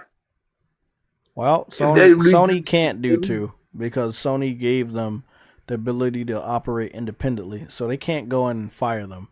However, two can exist if you count three, which you didn't.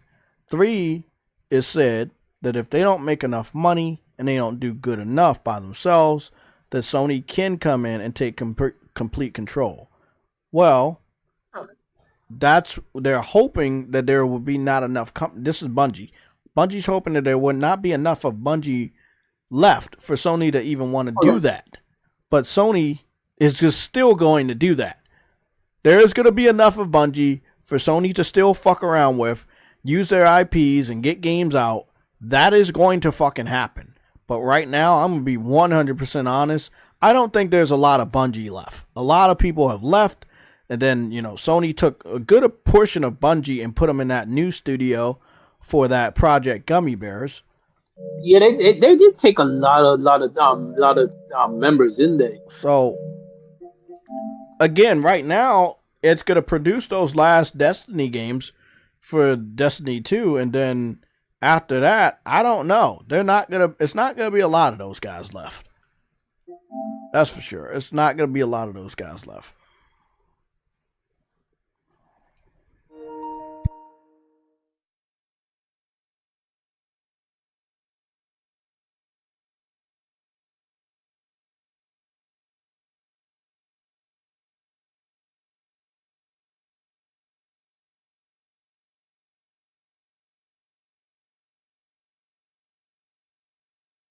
Yep, Ice Queen. That's right. If Sony does take over, Bungie will be on the Gummy Bears. Yes. If Sony does take over, then Bungie will be on the PlayStation Studios. Currently, they're not. So. Yeah.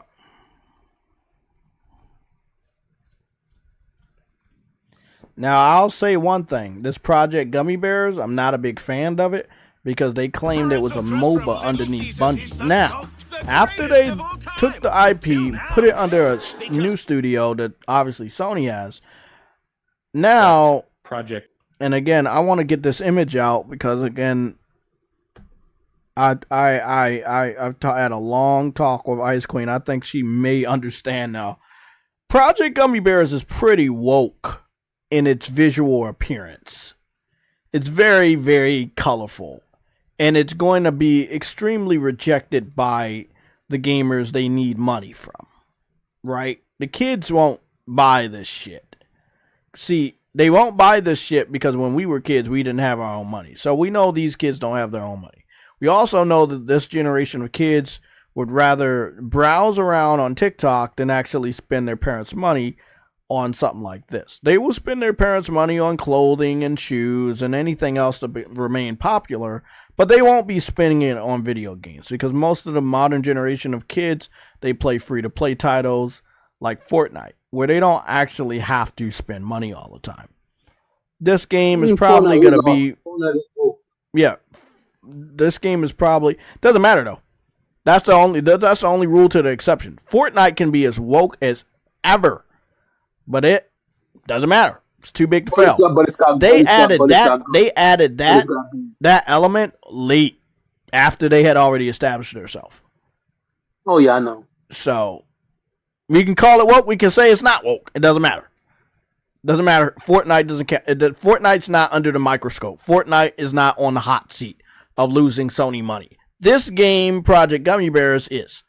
Now, what I said for Project Gummy Bears, because I heard that it was going to have some sort of a Smash Brothers combat style mixed with MOBA, they need to get the MOBA shit out of there. But them adding MOBA in it was a way to appease to the PC fans, because that's the only community that likes MOBA games. We don't like MOBA games on PlayStation. We do not buy them. We do not play them. We do not ask for them. So again, you've alienated a big portion of PlayStation gamers with this game being MOBA. Second, visually it looks like it's going to be woke. You've already alienated PlayStation fans again, and then you've also alienated the PC fans, which was the birthplace of the anti-woke video game movement.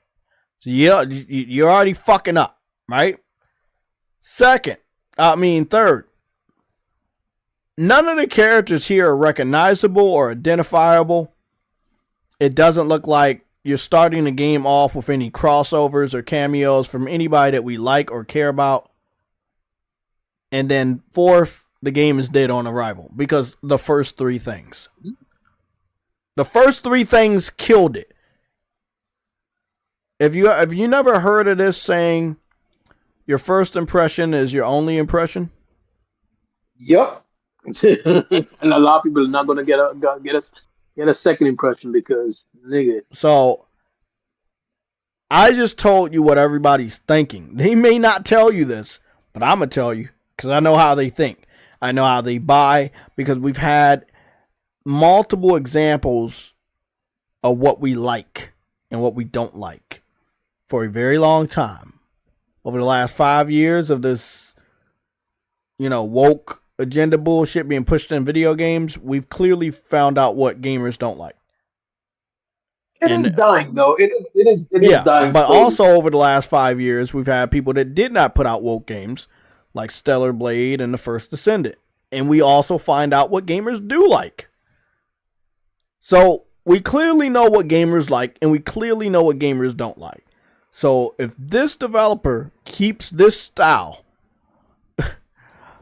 don't be surprised if it doesn't sell. That's it. I loved with Destruction All-Stars. And I got the platinum on it. And I really enjoyed playing that game with the online community before it died. But what I'll say is, on the surface, it was a little woke, right? Visually. But it wasn't super woke. But at that time, a lot of people wasn't really paying attention. Oh, if something was woke, I'll reject it. None of that. It was just that there was no recognizable characters for PlayStation gamers. So it was like, you brought this new IP out, but we don't know anybody. But the funny thing is, it didn't have to be that way. Sony had so much character they could have put into that. Exactly.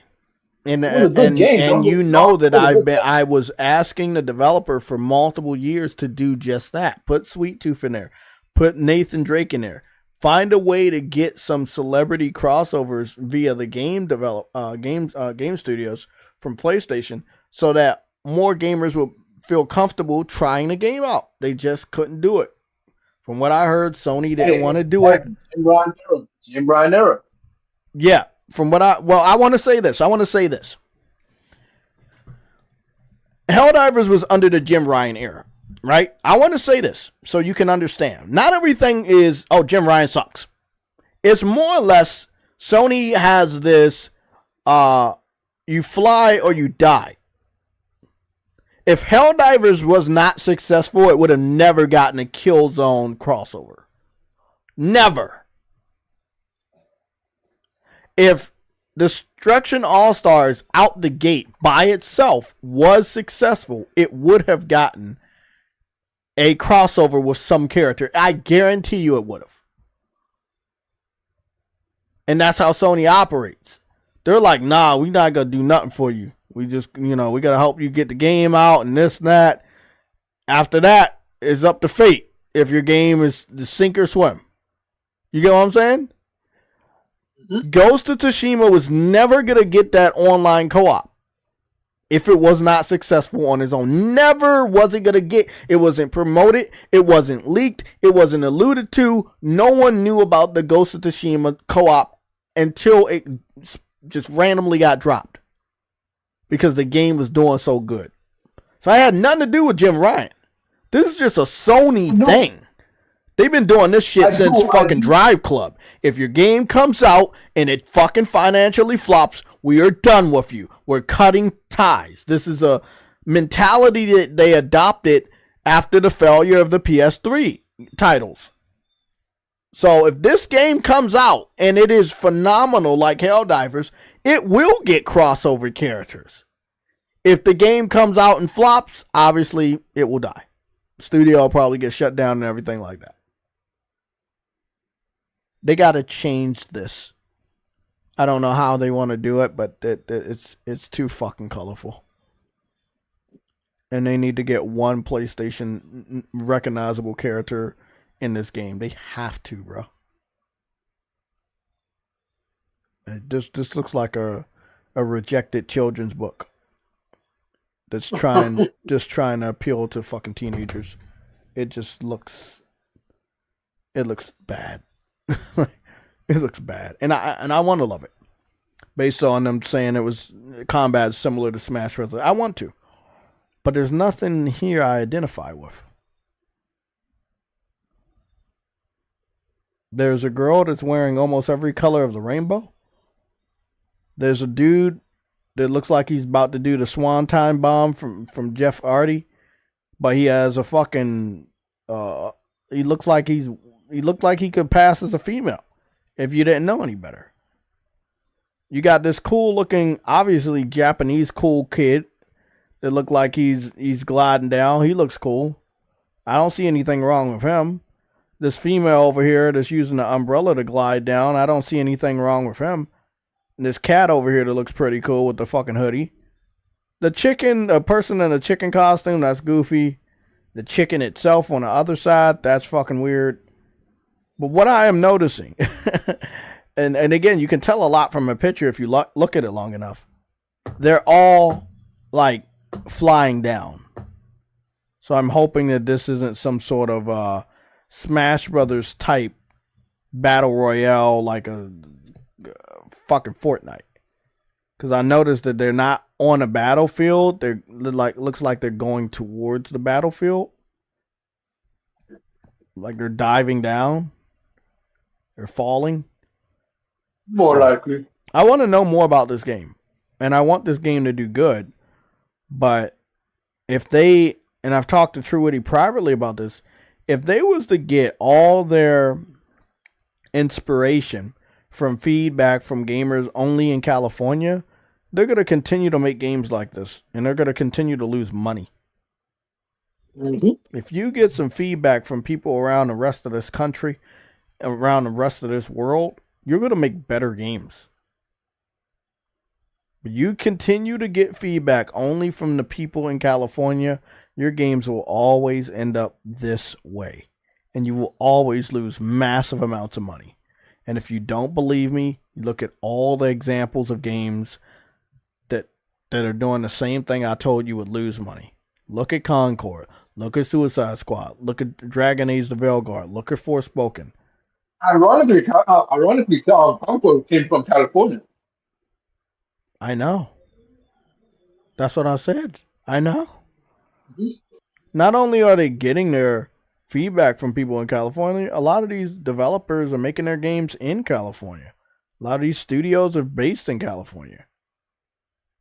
And they think that what people like in California represents what people like around the rest of the world, and that's not true. It's just like what people like in Japan. Not everybody likes everywhere else. However, more people like shit from Japan than people like stuff that is portrayed from California. And that's a fact. You can find a lot more people these days that like anime versus a lot more people these days that will pick up a game like Concord or Suicide Squad. That's a fact. That's a fact. They gotta listen to gamers outside of California. They have to. It is imperative that you do this. I think that Sony is learning from their financials last week by them acknowledging that PC is not bringing in the money, by them not even hyping it up, by them not acknowledging that PC is getting day and date. Yeah. Yeah, I was wondering about that. They did not, as I said before, because they did Herman had to sit right they next did to not the new mention. CEO of Sony Interactive Entertainment. So he wasn't going to say any of that dumb shit because he can't. He's sitting right next to him now. I saw the video. Shit, we can go look at the video. I just don't think that it's gonna have any sound because we tried it again. But again, this will be a first for us because I had already did the test. It just didn't have any sound. I'm gonna go take a look at it.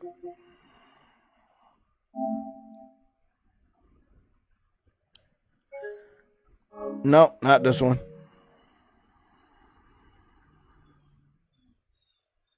No, it wasn't that one. Sorry, my fault. Must be the one above that.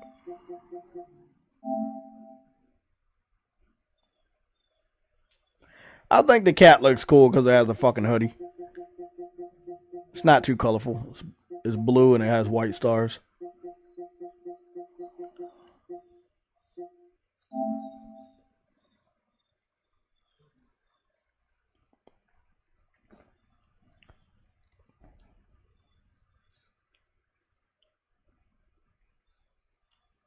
Put some red in there, you can call it an American cat.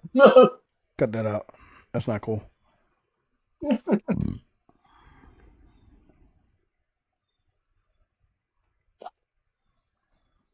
So, I want y'all to see one thing. Like I told True Woody just now. Because I remember when I saw it. Herman is sitting right next to the new president and CEO. Right? He's sitting right next to him. He can't. Sorry. I fucked up on something.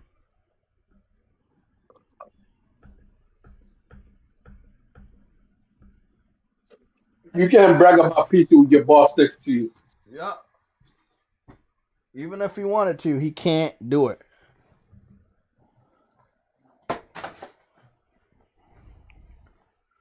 He can't do that shit.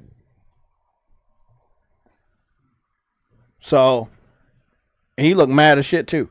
But, yeah, he can't go all in and talk about how good it would be to be on PC. Because he's had 5 years unchecked. For 5 years, he was able to fuck around and do the PC shit for 5 years. He could fucking do all that bullshit with PC for 5 fucking years.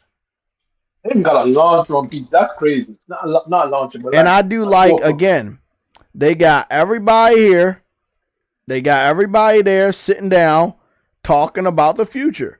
It's not just Herman on a private phone call no more.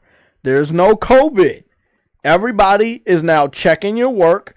Everybody is now seeing where we're losing money. And guess who they keep tying it back to? Herman. They keep tying it back to Herman. And that's why he obviously wasn't going to get the promotion. Because they can't trust him. Hey, man.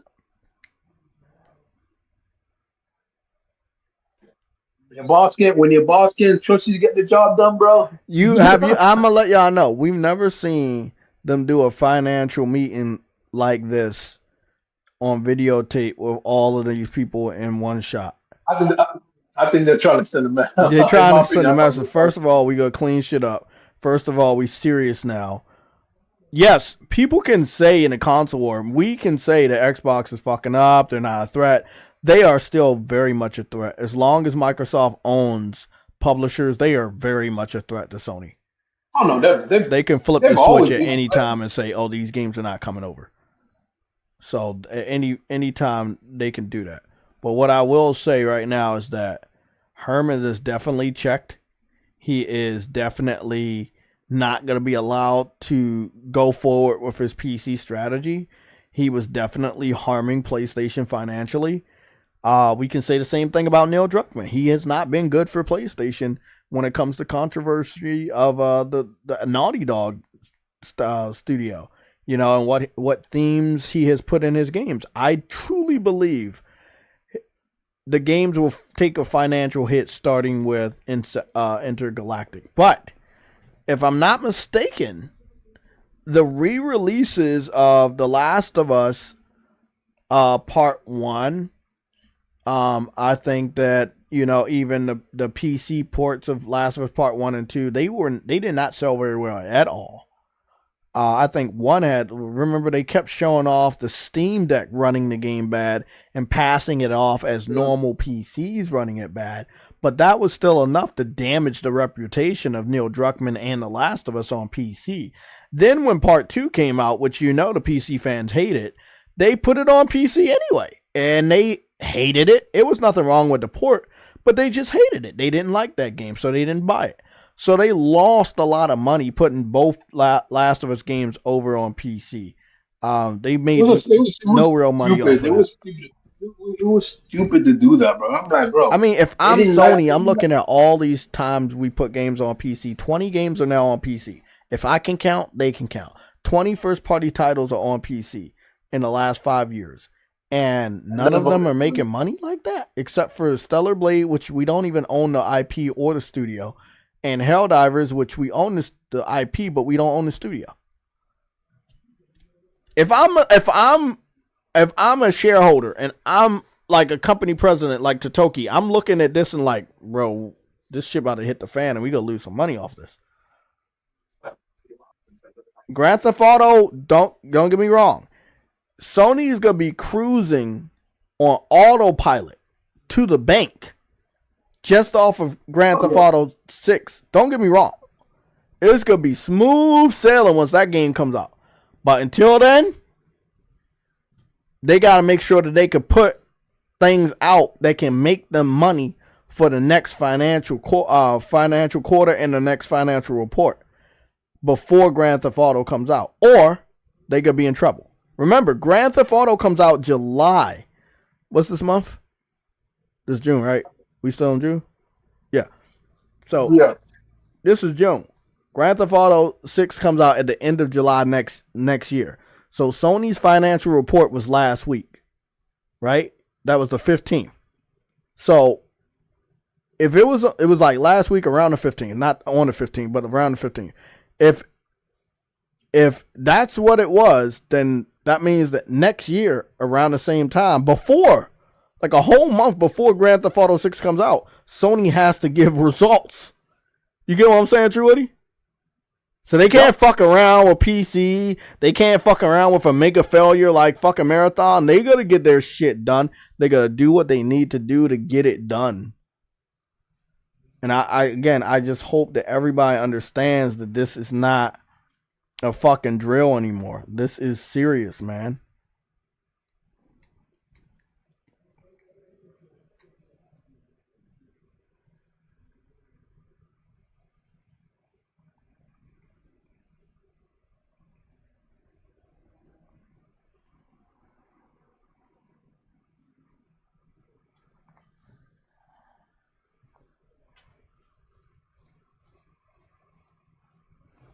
Yeah, this is not a drill. I wish we could hear what they're saying. I mean, I got it on my phone somewhere. As soon as I find my phone, call me the phone finder. So your link doesn't work, like no, the audio doesn't work because this is a third-party app. But I'm still surprised I can watch it. I'm gonna sync that shit up. I think it's important that we hear this because I didn't hear it before. Call me the hearing man.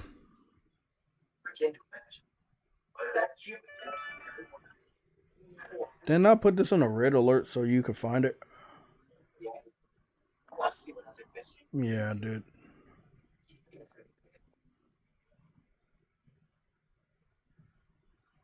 My boy, Frostbite Slash, that big red alert, man. That's what I'm talking about. That's you. You can count on them to post through all the time. Damn, bro. I'm happy about that shit, bro. Everybody in the comment section just saying cancel that shit.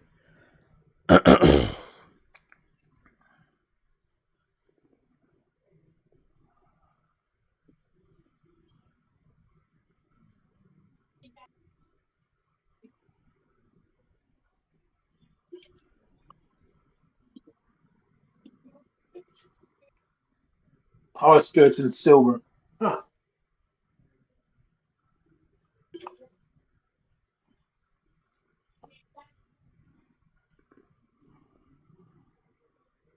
A lot of anti-woke people are in the comment section, and if what I know to be true is what I know, all of them are PC centric. And I literally, before I left off of Twitter just now, I saw one of the biggest PC centric individuals. He's currently gooning over Stellar Blade going to PC.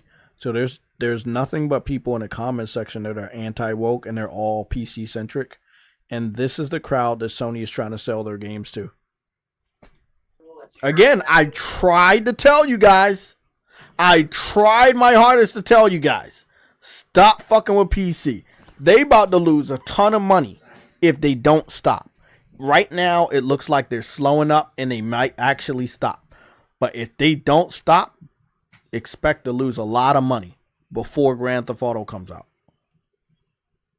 And after Grand Theft Auto comes out. Because all you're going to get from Grand Theft Auto is what, the 30%? Is it? Do they get 30% each sale? 30%, yeah. I want to look that up too when I get a chance. Let me go.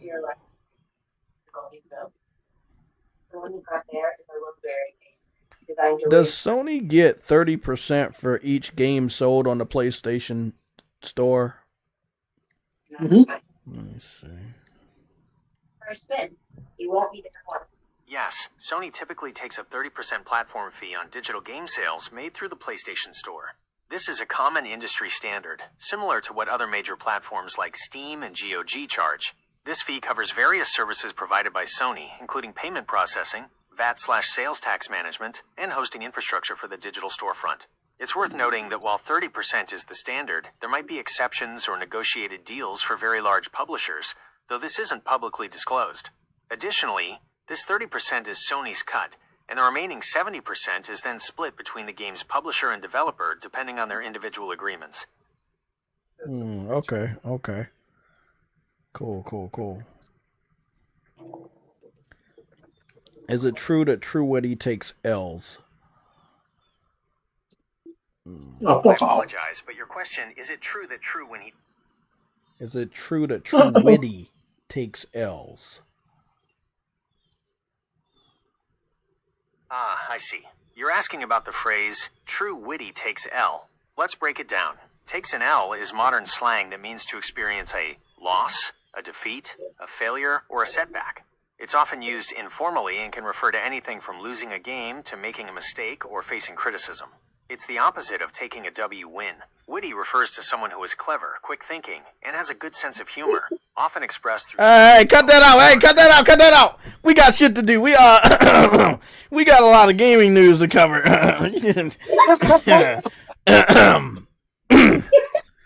Let's continue. Where were we? Yeah, we got a lot of news to cover, people. Let's get back to that. We don't want to hear the prospect of him taking W's. That's not what this show is about. We don't do that. We don't give him W's. These are the things we don't do. Where we at? Let's get back to it. We don't want to hear that shit. Gemini knows everything, bro. Gemini knows you take the L's, okay? They said witty, not witty. So, the spelling was incorrect, so don't worry about it. Don't worry about that, man. He's fucking up. Gemini fucking up. Let's see where we at with that video. I think the video was posted afterwards. Was it right here, the meeting? Yeah, it was the meeting. Okay. Let's see what we can do. So what we can do is we can go all the way back to the beginning.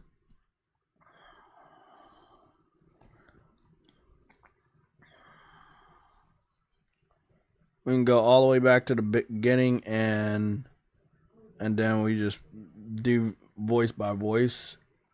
You guys don't mind me doing that?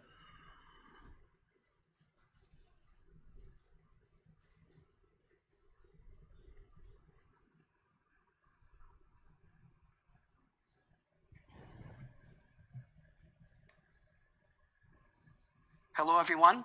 Thank you very much for being with us today. I'm Justin Hill, SVP of Finance and Investor Relations at Sony Corporation of America. I'm joined by Nishino-san and Herman, who had great presentations today. Thank you very much. Very informative.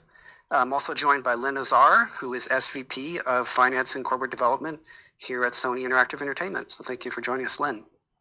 I have a number of questions I'd like to get to today. I'm going to start with the platform business. As Sony Interactive Entertainment and the industry as a whole move towards multi-platform gaming, how will you protect the value of the PlayStation console?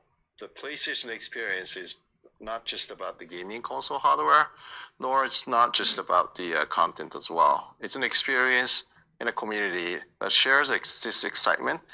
For over 30 years in the past, we've been committed to being the best place to play and publish, and this has helped us establish a dedicated community of 124 million players and an invaluable network over the 4,000 creators. PlayStation console experience is designed to enable immediate gameplay in an immersive and accessible way. We're doing this in a completely integrated way, designing and manufacturing all aspects from the chips to the backend system. And we continue to look for new and innovative ways to broaden our reach and bring our content and a service to the players. The value of the PlayStation console is that still the best place to play, and it's growing as we reach an even broader audience. And you're quite right that we're continuously exploring new ways for players to interact with their franchises. It's important to realize that we're really thoughtful about bringing our franchises off console to reach new audiences, and that we're... However, publisher strategies are... Okay, I fucked up the soundbite because my mark is over there. So let me go get the mark on 1944.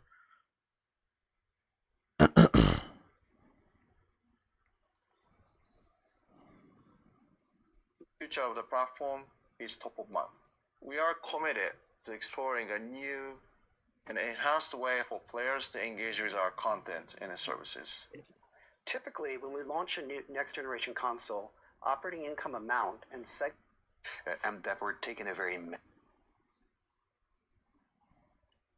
So when the dude started talking about other platforms, Herman quickly started to talk over him. And you know what that means, people? That's the smoking gun we've been waiting for. Like that right there, that is that big smoking gun that we all been waiting for. We was like, whose fault is it? Like, whose fault is it really?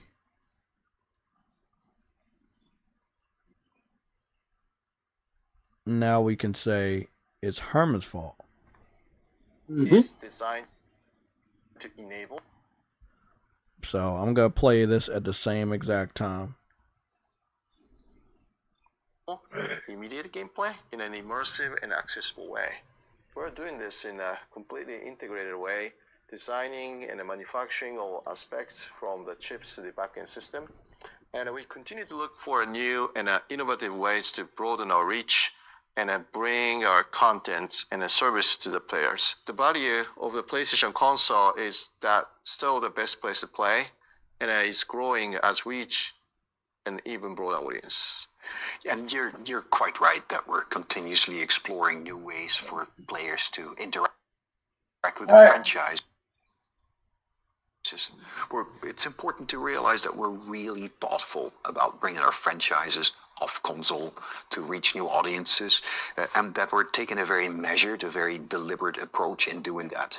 Particularly on the single player side, our tentpole titles, there's such a differentiated, the point of differentiation, I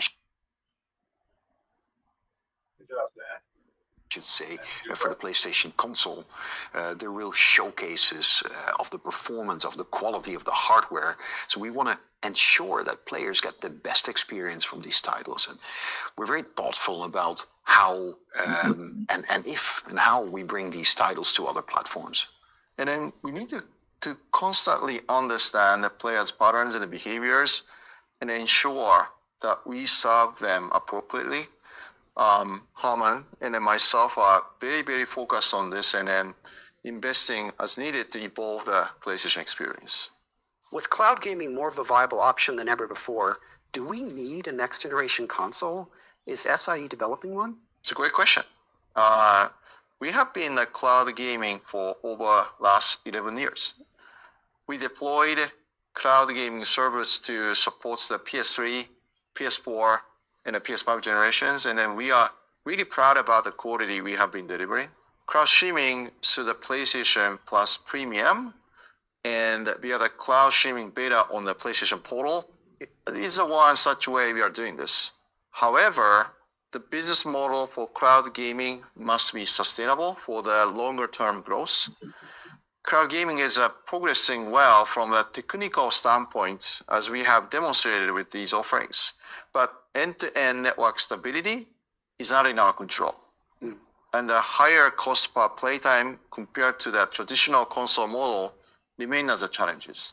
Cloud gaming is increasingly providing an additional option for players to access content, but our belief is that the majority of players continue to kind of want to experience the gaming through a local execution without dependency on network conditions. And PS5 and PS5 Pro have validated these theses, I believe.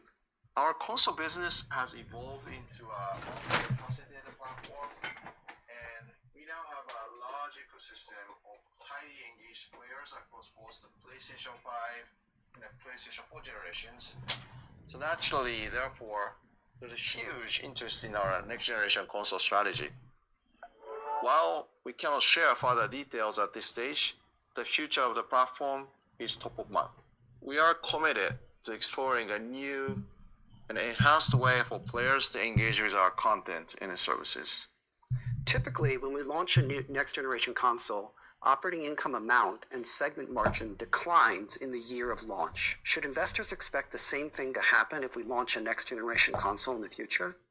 So, as Nishino-san mentioned, we're still exploring what the future of our platform would look like. So therefore, whilst we cannot provide any further guidance on operating income in future years, I would like to re-emphasize that our financial profile as a business has evolved in line with our strategy. So we've reduced traditional cyclicality, as you describe it, by establishing a large ecosystem of players across both the PS5 and PS4 generations, which provides recurring revenues. So this has driven overall high and stable level of spend on content and services, which, by the way, now constitute over 2/3 of our revenue, providing a consistent, predictable, and profitable base of our revenue.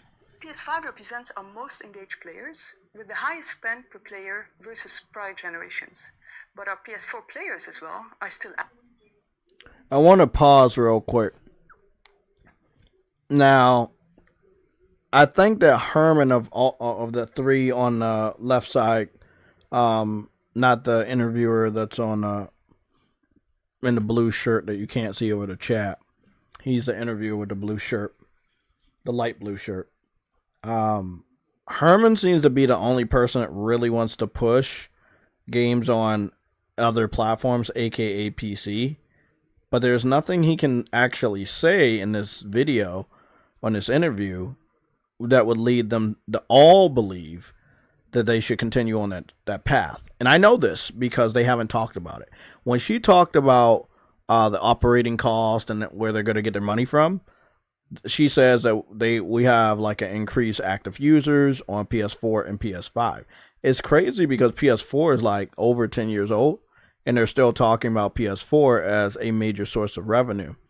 Now, they've been putting games on PC for 5 years, over 5 years now, and she does not mention PC at all. She does not mention Steam at all when it comes to getting revenue. She mentions the oldest fucking system they currently have, which is maybe like over 12 years old, like maybe 13 years old now. I forgot how old the PS4 is, but they're talking about a old ass system being one of their major sources of revenue, but not PC.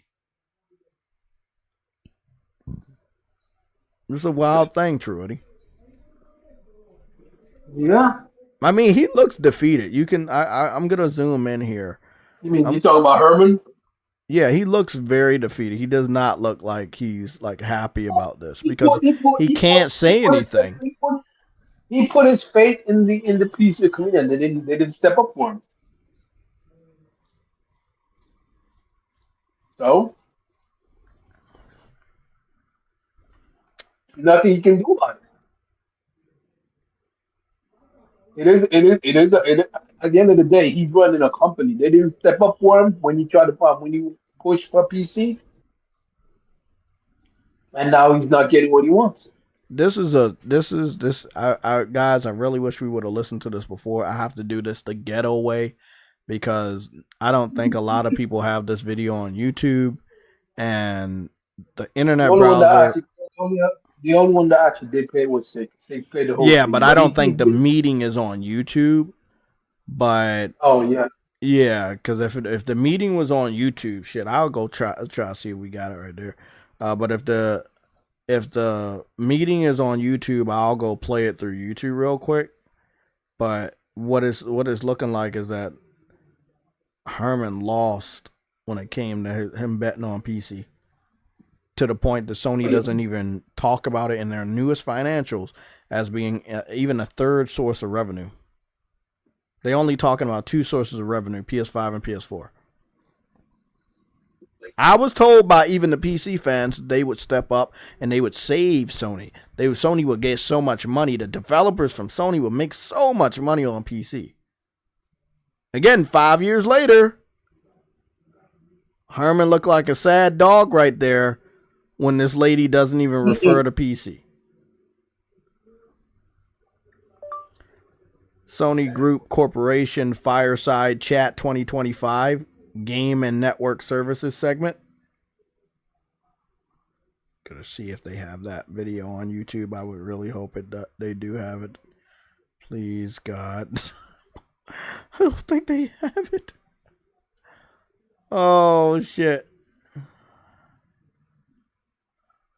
Let me see. I'm going to cut it down a little bit. Do they have it?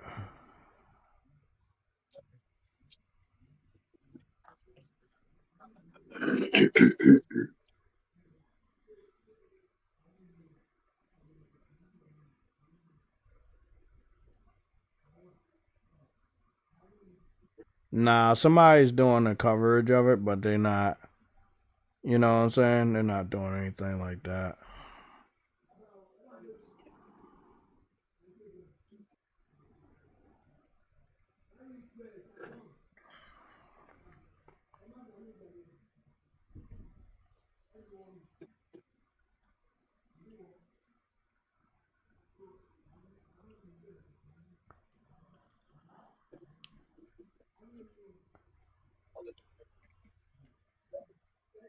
Nope.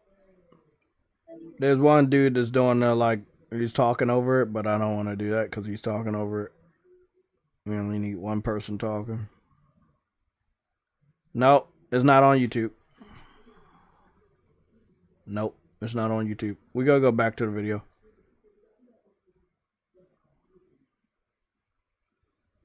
But it's synced up. We gotta go listen to the rest of this, but I mean, it's really telling where Sony makes their money from, and this is what we needed. This is after 5 years. This is what we needed to hear. Now, after 5 years, if Sony said, "Oh yeah, Steam and the PC ports, that's where we make a lot of our revenue," then that'd be a different thing. But you know, people were telling me that was going to happen. Obvious. Yeah, look, the PC fans I fought with 5-10 years ago, you guys are nowhere to be seen because you knew this was going to happen, and now it's the truth, and you don't really care. All you care about is teasing people on the internet about you being able to play a game that you're not going to play. But at the end of the day, you're showing them what I already told them was going to happen, that you guys are liars and you don't actually care about buying games. And they see it. I'm going to play this video and we're going to zoom into fucking Herman's face because he is fucking disappointed that he can't talk about this segment because they got no answers as to where that third revenue stream was supposed to come from, because it was supposed to come from PC, but they can't talk about it because they're losing too much money.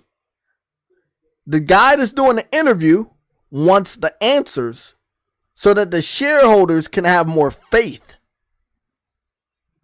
But the shareholders are now only relying on PlayStation console gamers for the sources of revenue so they can have faith in the brand. PC fans, you guys have more than 5 years to show Sony and their investors that you guys could be a good source of revenue. But nah, y'all wanted to pirate games. You wanted to skip games. You wanted to buy them at reduced prices. You're not helping at all. This was a test, man. And y'all failed. We did our part on consoles. On PC, shit. Y'all want a day and date so bad. Y'all want a day and date so bad. That shit funny, bro. They want a day and date so fucking bad, bro. That's what's funny, Truity. They want a day and date so bad. And they fumbled their own bag, bro. Call them the bag fumblers. PS5 represents a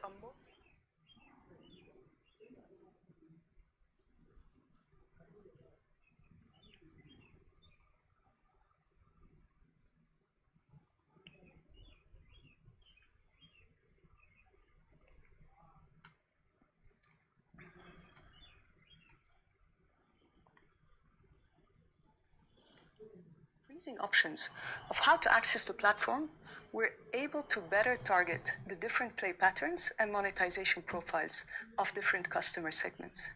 And as we continue to drive a multi-generational ecosystem into the future, we'll provide new ways for players to access the platform and experience our content and services. If the world does move to cloud gaming, what will the impact be on the PlayStation business? And what will be the impact on the PlayStation Store's take rate? So I see cloud gaming as one of many ways to access content.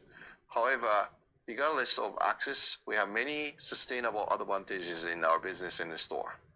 So on our custom side, our first-party exclusive titles enhance our catalog of great third-party content, which keeps players engaging and returning, right?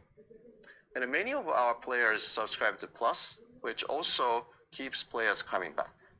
Regardless of access, we look to provide a great experience for players, so whatever the device they are using to consume the content. And this commitment has allowed us to build a large and a curated audience of dedicated and highly engaged players. This ensures that we are the best channel for creators to reach players. Additionally, we provide creators with tools and services to better market and monetize their games. So again, over 30 years, we have developed very deep relationships and an understanding of creator needs that allow us to continuously stay ahead on innovation and services. The 4,000 creators, which I talked about, of all sizes and types that we have relationships with, and the dedicated partner organization that serves them, give us a constant insight into their needs and how to provide ongoing value to them. All of those benefits remain for both players and the creators, and it will provide continuing value even access mode change. Many investors are speculating that Microsoft is moving away from the console. If that's true, is that good or bad for PlayStation? So we think that competition in the business is healthy and then pushes us to innovate. There are multiple participants who together drive the overall game industry. And while there are new engagement models being explored, we ultimately think this is a good thing. However, as I mentioned earlier, we are confident and committed on our current strategy. And there isn't an urgent need for us to pivot, but we will continue to monitor play patterns and invest appropriately as required.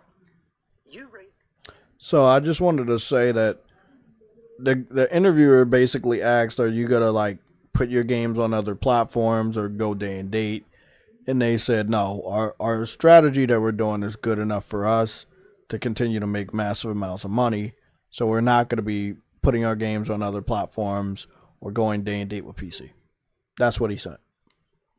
For the adoption of higher tiers within our service, as evidenced by the subscriber mix we achieved in fiscal 24, where approximately 38% of players are now subscribed to a PlayStation Plus Premium or Extra tier. That's higher tier. This is even after the global price increases we implemented in fiscal year 23. And more recently, the local price increases in the selected countries to improve our pricing strategy across certain market clusters and also to account for forex movements. These price increases were partly a result of the increasing value we bring to the players. So the quality and the diversity of content we continue to add, as well as investment in the features to improve the service further, such as player personalization and enhanced content discovery. PlayStation Plus service offers great value for our players, and we will continue to add more value and adjust our pricing strategy in a dynamic way to maximize the profitability. What is the strategy around the PlayStation Portal, and are handhelds a part of your next generation strategy? Yeah, the PlayStation Portal is part of our strategy to offer more flexible play styles. When we invested in the PlayStation Portal, we wanted to ensure that any handheld device we create would be able to provide players with the full PlayStation experience that they have come to expect through our consoles. We want to make sure our games look good when played on handhelds. The smartphone is too small a screen for high fidelity, so I wanted to approach portable gaming via streaming, which led to the PlayStation Portal. Currently, the Portal owners spend 30% more time playing, and then later into the evening. It's showing the impact the Portal has had on the play patterns. Sales are progressing steadily, and then more importantly, it has unlocked additional engagement across our player base. So we remain committed to exploring new ways for players to access our content and services. So now I'd like to move to the studio business. Totoki-san has said that the role of the PlayStation Studios has changed from that of a platform enabler and marketing tool to a profit growth driver. What has changed to increase profits? It's a great question. SIE Studio Business is now both a creator and a publisher of world-class gaming experiences, all while driving sustainable, consistent growth. And we do that, as always, through innovation and creativity. And we're doing this by focusing on our three key strategic pillars. The first is continuing our leadership in single player. Secondly, by building our capabilities in live services. And then also by growing our franchises into IP powerhouses. Another important They didn't get to that part about PS6 yet. On operational excellence. I just want to let you guys know they did not get to the PS6 part yet. If they did get to it, trust me, we would shut the show down and just talk about that. But they did not get to PS6 yet. But they said that they are working on a new system. Framework to enable making more informed choices and effectively balancing the profit potential with the associated risks that come with these opportunities. We've also changed the way we support our studios through central services with more greater operational rigor, much more intentional, kind of top-down approach to our portfolio, increased oversight of our development processes. We have introduced some new ways of working that includes greater use of outsourcing, greater use of co-development, and a much greater integration of future-facing technology as well as data solutions into our workflows. How committed are you to live game services? Are you going to invest as much capital into live game services as you originally planned? Yeah, we remain very committed to building a diverse and a resilient live service portfolio. I mean, we have MLB The Show, Destiny 2, Helldivers 2, and these are all really good examples of the type of titles that we're looking to develop. These titles have already established an enduring player experience, a set of player experiences and communities across quite a wide range of different genres. And together that provides a really good foundation for our ambitions in this category. I would say that additionally, we are continuing to invest in new live services, with Helldivers 2 providing such a great example of the level of success we can achieve. Now, he's only talking about Helldivers 2 because it got successful. They would have talked about Concord if Concord was successful. He's only talking about which one is successful. But he is not talking about Marathon. And he is not talking about Concord, although it was a flop. And he greenlit it. Now in that game make up more than half of the revenue. We're also very excited about Marathon's anticipated launch in this fiscal year. Great. And they just fucking delayed it indefinitely. Fucking liar. He's a liar, bro. They need to get rid of fucking Herman, bro. So live service, we really see that as a great opportunity for us. But with this great opportunity are some unique challenges associated. So we talked about it, some early success, as with Helldivers 2. We've also faced some challenges, as with the release of Concord. Of course, bitch. Really Don't forget about Concord. Titles, some really big efforts. Two of these Game of the Year. Ultimately, that title entered into a hyper-competitive segment of the market. I think it was insufficiently differentiated to be able to resonate with players. And so we have reviewed our processes in the light of this to deeply understand how and why the title failed to meet expectations, and to ensure that we're not going to make those same mistakes again. As I said earlier, he said we're not going to make those mistakes again. I guarantee you after this meeting, they went over that bitch. I guarantee you they went over there this week on Monday. And they was like, yeah, y'all niggas y'all not releasing this shit. They asked some motherfuckers for a progress report after this meeting, because this went on last week. And for Marathon, it's our goal to release. Oh, fucked up. Hold on. I fucked up. Very 1549. Let me stop this real quick. I gotta go back to 1549, which is the date of Truity's birth.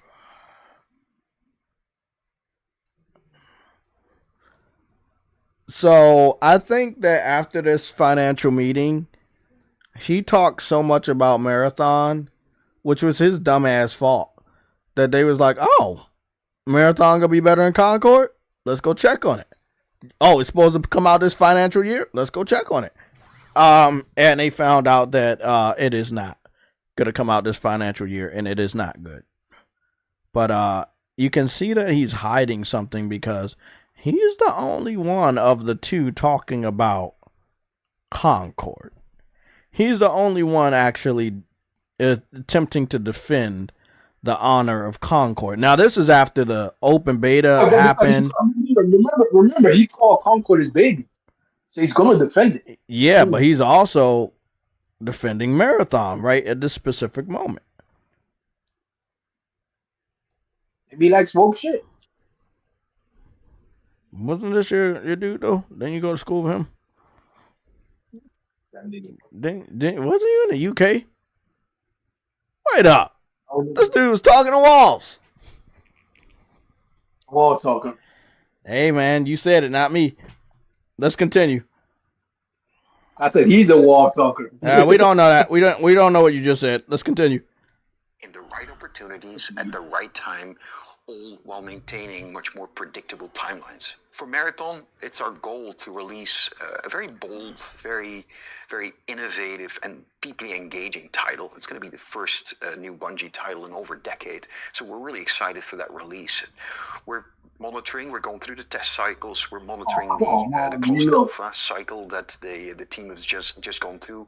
We're taking all the lessons learned. We're using the capabilities that we've built in analytics and user testing to understand how audiences are engaging with the title. And some of that feedback, frankly, has been varied, but it's super useful. That's why you do these testing. And the constant testing and the constant revalidation of assumptions that we just talked about, to me, is just so valuable to iterate and to constantly improve the title. So when launch comes, we're going to give the title the optimal chance of success. And this cycle of test, of iterate, test again, that is such a key component of the live service success, both leading up to launch, but also throughout the life of the game.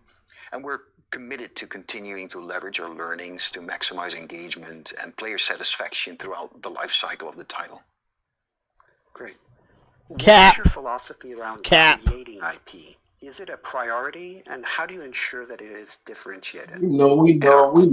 We believe that great new IP originates from passionate teams with amazing ideas.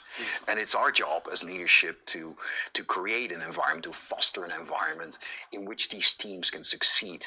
As leadership, we support them with the tools, the capabilities, the structures that they need to develop those ideas into successful new IP.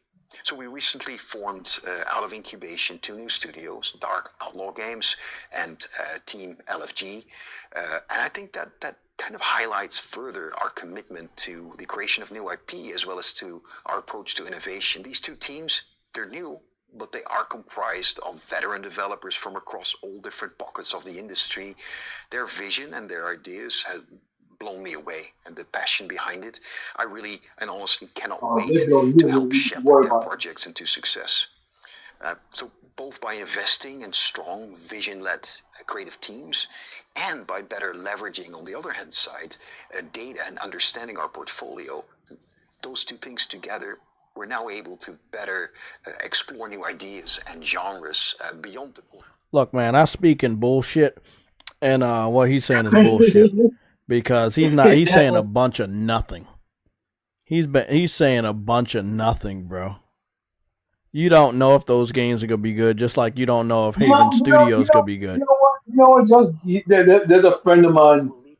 There's a friend of mine. Hold on. Always said this. Years. What do you think about those concerns? Yeah, so we closely monitor the kind of overall gaming industry, including the action of other market participants. Additionally, catalysts in the market are great for the industry as a whole. And then as they invigorate the excitement and demand more broadly. So it's great to have people launching new things. However, as I mentioned previously, we have a differentiated strategy. So PlayStation 5 is designed for an immersive gaming experience. And this includes the innovative DualSense controllers features as well. We believe PS5 level performance is required to achieve a great experience on big screens.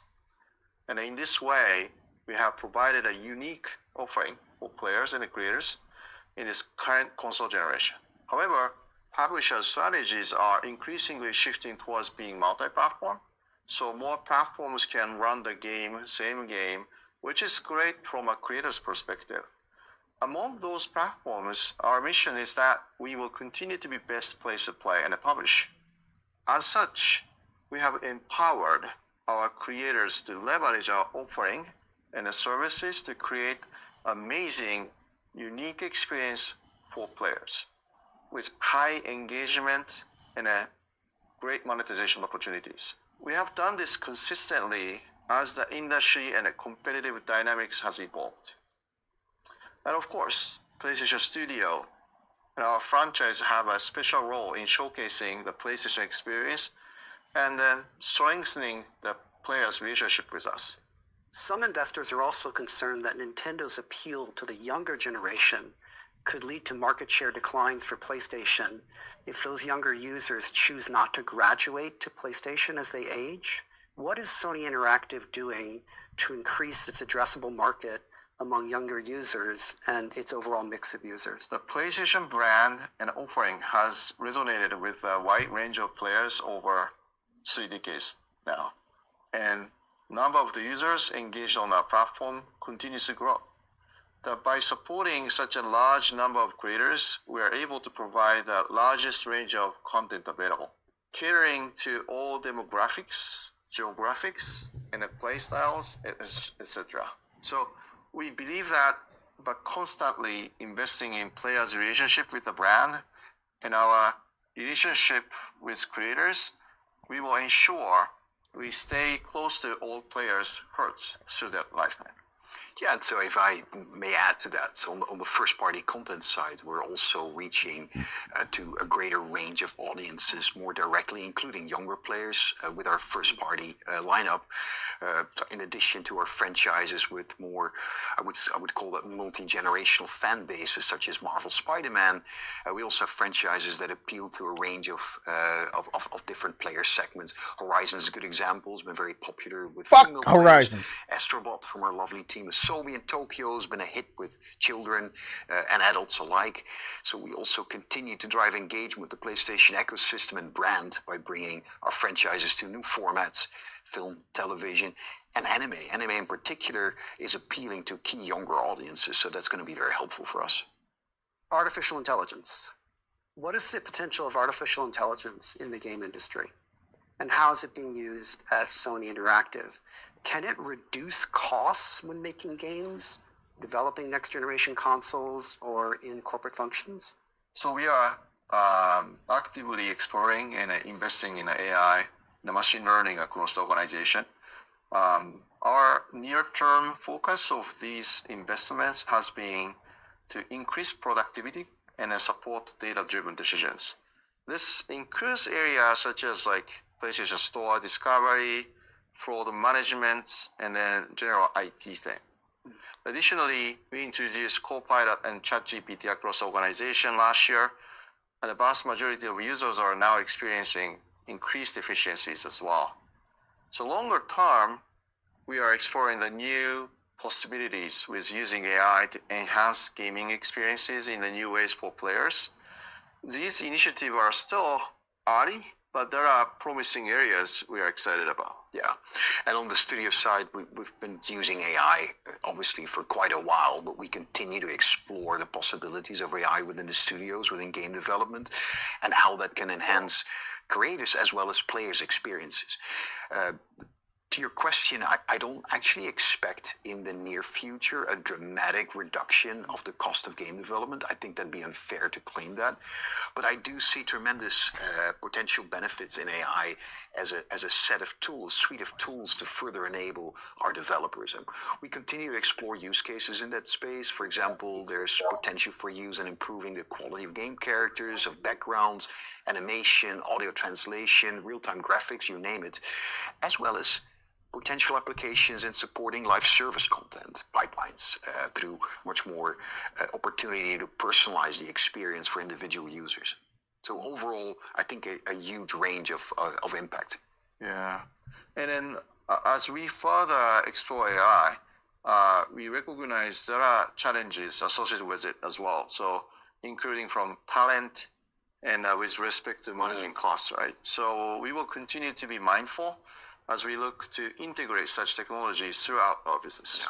I'd now like to turn to financials and KPIs. So Nishino-san and Herman, what KPIs are you focusing on for each part of your businesses? Herman and then I are focused on continuing to drive sustainable, profitable growth for SI as a whole. And then accordingly, we have operating KPIs that are constantly monitoring to support this. Having said that, as mentioned in the presentation, the PlayStation platform is the strongest it has ever been. And then we are largely focused on the KPIs that reflect the core pillars of our businesses, audience engagement, and the monetization. We have achieved a record high numbers of monthly active users. This has been driven by the success of the PlayStation 5, but also by our strategy of providing additional ways for players to access our platform. Importantly, this strategy allows us to capture the value from different player bases, each with different monetization profiles. So as a result, we have been able to achieve record high levels of engagement and spending on the content and the services. Yeah, and so for the studio business, I would say that we're focused on quality, on timely delivery, engagement, and profitability. Of course, ongoing monetization as well. So back to those pillars I was talking about in single player, we're focused on consistently delivering at least one tentpole title per year, the right time in the year, at the right quality level, which have players come to expect from PlayStation Studios. In live services, we're focused on building a recurring base of enduring live service titles that drive ongoing engagement and monetization as achieved by our releases to date. And then finally, we'll continue to grow our franchises through a very thoughtful release cadence and as transmedia properties. You expect to increase operating income amount and margin percentage in fiscal year 2025 compared with fiscal year 2024. But can you further grow them in fiscal 2026? And if so, how do you intend to do so?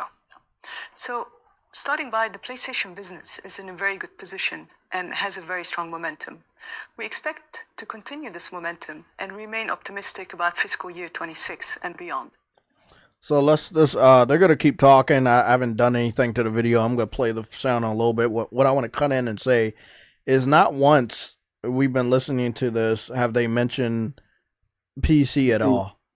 They have not mentioned Steam, PC by name. They have not mentioned PC ports by name. They have not mentioned ports by name. They have given no credence, no acknowledgement to PC whatsoever. And this really is something I love to hear, because they have learned that they're not making any fucking money on that platform. Like, because if they was to even mention PC, he would just ask another question like, what about how much money you're losing? And then they would be set up for a trap. So they're not even going to mention PC because they're not in a good enough position for this interviewer to not catch them in a trap. And we expect this to continue across many key areas. First, strong sales growth driven by highly engaged and multi-generation MAU. And then an increase in the PS Plus, we spoke about that, increase in PS Plus revenue due to the shift to the higher tier and also our price revision. And then on the first-party live services, becoming more consistent, predictable, and growing revenue stream. And also with the continued strength and reliable delivery of our tentpole titles, incremental revenue also generated by going off console with our first-party IP. And finally, the strict cost management and the operational excellence we have in place. All of these. So she said off console with our first-party IP. That's the only thing they're talking about with PC. She went through a long list. She said multi-generational monthly active users. That means PS4 and PS5. But she went to PC last, like pretty much last as far as where they're expecting to get some additional revenue. But it's not high up on the list. And it's the only real time they didn't say PC by name. They just said off console. And if you guys are like us, we know what that means. It means like not on PlayStation, but maybe on PC. I don't like what Herman said, where he said one game per year at the right time. There's never a right time. We've analyzed this here at the PlayStation Legion. There's never a right time to release a game, especially if you don't have your eyes glued to the calendar. But they said one game per year. I don't fuck with that. I'm glad he didn't say that. But if this is what Herman and Jim was like, oh, this is our end goal, like we're gonna do one major game a year. Well, what if that major game doesn't deliver? Then that means we don't get anything. So, like, prime example, they are really looking forward to Marathon making money for them. Marathon is no longer on the schedule to make money. They're going to lose money in the games as a service sector. What do? Yes, you still have Helldivers, but what do? We just went to Super Earth. What other major thing do you bring to Helldivers? The game is now about to be 2 years old. It looks like the shit's over now. But again, we didn't get what we got all the way to the very end. And she finally mentioned off console, aka PC. They did not talk about PC the entire time. They were talking about finances and revenue. Again, I made this title of this live stream not even including this. I was not even going to cover this shit. I wasn't going to cover this at all. And also during the live stream, we get an indefinite delay of Marathon, which again, Herman is claiming in this meeting that they're going to make money off of. Don't worry about the live service. We got Marathon coming out. We got to make money off of it. They need to fire him. He's taken too much L's for the company. He's taking financial L's for the company. He needs to be fired. I'm pretty sure they can get anybody else to fill his fucking role. He reminds me of Phil Spencer. He reminds me of somebody that knew the right people to get that position and does not know what he's fucking doing. His fascination with PC is killing PlayStation's value to the point that we now, like he said, one tentpole first-party exclusive per year. Okay, that's bullshit. If you want to give us one tentpole game per year, we getting Death Stranding. That's basically in the middle of the year, towards the end of this month in June. June's the middle of the, that's like the middle of the fucking year. Then we have Ghost of Yotai. That's in October. That's 2 games. Next year, he's saying one tentpole a year. Then, and I guess that tentpole means, sorry, my fault. Tentpole, I read this on the financials. Tentpole means a game that's an existing IP that's really popular. So they actually had 2 this year. Because Death Stranding, and then they got Ghost. But Ghost is more popular than Death Stranding and made more money. So they got Ghost. But they still releasing Death Stranding. Next year, what the fuck do they got next year? They don't have a tentpole next year, because next year, they don't have anything next year. They haven't announced anything as a tentpole next year. Huh? Next year's Grand Theft Auto. But that's not their game. They're only getting 30%. We talking about first-party tempos. This is what they said. Here we go. Single-player creative leadership and consistency delivery. Annual tentpole releases underpinned by established and emerging franchises. Intergalactic, new IP. Wolverine, new IP. Intergalactic and Wolverine are listed under upcoming. But they don't have a specific year, as you guys can see. They don't have a specific year. It's just basically upcoming. Let me move the chat out the way. So they don't have a specific year. It just says upcoming. So after Death Stranding, after Astrobot, after Spider-Man 2, after God of War, after Gran Turismo Horizon, again, you started to see we're not getting a lot of games per year, bro. We're getting like 1 game per year. It's right here. We've gotten less games since they put games on PC. Are you guys happy about that? Do you see what I'm talking about now?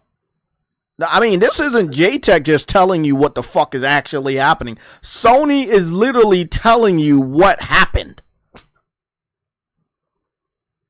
They literally told you only got 1 game per year. 1 major game per year. You happy about that? You happy about them focusing on PC? You like those PC ports and the money that they're not getting for IPs that we're not getting? Y'all should be fucking as pissed as I am. We're not getting Marathon, no matter how shitty it is. It got indefinitely delayed today, and we know that means cancellation. That IP doesn't exist. Concord, trash. Got canceled. Well, not canceled. It came out, and then it got shut down. And then while Sony was at it, they was like, fuck you, the studio. And they closed down the studio. So they got Helldivers. But Helldivers is their IP, but they don't own the studio. Sony better go pick up that fucking studio while they fucking can. If they so focus on games, live service titles, but there's only one winner, and the winner you don't own, but you keep trying to make your own games as a service, but they keep flopping. I think it's about time to go buy the person that's winning. You would think that would be a smart idea, It would be a fucking smart idea. It would be an amazing idea. The reason why I'm pissed off, the reason why I'm stressing out is because, first of all, we have their upcoming games. One has been leaked to holy hell, which is Wolverine, although it's a powerful IP, don't get me wrong. Intergalactic is going to be severely rejected, and they're not going to make the money they need to survive off of that year. And then that's it. Yeah, Grand Theft Auto is going to do numbers. It's going to sell a lot of controllers. It's going to sell a lot of consoles. It's going to sell a lot of PlayStation Pluses. It's going to do really good. But if you're a PlayStation exclusive gamer like myself, and don't worry, it does not mean I'm not buying Grand Theft Auto 6 day one. When Grand Theft Auto goes up for pre-order, I will be one of the first getting it digitally. It's going to get got. But if I'm being 100% honest with you guys, if Sony's betting on their financial future for a leaked game and a woke game, both together are not going to make them enough money to get the revenue that they want. And I don't even see Marathon in here. So they already knew Marathon was a flop. Even though this is a single player sector. Sorry, my fault. That's the single player sector. They did put Marathon and Consoles Beyond. And Marathon is right next to Helldivers and Destiny. A Marathon is going to be gone. So without Marathon, you're relying on two older IPs. And yes, Helldivers is considered old now. The game came out in the beginning of last year. It's going on 2 years old. It had its most major update we were ever going to see, where we finally introduced mega cities. And we went to Super Earth for the first time. So, but, you know, I don't know how much you can drain that lizard, you know? I don't know how many updates you can put. Maybe they got some other stuff in store for us. We already got melee weapons, finally. We got vehicles. We got mechs. They're introducing different enemy types. Maybe they have one more, cosmetic crossover. That would be awesome, that people really like. But Destiny got multiple DLCs coming out this year. They're gonna milk that shit. Marathon's canceled. I mean, games as a service, Astrobot is in there, and the only reason why Astrobot's in there because it continuously gets annual content. And different Astrobot characters, so I guess that makes sense. But it's not making money off of that. It's free updates. Horizon is there because it's supposed to be either a Horizon co-op game or a Horizon MMO, but we haven't seen a new gameplay trailer for either. We see MLB The Show. We already know what that's all about. I think we have Dreams in the corner, and we also have Gran Turismo in the corner. So we know what that's all about. But those are older. That's why they're covered up. You're not making a lot of money in the games as a service sector because you don't have a lot of IPs that still exist. And you don't have a lot of new games for the games as a service. So I think that Sony can still do good with single player. But instead of doing live service titles, they should do what developers started to do when they introduced RPG elements. Introduce live service elements in traditional multiplayer games and build on it from there. Sprinkle it in. Yeah, sprinkle out those microtransactions in if you want. Sprinkle some games as a service elements into a traditional multiplayer based game, similar to what they did with Uncharted, you know, and even Killzone, where, you know, you got in, you got updates, and even Monster Hunter, prime example. You know, it's not a traditional live service game, but it has live service elements, you know, minus the microtransaction, and they make a lot of money, and they're doing good. But I don't know, man. I think that Herman just will not give up on that PC strategy, but after yet another one of Herman's identifiable babies flops, he has no choice in the matter. He does have a choice because they still employed him. What I'm trying to say, 1 second, Truity, what I'm trying to say is that now he has two smoking guns. He has Concord and he has Marathon. They're going to have no choice but to let him go because now he has 2 identifiable babies that he said was going to be good. He's on camera. He's in that interview claiming that Marathon was going to be good. It's going to come out. It's going to make them money. Now, the following week after he said that, they fucking have to delay it indefinitely. He's going to lose his job very soon. I don't think he's going to make it to the PS6 generation. He might not even make it to the end of this gen. He is going to lose his job. He is reminding me so much of fucking Phil Spencer. And if it's one thing I know about Sony, they don't need a Phil Spencer. Just facts. I'm just spitting facts right here. I'm tired of it. We are not the fucking side of losers. We take W's. We don't take L's. I'm being 100% serious. I want y'all to understand this. Look at this. These are older IPs, established ones on live service. These are new ones. We know they're going to flop. Marathon already got indefinitely delayed. When it comes to Fair Games, Jade Raymond left the studio that she fucking founded, which is Haven Studio, which Sony prematurely acquired under the guise of Herman Hulse. So, like, Herman's going to take yet a 3rd fucking L with Fair Games. Herman's hands are all over the live service shit. And that's what I like about this new guy that he's with. It's like, okay, Herman, you're going to be left held in the back. That guy's not in charge of that sector. You are. So when shit goes up in flames, and it is currently going up in flames, Herman is going to be the only individual that's going to be taking L's. I mean, besides my good friend True Woody. But besides him, Herman's going to be taking massive amounts of L's. And of course, True Woody. Maybe they have an L party together. Who knows? I mean, on the serious side, he needs to lose his job. I don't give a fuck where he goes. Well, I've been on the side of he needs to be fired. Like his focus on PC has been damaging the PlayStation's brand to the output of games as a whole. You know what I'm saying? Just as a complete whole. Like we basically got 2 Spider-Man games, and that's cool. But we could have had Wolverine by now. It could have been counted in there. Just under Marvel. Instead of just naming it Spider-Man, they could have just named it Marvel. Could have had Wolverine in that list. God of War's good.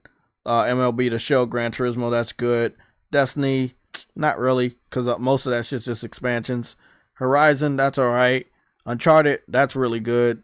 Last of Us, again, that's just a bunch of re-releases. It's only Last of Us 1 and 2. There only should be 2 fucking names in that list, and Horizon should have... No, actually, Horizon's good. Horizon Zero Dawn, Call of the Mountain, Forbidden West, and the Lego game. Horizon is good. Spider-Man is alright. MLB, Gran Turismo, God of War, they're all right. Last of Us, that's inflated. Destiny, that's inflated. You got the re-release and remaster of Last of Us 1 in the fucking Last of Us sector. Listen to this. It says Last of Us Remaster, Last of Us Part 2, Last of Us Part 1. They have Last of Us 1 3 different times. A remaster, original release, and a remake. The joke is not even fake at this point. They really just... Naughty Dog needs to do something else. And then, when you look at Destiny, they have 3 different fucking expansions on file.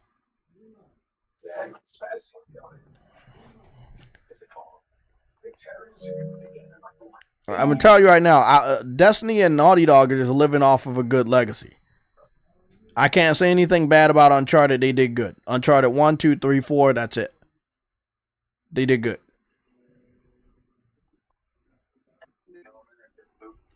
Looks like God of War is the one that makes them the most money. That makes sense. And then they say they're developing IPs right here. Ghost, Helldivers 2, Astrobot.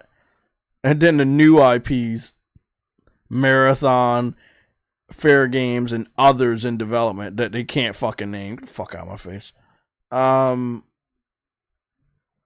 agree with Ghost. I agree with Astrobot. I also agree with Helldivers. However, if you're stupid enough to give the rights back to Arrowhead, then they will fucking completely leave you. And I hope that Herman is not in charge of that thing anymore, because Herman, I guarantee you, he was the one that agreed to Kojima getting the rights to Death Stranding back, which is the dumbest fucking thing ever in all. You spent all that money making his two most expensive projects just to give him the rights back, even though they didn't make the money back. I don't think that they made the money back that they what they were looking for. And you gave him the fucking rights? Fucking crazy. It's crazy because you gave him the rights and you can't even count that as your IP because you gave him the rights back. There's a reason why we can't even fucking see Death Stranding. Because you gave him the fucking rights back. I'm telling you, man. Like, Herman's a fuck up, man. I said it years ago. I'll say it again. He is a fuck up. Who made this fucking picture? Some PC fan port begging for Bloodborne. Who made that? True, you make this picture? Did somebody in the chat? Did somebody in the chat make this picture? Somebody made this picture. This doesn't look like an image I would make. Yeah, this looks like the image is similar to my thumbnail, but I don't think I made that. I don't think I wouldn't do that. What are you guys' thoughts on the financial meeting? What are your thoughts on the title of this live stream? Do you really think that Sony needs to continue to fuck around with PC? Because they're losing a lot of money, faith, and they're losing a lot of time. You know? Every time they take a financial L on PC, that's more time we have to wait for the next big game.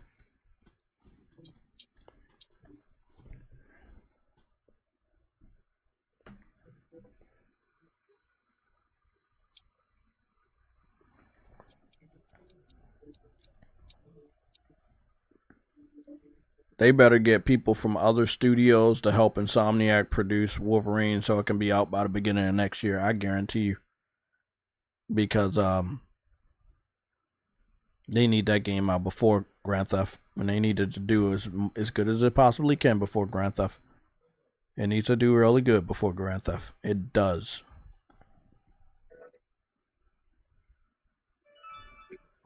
Yeah, me too, man. I know people like PC for all different types of reasons. And I like PC too, right? But when it comes to their community, they're not helping us as PlayStation console gamers. Nothing they do helps us positively. We don't benefit from them making mods. We don't benefit from them pirating our games. We don't benefit from them not buying our games. Like, we're not directly benefiting from anything the PC fans do when it comes to PlayStation games. We're actually not, like, we're not benefit. So it's a negative effect. We're getting less the more PlayStation fucks around with them.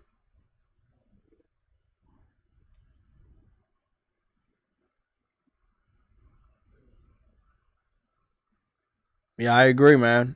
PlayStation needs to focus on making real exclusives again. Orlando Ray, what's going on, man? You said they need to hire me for the game sector. I would take it. Give me a fucking team. I would take it. I would take it, man. There are tons of games that they can remaster and quickly get out, get that interest back, get that goodwill back, get that fan service back. You know, there are tons of IPs that they own already that they can quickly release and get some quick money. And they don't need PC to do it. You know, put that message out there. We're putting this game out to see if you guys are interested in a new version of this game. By buying this game, we will know if you really care enough about this IP for us to go forward with a sequel of this beloved franchise. That is the message that you need to tell us. And we will fucking do what we need to do. But if you just fucking throw out a remaster and not let us know if it's a test or not, we're not going to fucking know if it's a test or not.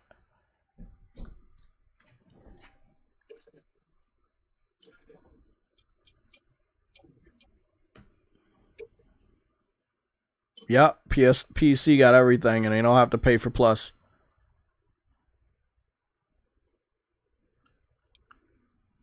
That's the most bullshit thing about that Sony's actually ever done to me. I know, but you know what? That's what all I wanted to do is I wanted to listen to that interview.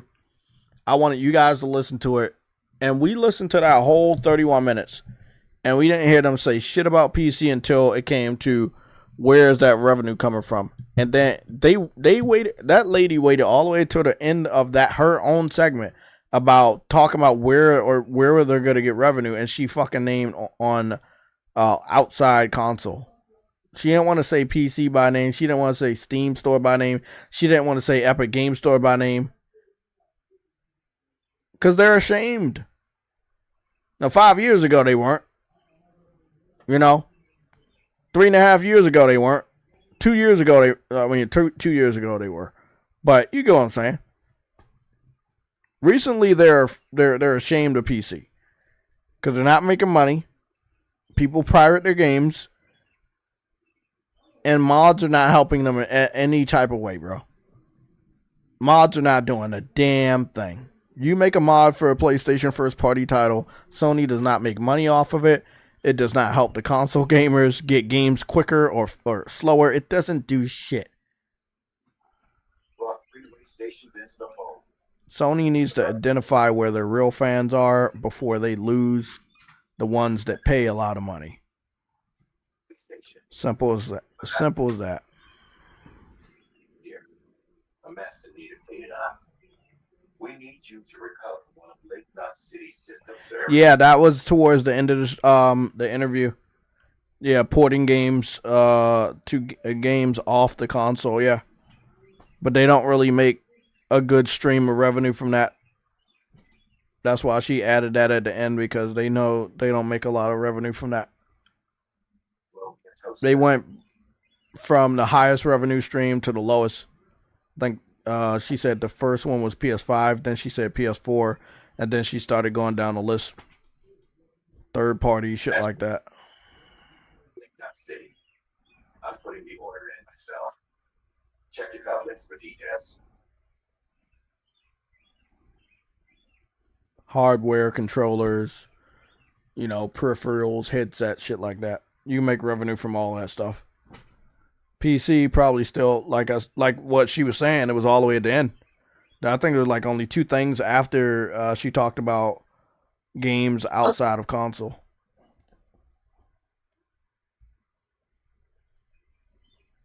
Not much you can really say. Yeah, I did hear that about rethinking the pricing of subscription. Yeah, because they gotta make more money for all the money they lose. So when they lose money on Concord, they gotta raise prices somewhere else to make that money back. When they lose money on Marathon, they gotta raise prices on something else to make that money back. When they lose money on PC, they gotta raise prices on something else to make that money back. It got nothing to do with fucking tariffs. It got everything to do with them losing money. And multiple times, large amounts of money, constantly, on a fucking yearly basis. So in other words, we're the only one. Yeah, we're the only people actually supporting PlayStation. It's not PC. It's not live service titles. It's PlayStation gamers that buy single-player games that are exclusive.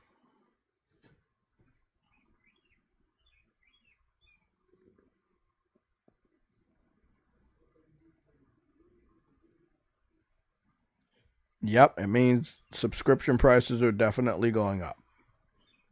Don't know when, but you might want to prepare yourself.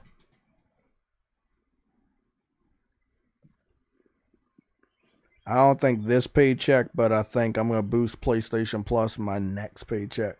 So that'd be like the beginning of July. I'm going to boost Plus for like another year. So I just don't got to worry about it. I've been doing month to month. I know that's crazy, but I've been doing month to month. But I'm gonna go just get a whole fucking 2 years of shit and just knock it out. I'm just tired of it. So far, I've been doing month to month. Yeah, you've been doing month to month? Yeah, I was doing month to month too. But if I can get a whole 2 years, I would actually better, and I don't have to actually pay. I would try CD keys. I gotta go see, CD key got a plan that's cheaper, but I highly doubt it. They don't normally have PlayStation stuff there.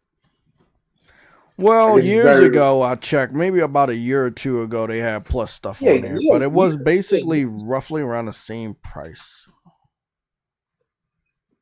Or no, it was in another country. It was Plus for another country, I think. I gotta go check again. Haven't been there in a while. I have no idea how much you can stack. I think it's a couple years, but I don't know the exact number.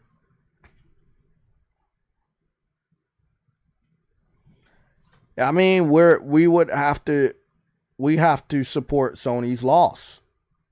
Sony is losing money on their PC strategy. Sony is losing money on their live service strategy. It's up to the single player PlayStation exclusive gamer that has to facilitate that loss by paying more money for subscription, maybe eventually more money for the game itself. Yep. If they never fucked around with PC, they would have never needed to focus on live service titles. If they never focused on live service titles, they would have never been losing this amount of money. It's a domino effect. I understand. I see things completely different from fucking 80% of the gamers in our fucking community. But man, at a certain point, everybody should have saw what was happening. Like, I'm dead ass serious. Y'all really didn't see that giving games to a community that pirates shit all the time was gonna not be beneficial to Sony? And that we were gonna end up holding the bag anyway? They are known for doing that too. Exactly, bro.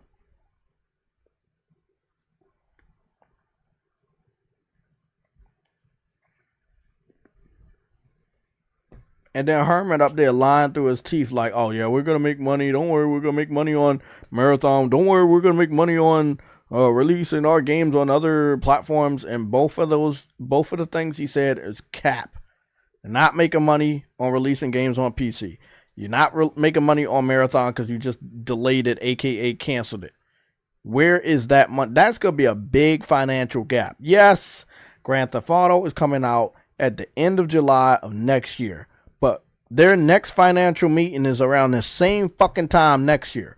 That's before Grand Theft Auto actually comes out. So you can't depend on Grand Theft Auto 6 to save you over the next financial year.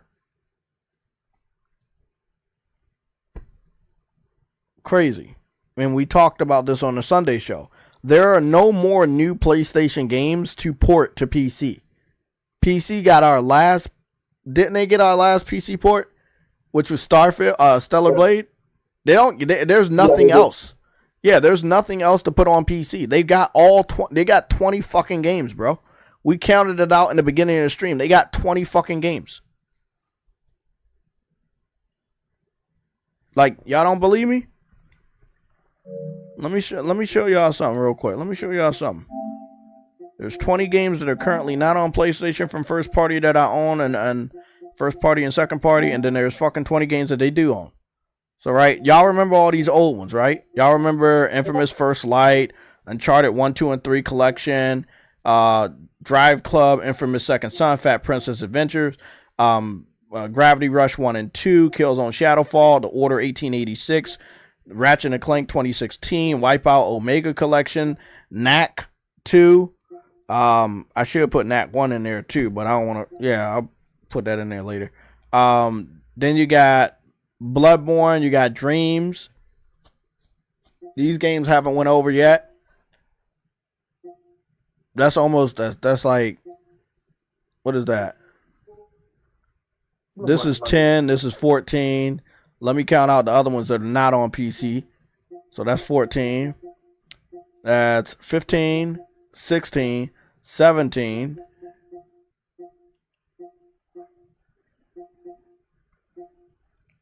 18, 19, and then Gran Turismo 7 is 20. So that's 20 games in this list of 40 games. So 20 and 20 is 40. So I name 20 games that are not on PC. That means the rest of the 20 are on PC. So let's count it out. Horizon, that's on PC. Stellar Blade just released on PC. Rise of the Ronin is on PC. God of War Ragnarok is on PC. What else we got here? Last of Us Part 1 is on PC. Last of Us Part 2 is on PC. Helldivers 2 is on PC. Spider-Man 2 is on PC. Spider-Man 1 is on PC. Horizon 2 Forbidden West, that's on PC. Uncharted 4 and Lost Legacy, that's on PC. The collection. You got Death Stranding, that's on PC. Ghost of Tsushima's on PC. Returnal's on PC. Ratchet and Clank: A Rift Apart's on PC. Sackboy: Big Adventure's on PC. Spider-Man Miles Morales, that's on PC. God of War 2018, that's on PC. Until Dawn, that's on PC. And Days Gone, that's on PC. 5 years, 20 games. Make it make sense. And the whole collection of Quantic Dream titles that Sony doesn't own anymore, but they used to be exclusive. But I'm not going to count those because Sony don't own the studio or the rights to those games anymore. Well, something like that. But let's not count those. But those are on PC as well. So you add those together, that's like fucking 3. So 23. If you want to be picky. But they didn't do those ports. That's why I'm not adding those to this list. They didn't do the Quantic Dream ports. Quantic Dream did those ports. But again, if you look at this list of their first party titles, studios they either own or IPs they own or stuff like that. Yeah, or they published. Yeah. This is it's 40 games, 20 that are not on PC because they're super old, and 20 that are on PC because they're recent.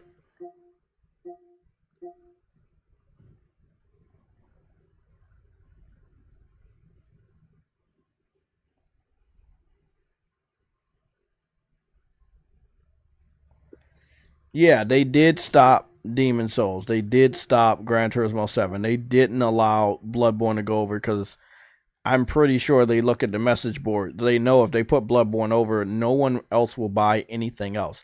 I think sales will go down dramatically if they release Bloodborne on PC. Mm-hmm. No one will touch anything else. If they even if they put the Demon Souls remake over there, it'll be the same effect. They're gonna get less sales from any other game they release on there. Because once you give them the games they really want, they won't touch anything else. The only reason why they were pretending to buy these games is so that they could get the ones they really want.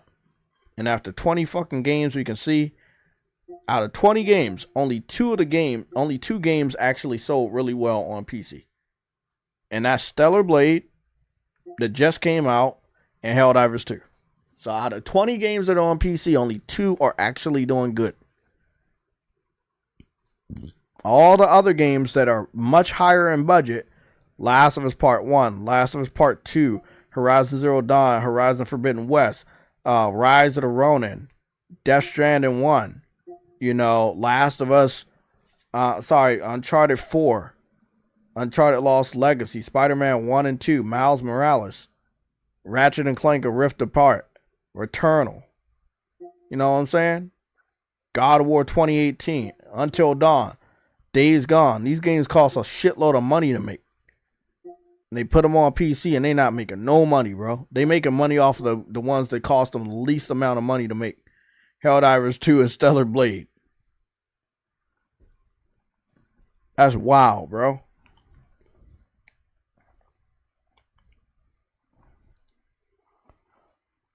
I agree. Marathon always looked mid, but for some reason, there were other PlayStation gamers that may have not thought so, and that's why they continued to actually bring the game out. I can't tell you who those PlayStation gamers are because I don't know them, but after what happened with Suicide Squad, I don't know if it was Persona or Jabari, but one of them had faith in Suicide Squad when the rest of the PlayStation gamers said it looked like trash. It was Jabari. It was both, or it was one? No, it was both of them. Okay, both of them were. So both of them, on the basis of being PlayStation gamers, looked at Suicide Squad and they said they don't understand why we don't like it. But the majority of people that didn't like it was much larger than their voice. So the developer delayed the game until the following year. And when it came out, people found out why we also didn't like it. Now, we got different types of gamers like that every day of the week that are going to voice their opinion to like something that is definitely not likable by the majority. Sony is not going to keep taking L's on bringing out something that only like 5% of their audience think is cool. They're going to listen to the 95% that said, fuck that shit. And there's like 95% of people saying Marathon is trash. And they were like, you know what? We go listen to y'all because y'all told us the same shit about Concord, and we could have saved a lot of money on our car insurance if we just listened to y'all. So that's what they're going to do. They're going to listen to us and save that money on their car insurance by switching to Game Pass. They could have been saved money and not lose that big flop of Concord, but they can't help themselves. But hopefully we got new leadership now, and they didn't mention anything to do with PC and all that shit. So hopefully they continue caution, don't follow the woke agenda of Herman Host and the California people. Because remember, the UK is also woke. You see what's going on over there. Yeah, that's obvious. So obviously Herman Host would have gone woke as well. So.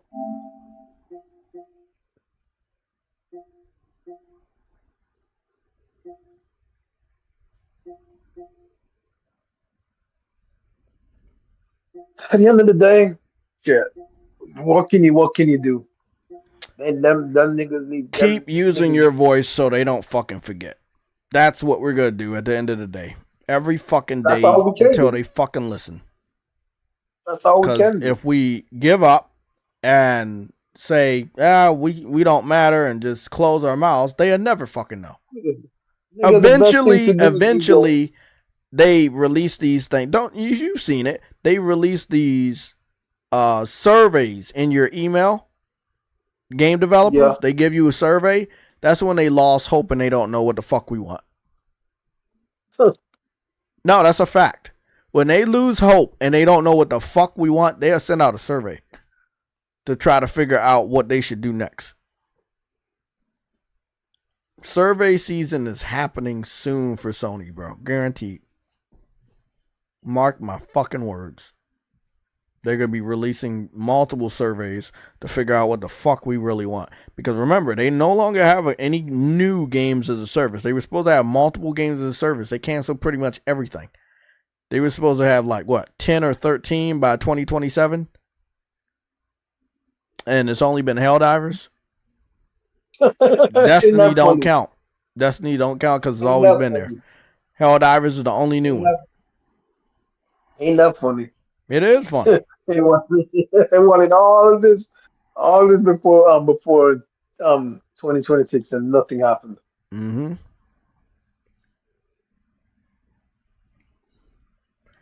Yeah, I think a lot of people probably don't trust Bungie anymore. Yes, we used to love them and what they used to represent, but that's not the same Bungie anymore. And we have to understand that. People change. People change and they're not the same.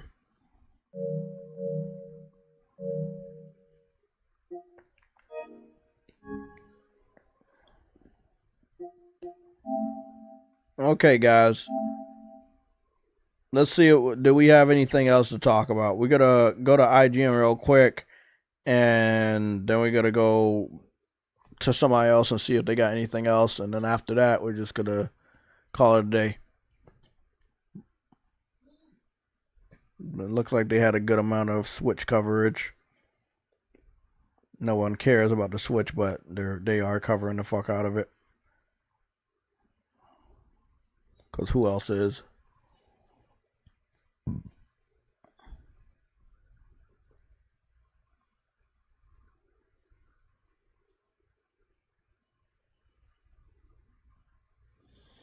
IGN is reviewing Death Stranding 2. Yay. I want you to also look at Wolverine's views, right? We gotta look at Wolverine's views. Wolverine has a total of 8.9 million views. And it could be sitting at a total of 9 million total views by the 4th birthday of the announcement, which is this September. The intergalactic game, even though it was only shown off, 6 months ago, is sitting at 1.6 million views. Now, this game got severely review bombed because of how woke it looks. And I'm not going to defend that because it looks woke as shit with the main character. They decided to do that. Wolverine, self-explanatory. Oh shit, I gotta mute this. Wolverine is self-explanatory. He is a man's man. He is a fucking man. He looks like a man. He acts like a man. He talks like a man. He sounds like a man. Man goes to the bar and drinking. Exactly. Bro. Yeah, he's just that dude, bro. Got hairy arms. That's a dude, man. But the female in the intergalactic game is supposed to be a female, but everything is like a dude, but it's not a dude. Hey, man. Naughty Dog is just a woke ass company now. I mean, at this point, yes.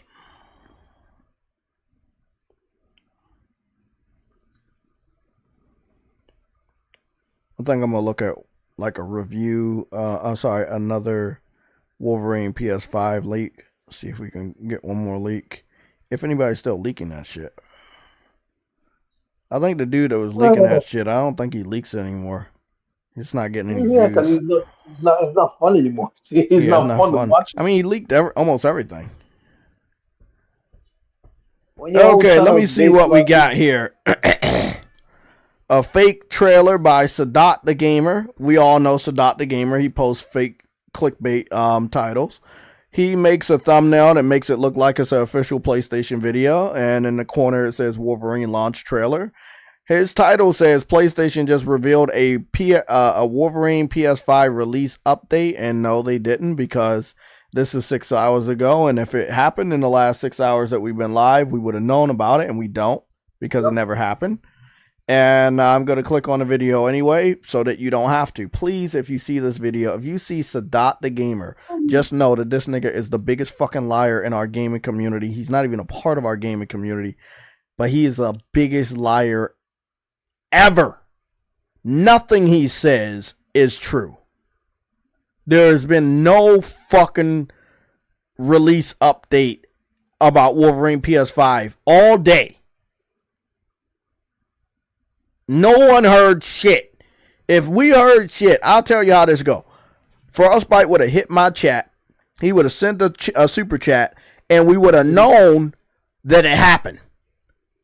That did not happen. So we know it's fake, right? That's how you can tell. If just as long as you guys have good insiders, good people that's keeping up with factual news, you will see people like this on YouTube, and your impulse for clicking on shit may be fucking strong as shit, but eventually you'll be like me and you'll be like, yeah, that's bullshit, and just pass it by. But I'm going to click on it because I think a lot of you guys need to know that this dude's a lying piece of shit. Frostbite's track record is better than most of these insiders that are running around here. Oh, facts.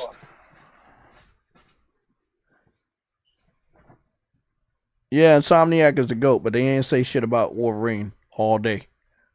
Sony didn't say shit about Wolverine all day. Fake. That's an AI. That's an AI video. You want to know how? None of Wolverine's outfits look like that, and his claws are not out. I can see by the art style that it's AI. Yep, that's fake. The blurriness up on his head lets me know that it's not fully, it's illustrated. This is a major cornerstone of AI, and the city right there is not fully done. That's also another major cornerstone of AI.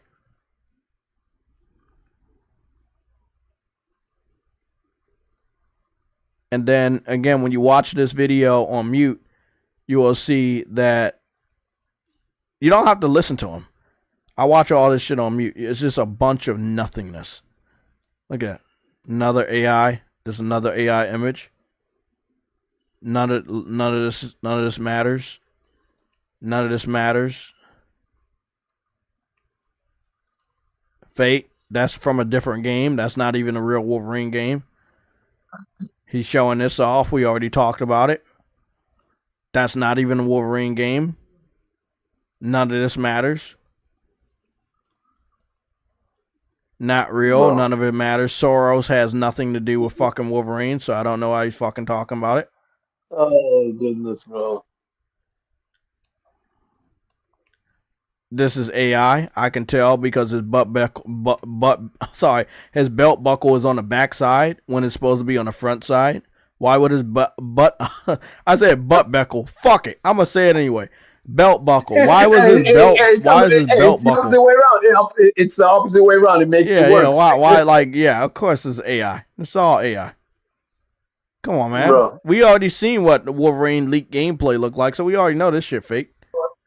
Bro, AI is just gonna people use the AI. This right here. This is also fake. This is AI. It's blurry as shit. You can tell it's AI. He couldn't even be bothered to so this dude literally lied about everything. He's referring to things that don't matter. None of that matters. Ghost of Yotai doesn't matter. It has nothing to pertain with Wolverine. We didn't learn nothing about Wolverine. And he ends the video with 2 different AI videos. And he's, again, one of the biggest pieces of shit that we know on fucking YouTube. For real. Bro, the biggest piece of shit ever. I've never in my life known a bigger piece of shit than Sadat the Gamer that gives you absolutely nothing. Well, MBG, but at least Sadat the Gamer does this so often, it's not even funny. You don't believe me? MBG is at least better than Sadat. MBG at least is better than Sadat. Let's go visit. So I know they're both shit. Let me go and let's go take a look, right, real quick. Let's go take a look at Sadat the Gamer's YouTube videos.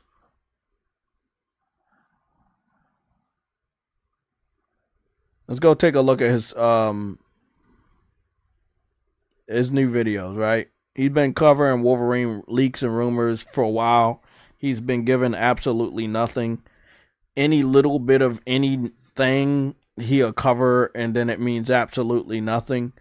He makes fake videos 12 days ago about new Marvel Rivals update is actually crazy, alluding to what is it, Cyclops and Daredevil being in there, but it's fake. You can tell. All of this is fake. Everything right here is fake. This is all fake. This real because we saw it. That's real. That's real because we saw it. We saw that. Deadpool is not announced, and he is not teased, and never was teased.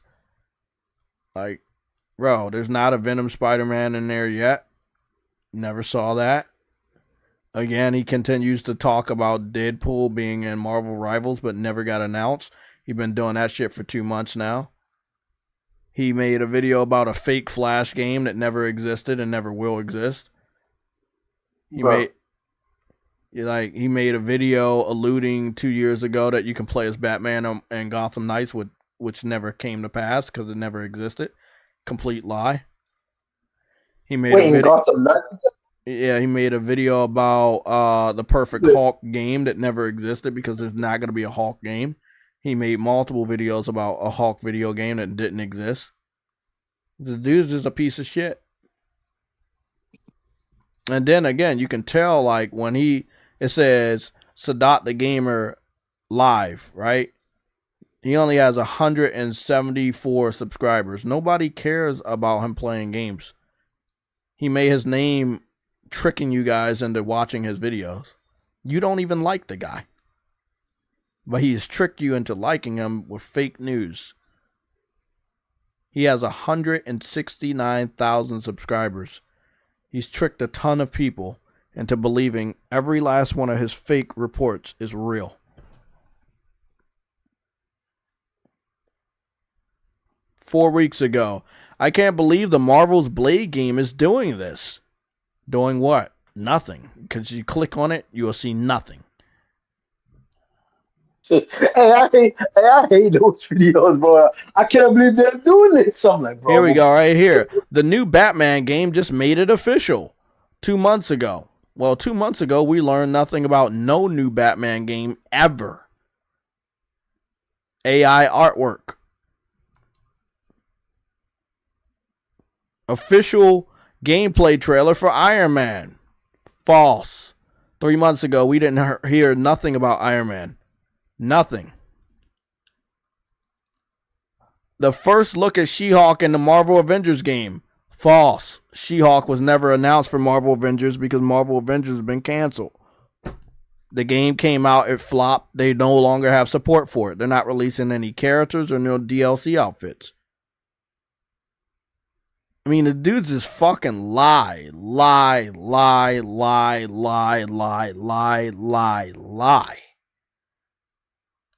Constant, big piece of shit liar.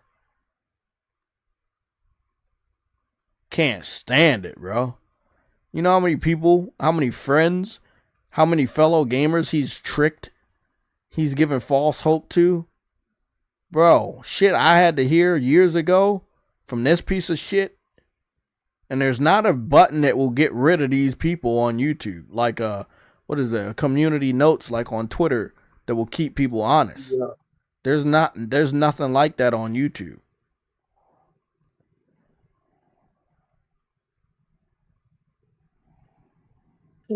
I'm happy about Blade. Dude's a piece of shit, bro. Dude's a piece of shit. Game Pass. I got it on my PC and my cereal. Wait, what? That on his, I think that's on his cereal? I don't know, but that brown and yellow suit on Wolverine, the video game, that shit look fucking fire. I can't get over it. I mean, it's always been a unique outfit, but man, I cannot get over it. That looks pretty fucking fire.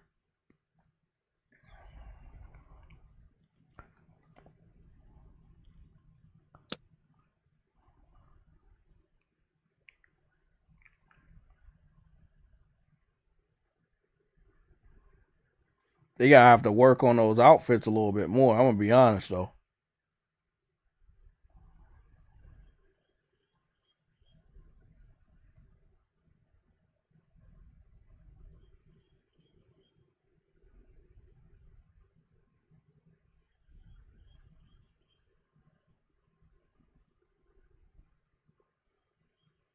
How old is this video? I think this video is old as shit. October 13th, 2024? Nah, this is just a short. I saw a longer version of this video. Well, I think that we'll be alright with the Wolverine game when and if it wants to come out, but Sony is not going to have a lot of a choice soon because, again, these leaks are still out and I don't know what they're going to do with the game, you know.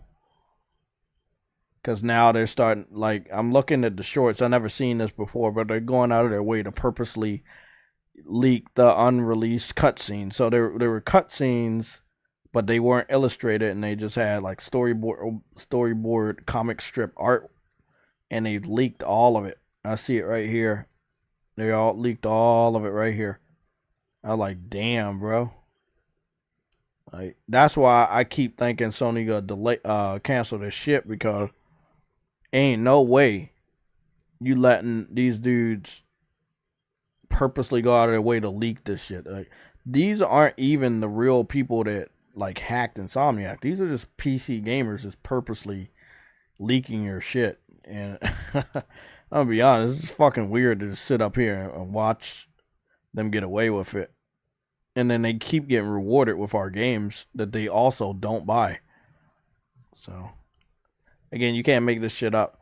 Hopefully you guys like my last rant on that fake piece of shit, Sadat the Gamer. I don't really talk shit about other people, but when you're damaging the credibility of people that actually produce factual information, I'm never gonna fuck with you. Ever. Okay, that ain't happening, bro. I'm not gonna congratulate you for lying to my fellow gamers and giving them false hope with information you pull out of your ass. That is not something that's gonna go down. Ever. But for the people here that's been supporting my boy Truwitty, myself, the rest of the PlayStation gamers, rest of the PlayStation Legion, I thank you guys. Thank you for your continued support and giving a fuck about the truth. People that actually give you evidence, people that give you factual links so that you can know what we're saying is true. Thank you guys for caring about the truth. On your way out, I ask you to hit the like button. If you haven't hit the subscribe button, hit that subscribe button and click the notifications, as you know, so YouTube can hopefully do their part and give you a notification that we are live or a new live stream, new video has been posted. But that is it for me today. I'm going to go do these timestamps and chill. Quite possibly you will see me on Kingdom Hearts. Or are you going to do another stream later? I don't think so. But I will probably be playing Kingdom Hearts and Jedi Survivor. And there was another game in my rotation, but I pushed it over. What was the other game I played earlier? Final fucking Fantasy. How did that get pushed off of my rotation? I don't understand. I need to pin these. Yeah, I need to get Mandragora. I need to get Mandragora off the list. Hold on, I'm gonna do this while we're live. I need to get Mandragora off the list and put that somewhere else that I can remember. It will go into RPGs Plus. And we're gonna take Oblivion. We're going to take that off the interface. We're going to take Mandragora off the interface. We're going to replace both of those with Kingdom Hearts, Crisis Core. Those are going to be my focus. Cyberpunk, where you at? Let's see. Cyberpunk I'm also about to get back into. Finish that story. Move games, move apps.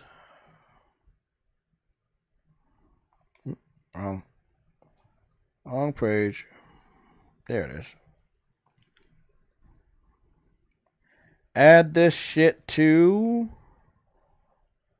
RPGs Plus. And I think it's already a part of my back catalog. Yeah, that's already part of that. Make sure that my backlog is also filled with Kingdom Hearts and also Crisis Core. And do we boost the numbers?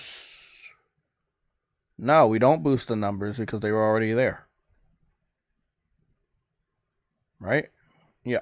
Kingdom Hearts was already there and Crisis Core was already there. Cool.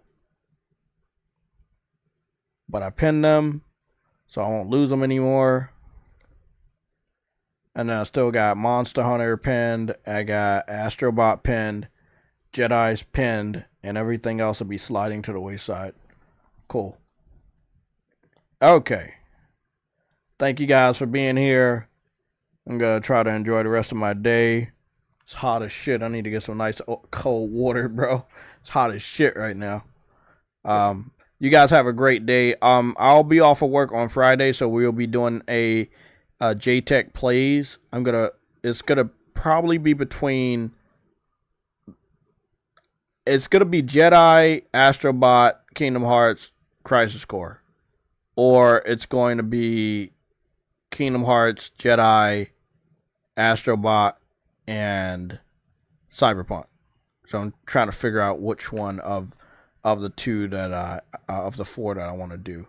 Because again, I was looking at some reactions for the Cyberpunk anime, because I don't want to watch it. It's way too fucking emotional for me to watch that shit again. Especially towards the end. That shit was so fucking deep, bro. But I want to get back on this game. I want to go get that jacket.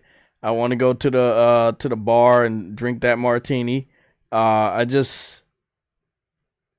Bro, that story was powerful, bro. And I love how they put it in Cyberpunk as well. Like, that was so dope, bro. I was so happy when they fixed this game. Oh yeah. Yeah, when they fixed Cyberpunk, I was happy. And I'm really happy that CD Projekt Red said fuck PC and they're gonna focus on PS5 next time around. I'm very happy about that. Because I say fuck PC on a daily basis, so I'm happy that they're now saying it too. You see how fast that shit loaded up? This shit loaded up super fast, bro. Bar's closed. Sorry. Yeah, this shit loaded up super fast. Hey, look. Did I put a car over here when I came over here? I know I didn't walk over here.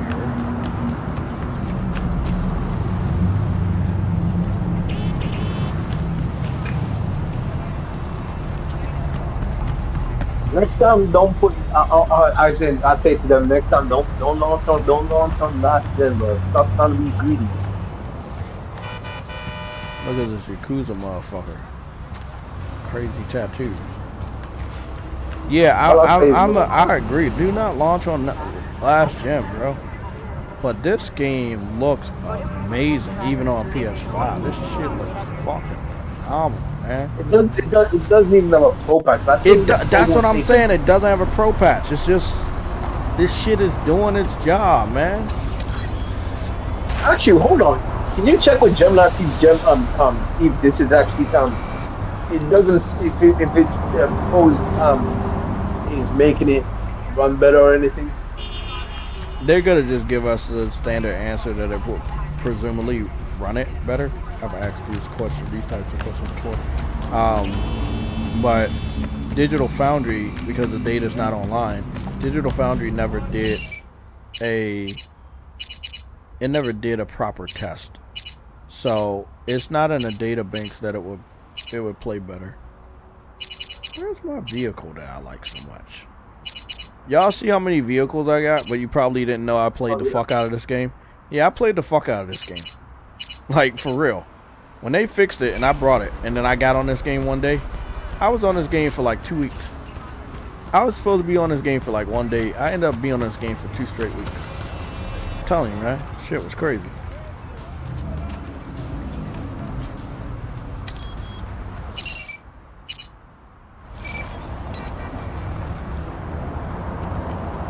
There we go.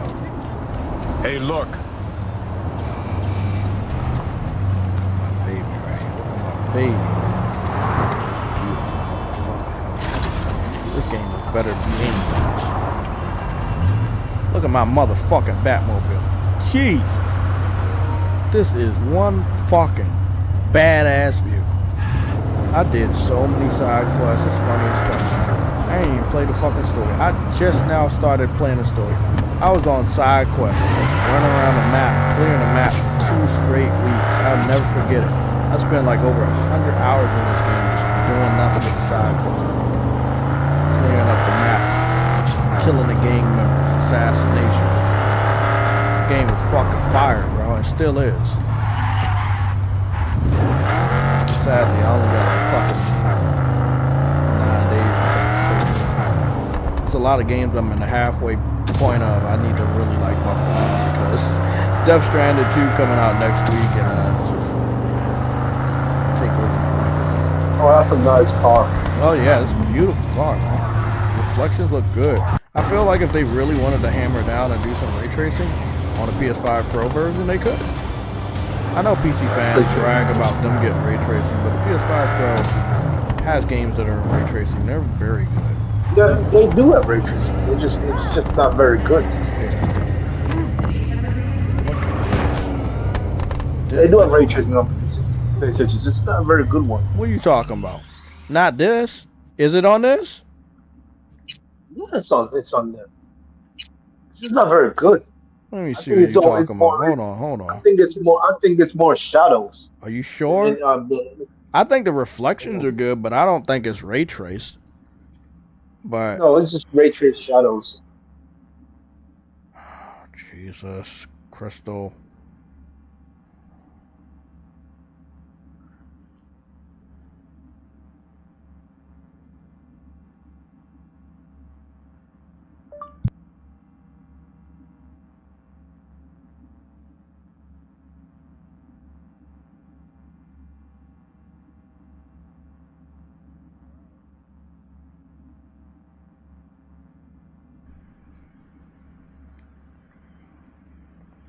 Does Cyberpunk 2077 have ray tracing on the PS5 Pro?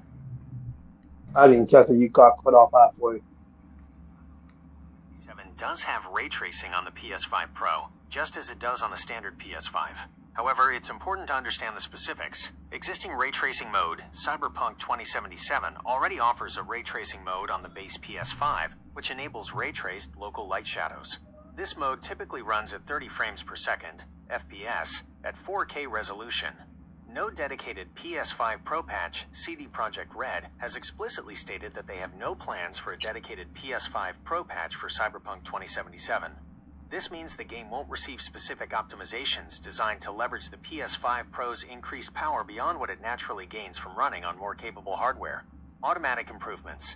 Even without a specific patch, games on the PS5 Pro can see some improvements due to the console's upgraded hardware. For Cyberpunk 2077, this might translate to more stable frame rates. The existing 30 FPS ray tracing mode might experience fewer drops, especially in dense areas, slightly higher average resolution. The dynamic resolution scaling might stay at its higher end more often. Limited ray tracing.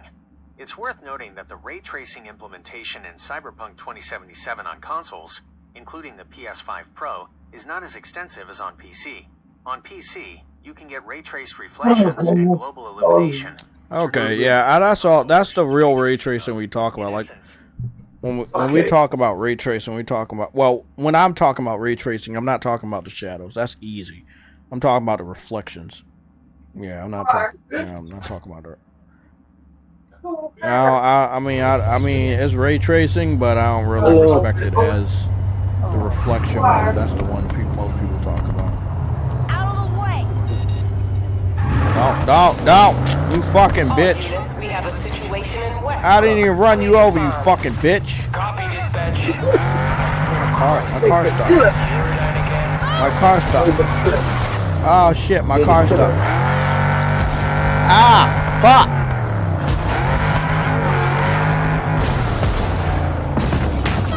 Wasn't I supposed to cut the screen off? But I'm up here.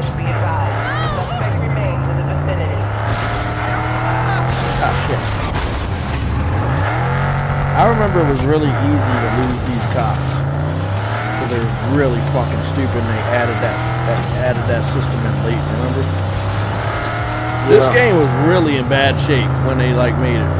It wasn't like a scam game or anything, it just was like not everybody can make a Grand Theft Auto type of game, right?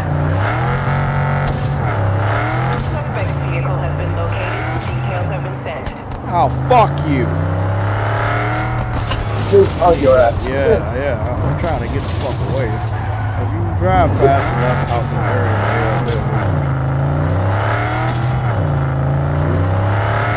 beautiful. Jeez. I ain't gonna lie, bro. Like, you gotta play this shit on the Pro, man. And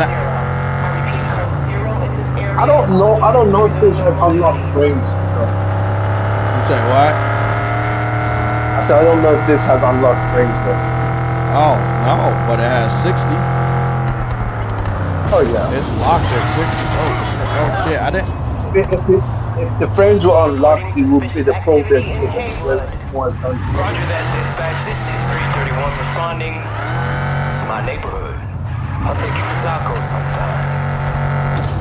Yeah, this car is hard to handle. I just ran people over on the side of the road. Didn't mean to do that, but their driving mechanics sucks. Yeah. Especially when you're in the city with a fast car like this. Hard to handle. That's why I drive bikes. That car. All units on site, continue searching the area. How about no? How about you search? How that? Get the fuck out of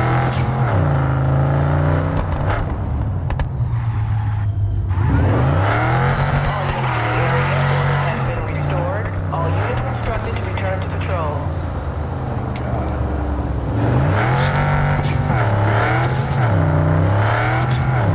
Yeah. You drive far enough away. Oh, guess what, Jay? Guess what, Jay? Guess who beat them this time? 5. No. Oh, Mind's Eye. Yeah. Mind's Eye, yeah. Mind's Eye said, nigga, hold my beer for the most broken game. Most broken Grand Theft Auto games. They said, hold my beer, nigga. I'm gonna show you broken, nigga. Something wrong with my beer. Like you said, the handling sucks. Yeah, the handling in the game sucks on every vehicle. If it's a slow vehicle, then yeah, maybe it can work. But if it's a fast vehicle, yeah.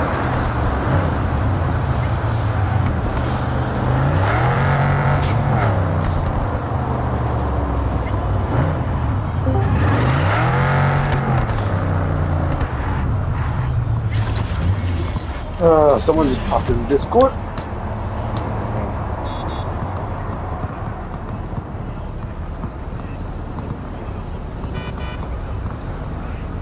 Afro the Batman. This car is fucked. Look at that. That damn batteries, engine hanging out. Yeah, I shitted all over this car. I made this car shorter than it was. Who are you? Why are you in my face? Meter maids.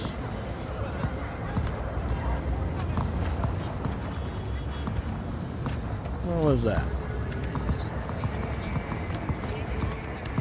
I feel sorry for anyone who bought that piece of shit.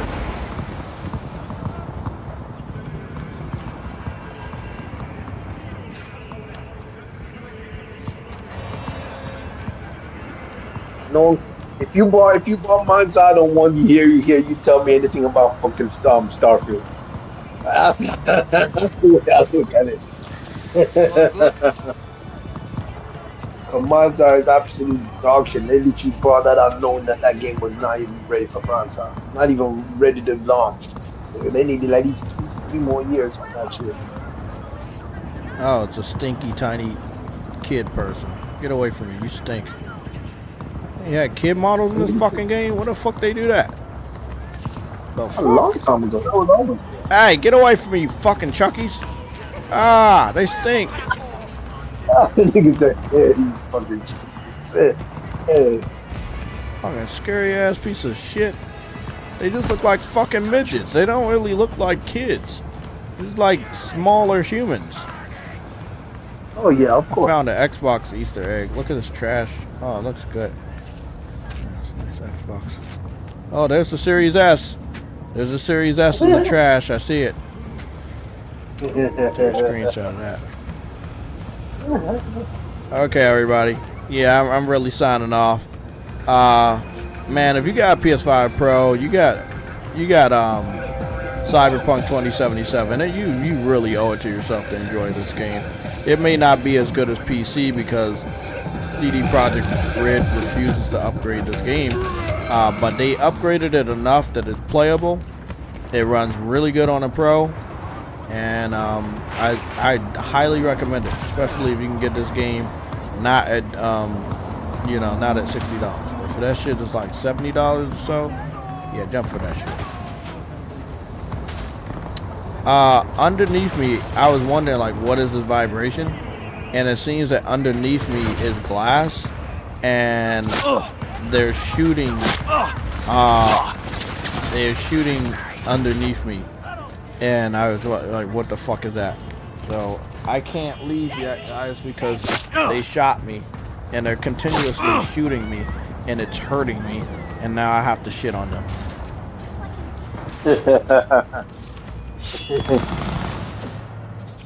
I think you are overpowered, Jay.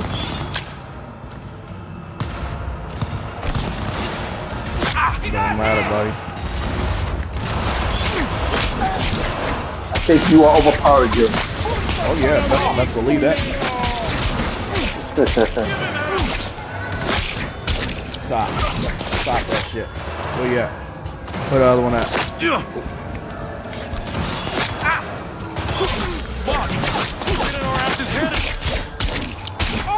Leave me alone, buddy. Nigga, stop slapping away incoming bullets, nigga. Is that what you doing right now? Stop that shit. If you behind there, you about to die.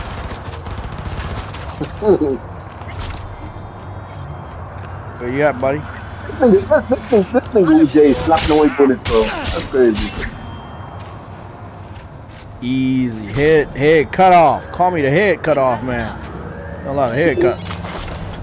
Call the headsman. I don't even know how to switch my weapon, so. Pango. Oh, there it is. Well, they're lucky I didn't do that because I don't think I have a weapon. Hold on, let me check my inventory. Do I have a weapon for that category? I don't think so. No, I don't. Oh, you have the you have the blades in your hand? Bro, I'm level 50.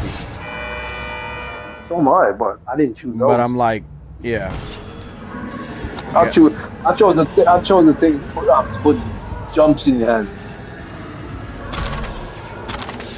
The extra reinforced legs. I chose the reinforced legs. Cakes. Oh, did she die? Or what's going on?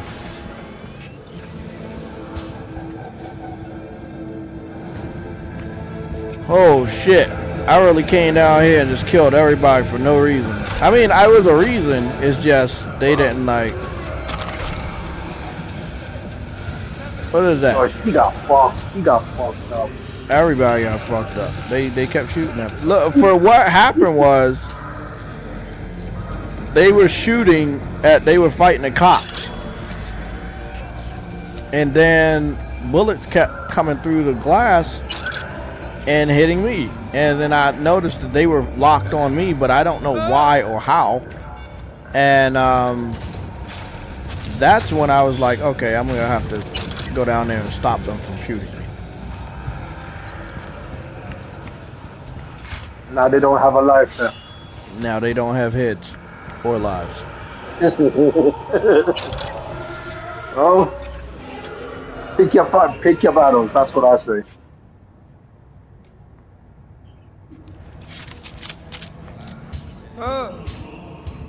Got me a nice samurai sword.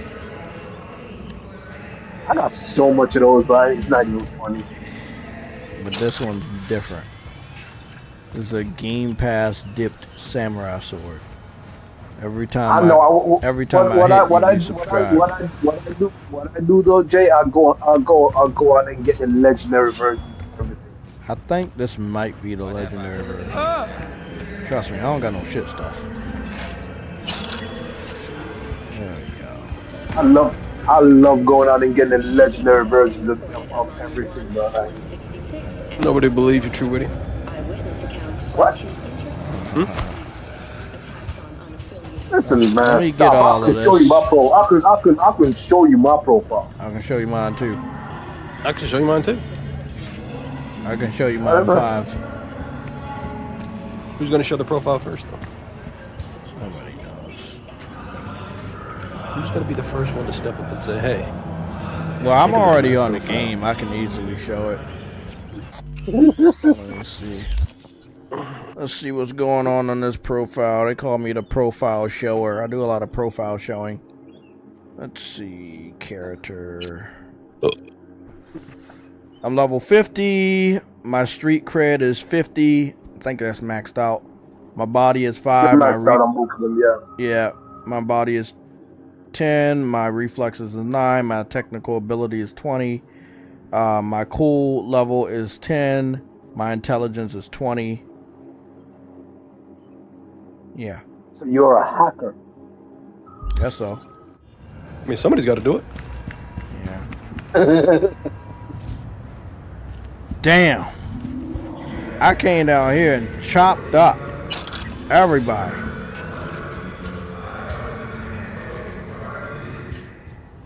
Oh, okay. I see some stuff.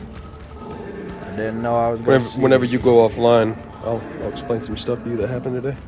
Oh, okay. Oh, damn. I'm still picking up money from these dead bodies. I thought I've already picked up everything. Yeah. Nah. It's a lot of people I killed. God damn. Oh, wow. That's another dead body. Maybe you didn't kill them. Maybe it was the ones that died from the cops or something.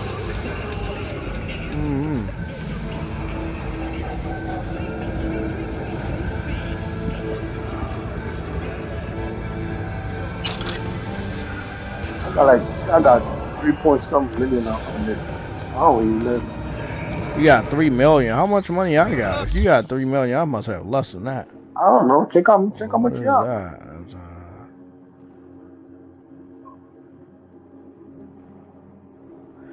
1 million. But I don't really be going after money. But yeah, I just got 1 million. Have you done any? It's just bitches you doing. Have you done any of main story? I'm partially in the second. I'm in the second side, but I've been doing mostly just a bunch of side quests. Yeah, see, that's what I did. I did nothing but side quests, and I can't do no more side quests. So now I'm basically doing the story because I've done everything that they allow. I haven't done everything, but I've been selling all the weapons I don't ever use. So that's how. Yeah, I did start doing that. That's how I got my money.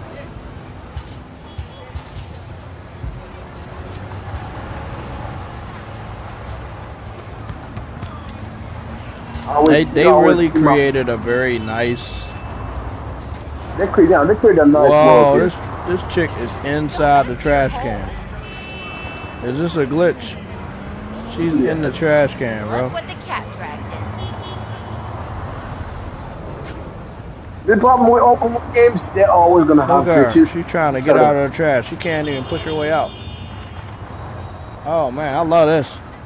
She a trashy bitch. She's nice. Goobity goop. She's next box. She's next box girl. Let me help her out. Oh.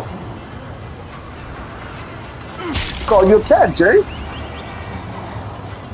Oh, look at that. Now you're just stuck in there. Death by 1,000 cuts.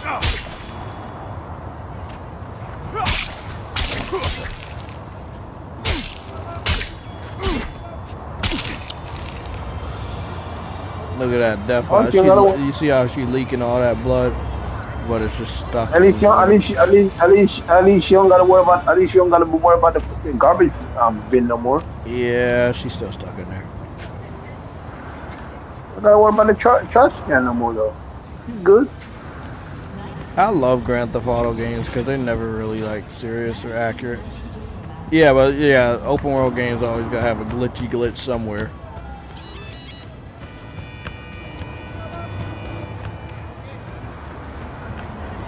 Beautiful. But Grand Theft Auto, they're always like goddamn near perfect, bro. Like when it comes to this, they always make sure they make sure that shit is always like ready for prime time. They don't like fuck ups, and that's why I have so much respect for Rockstar.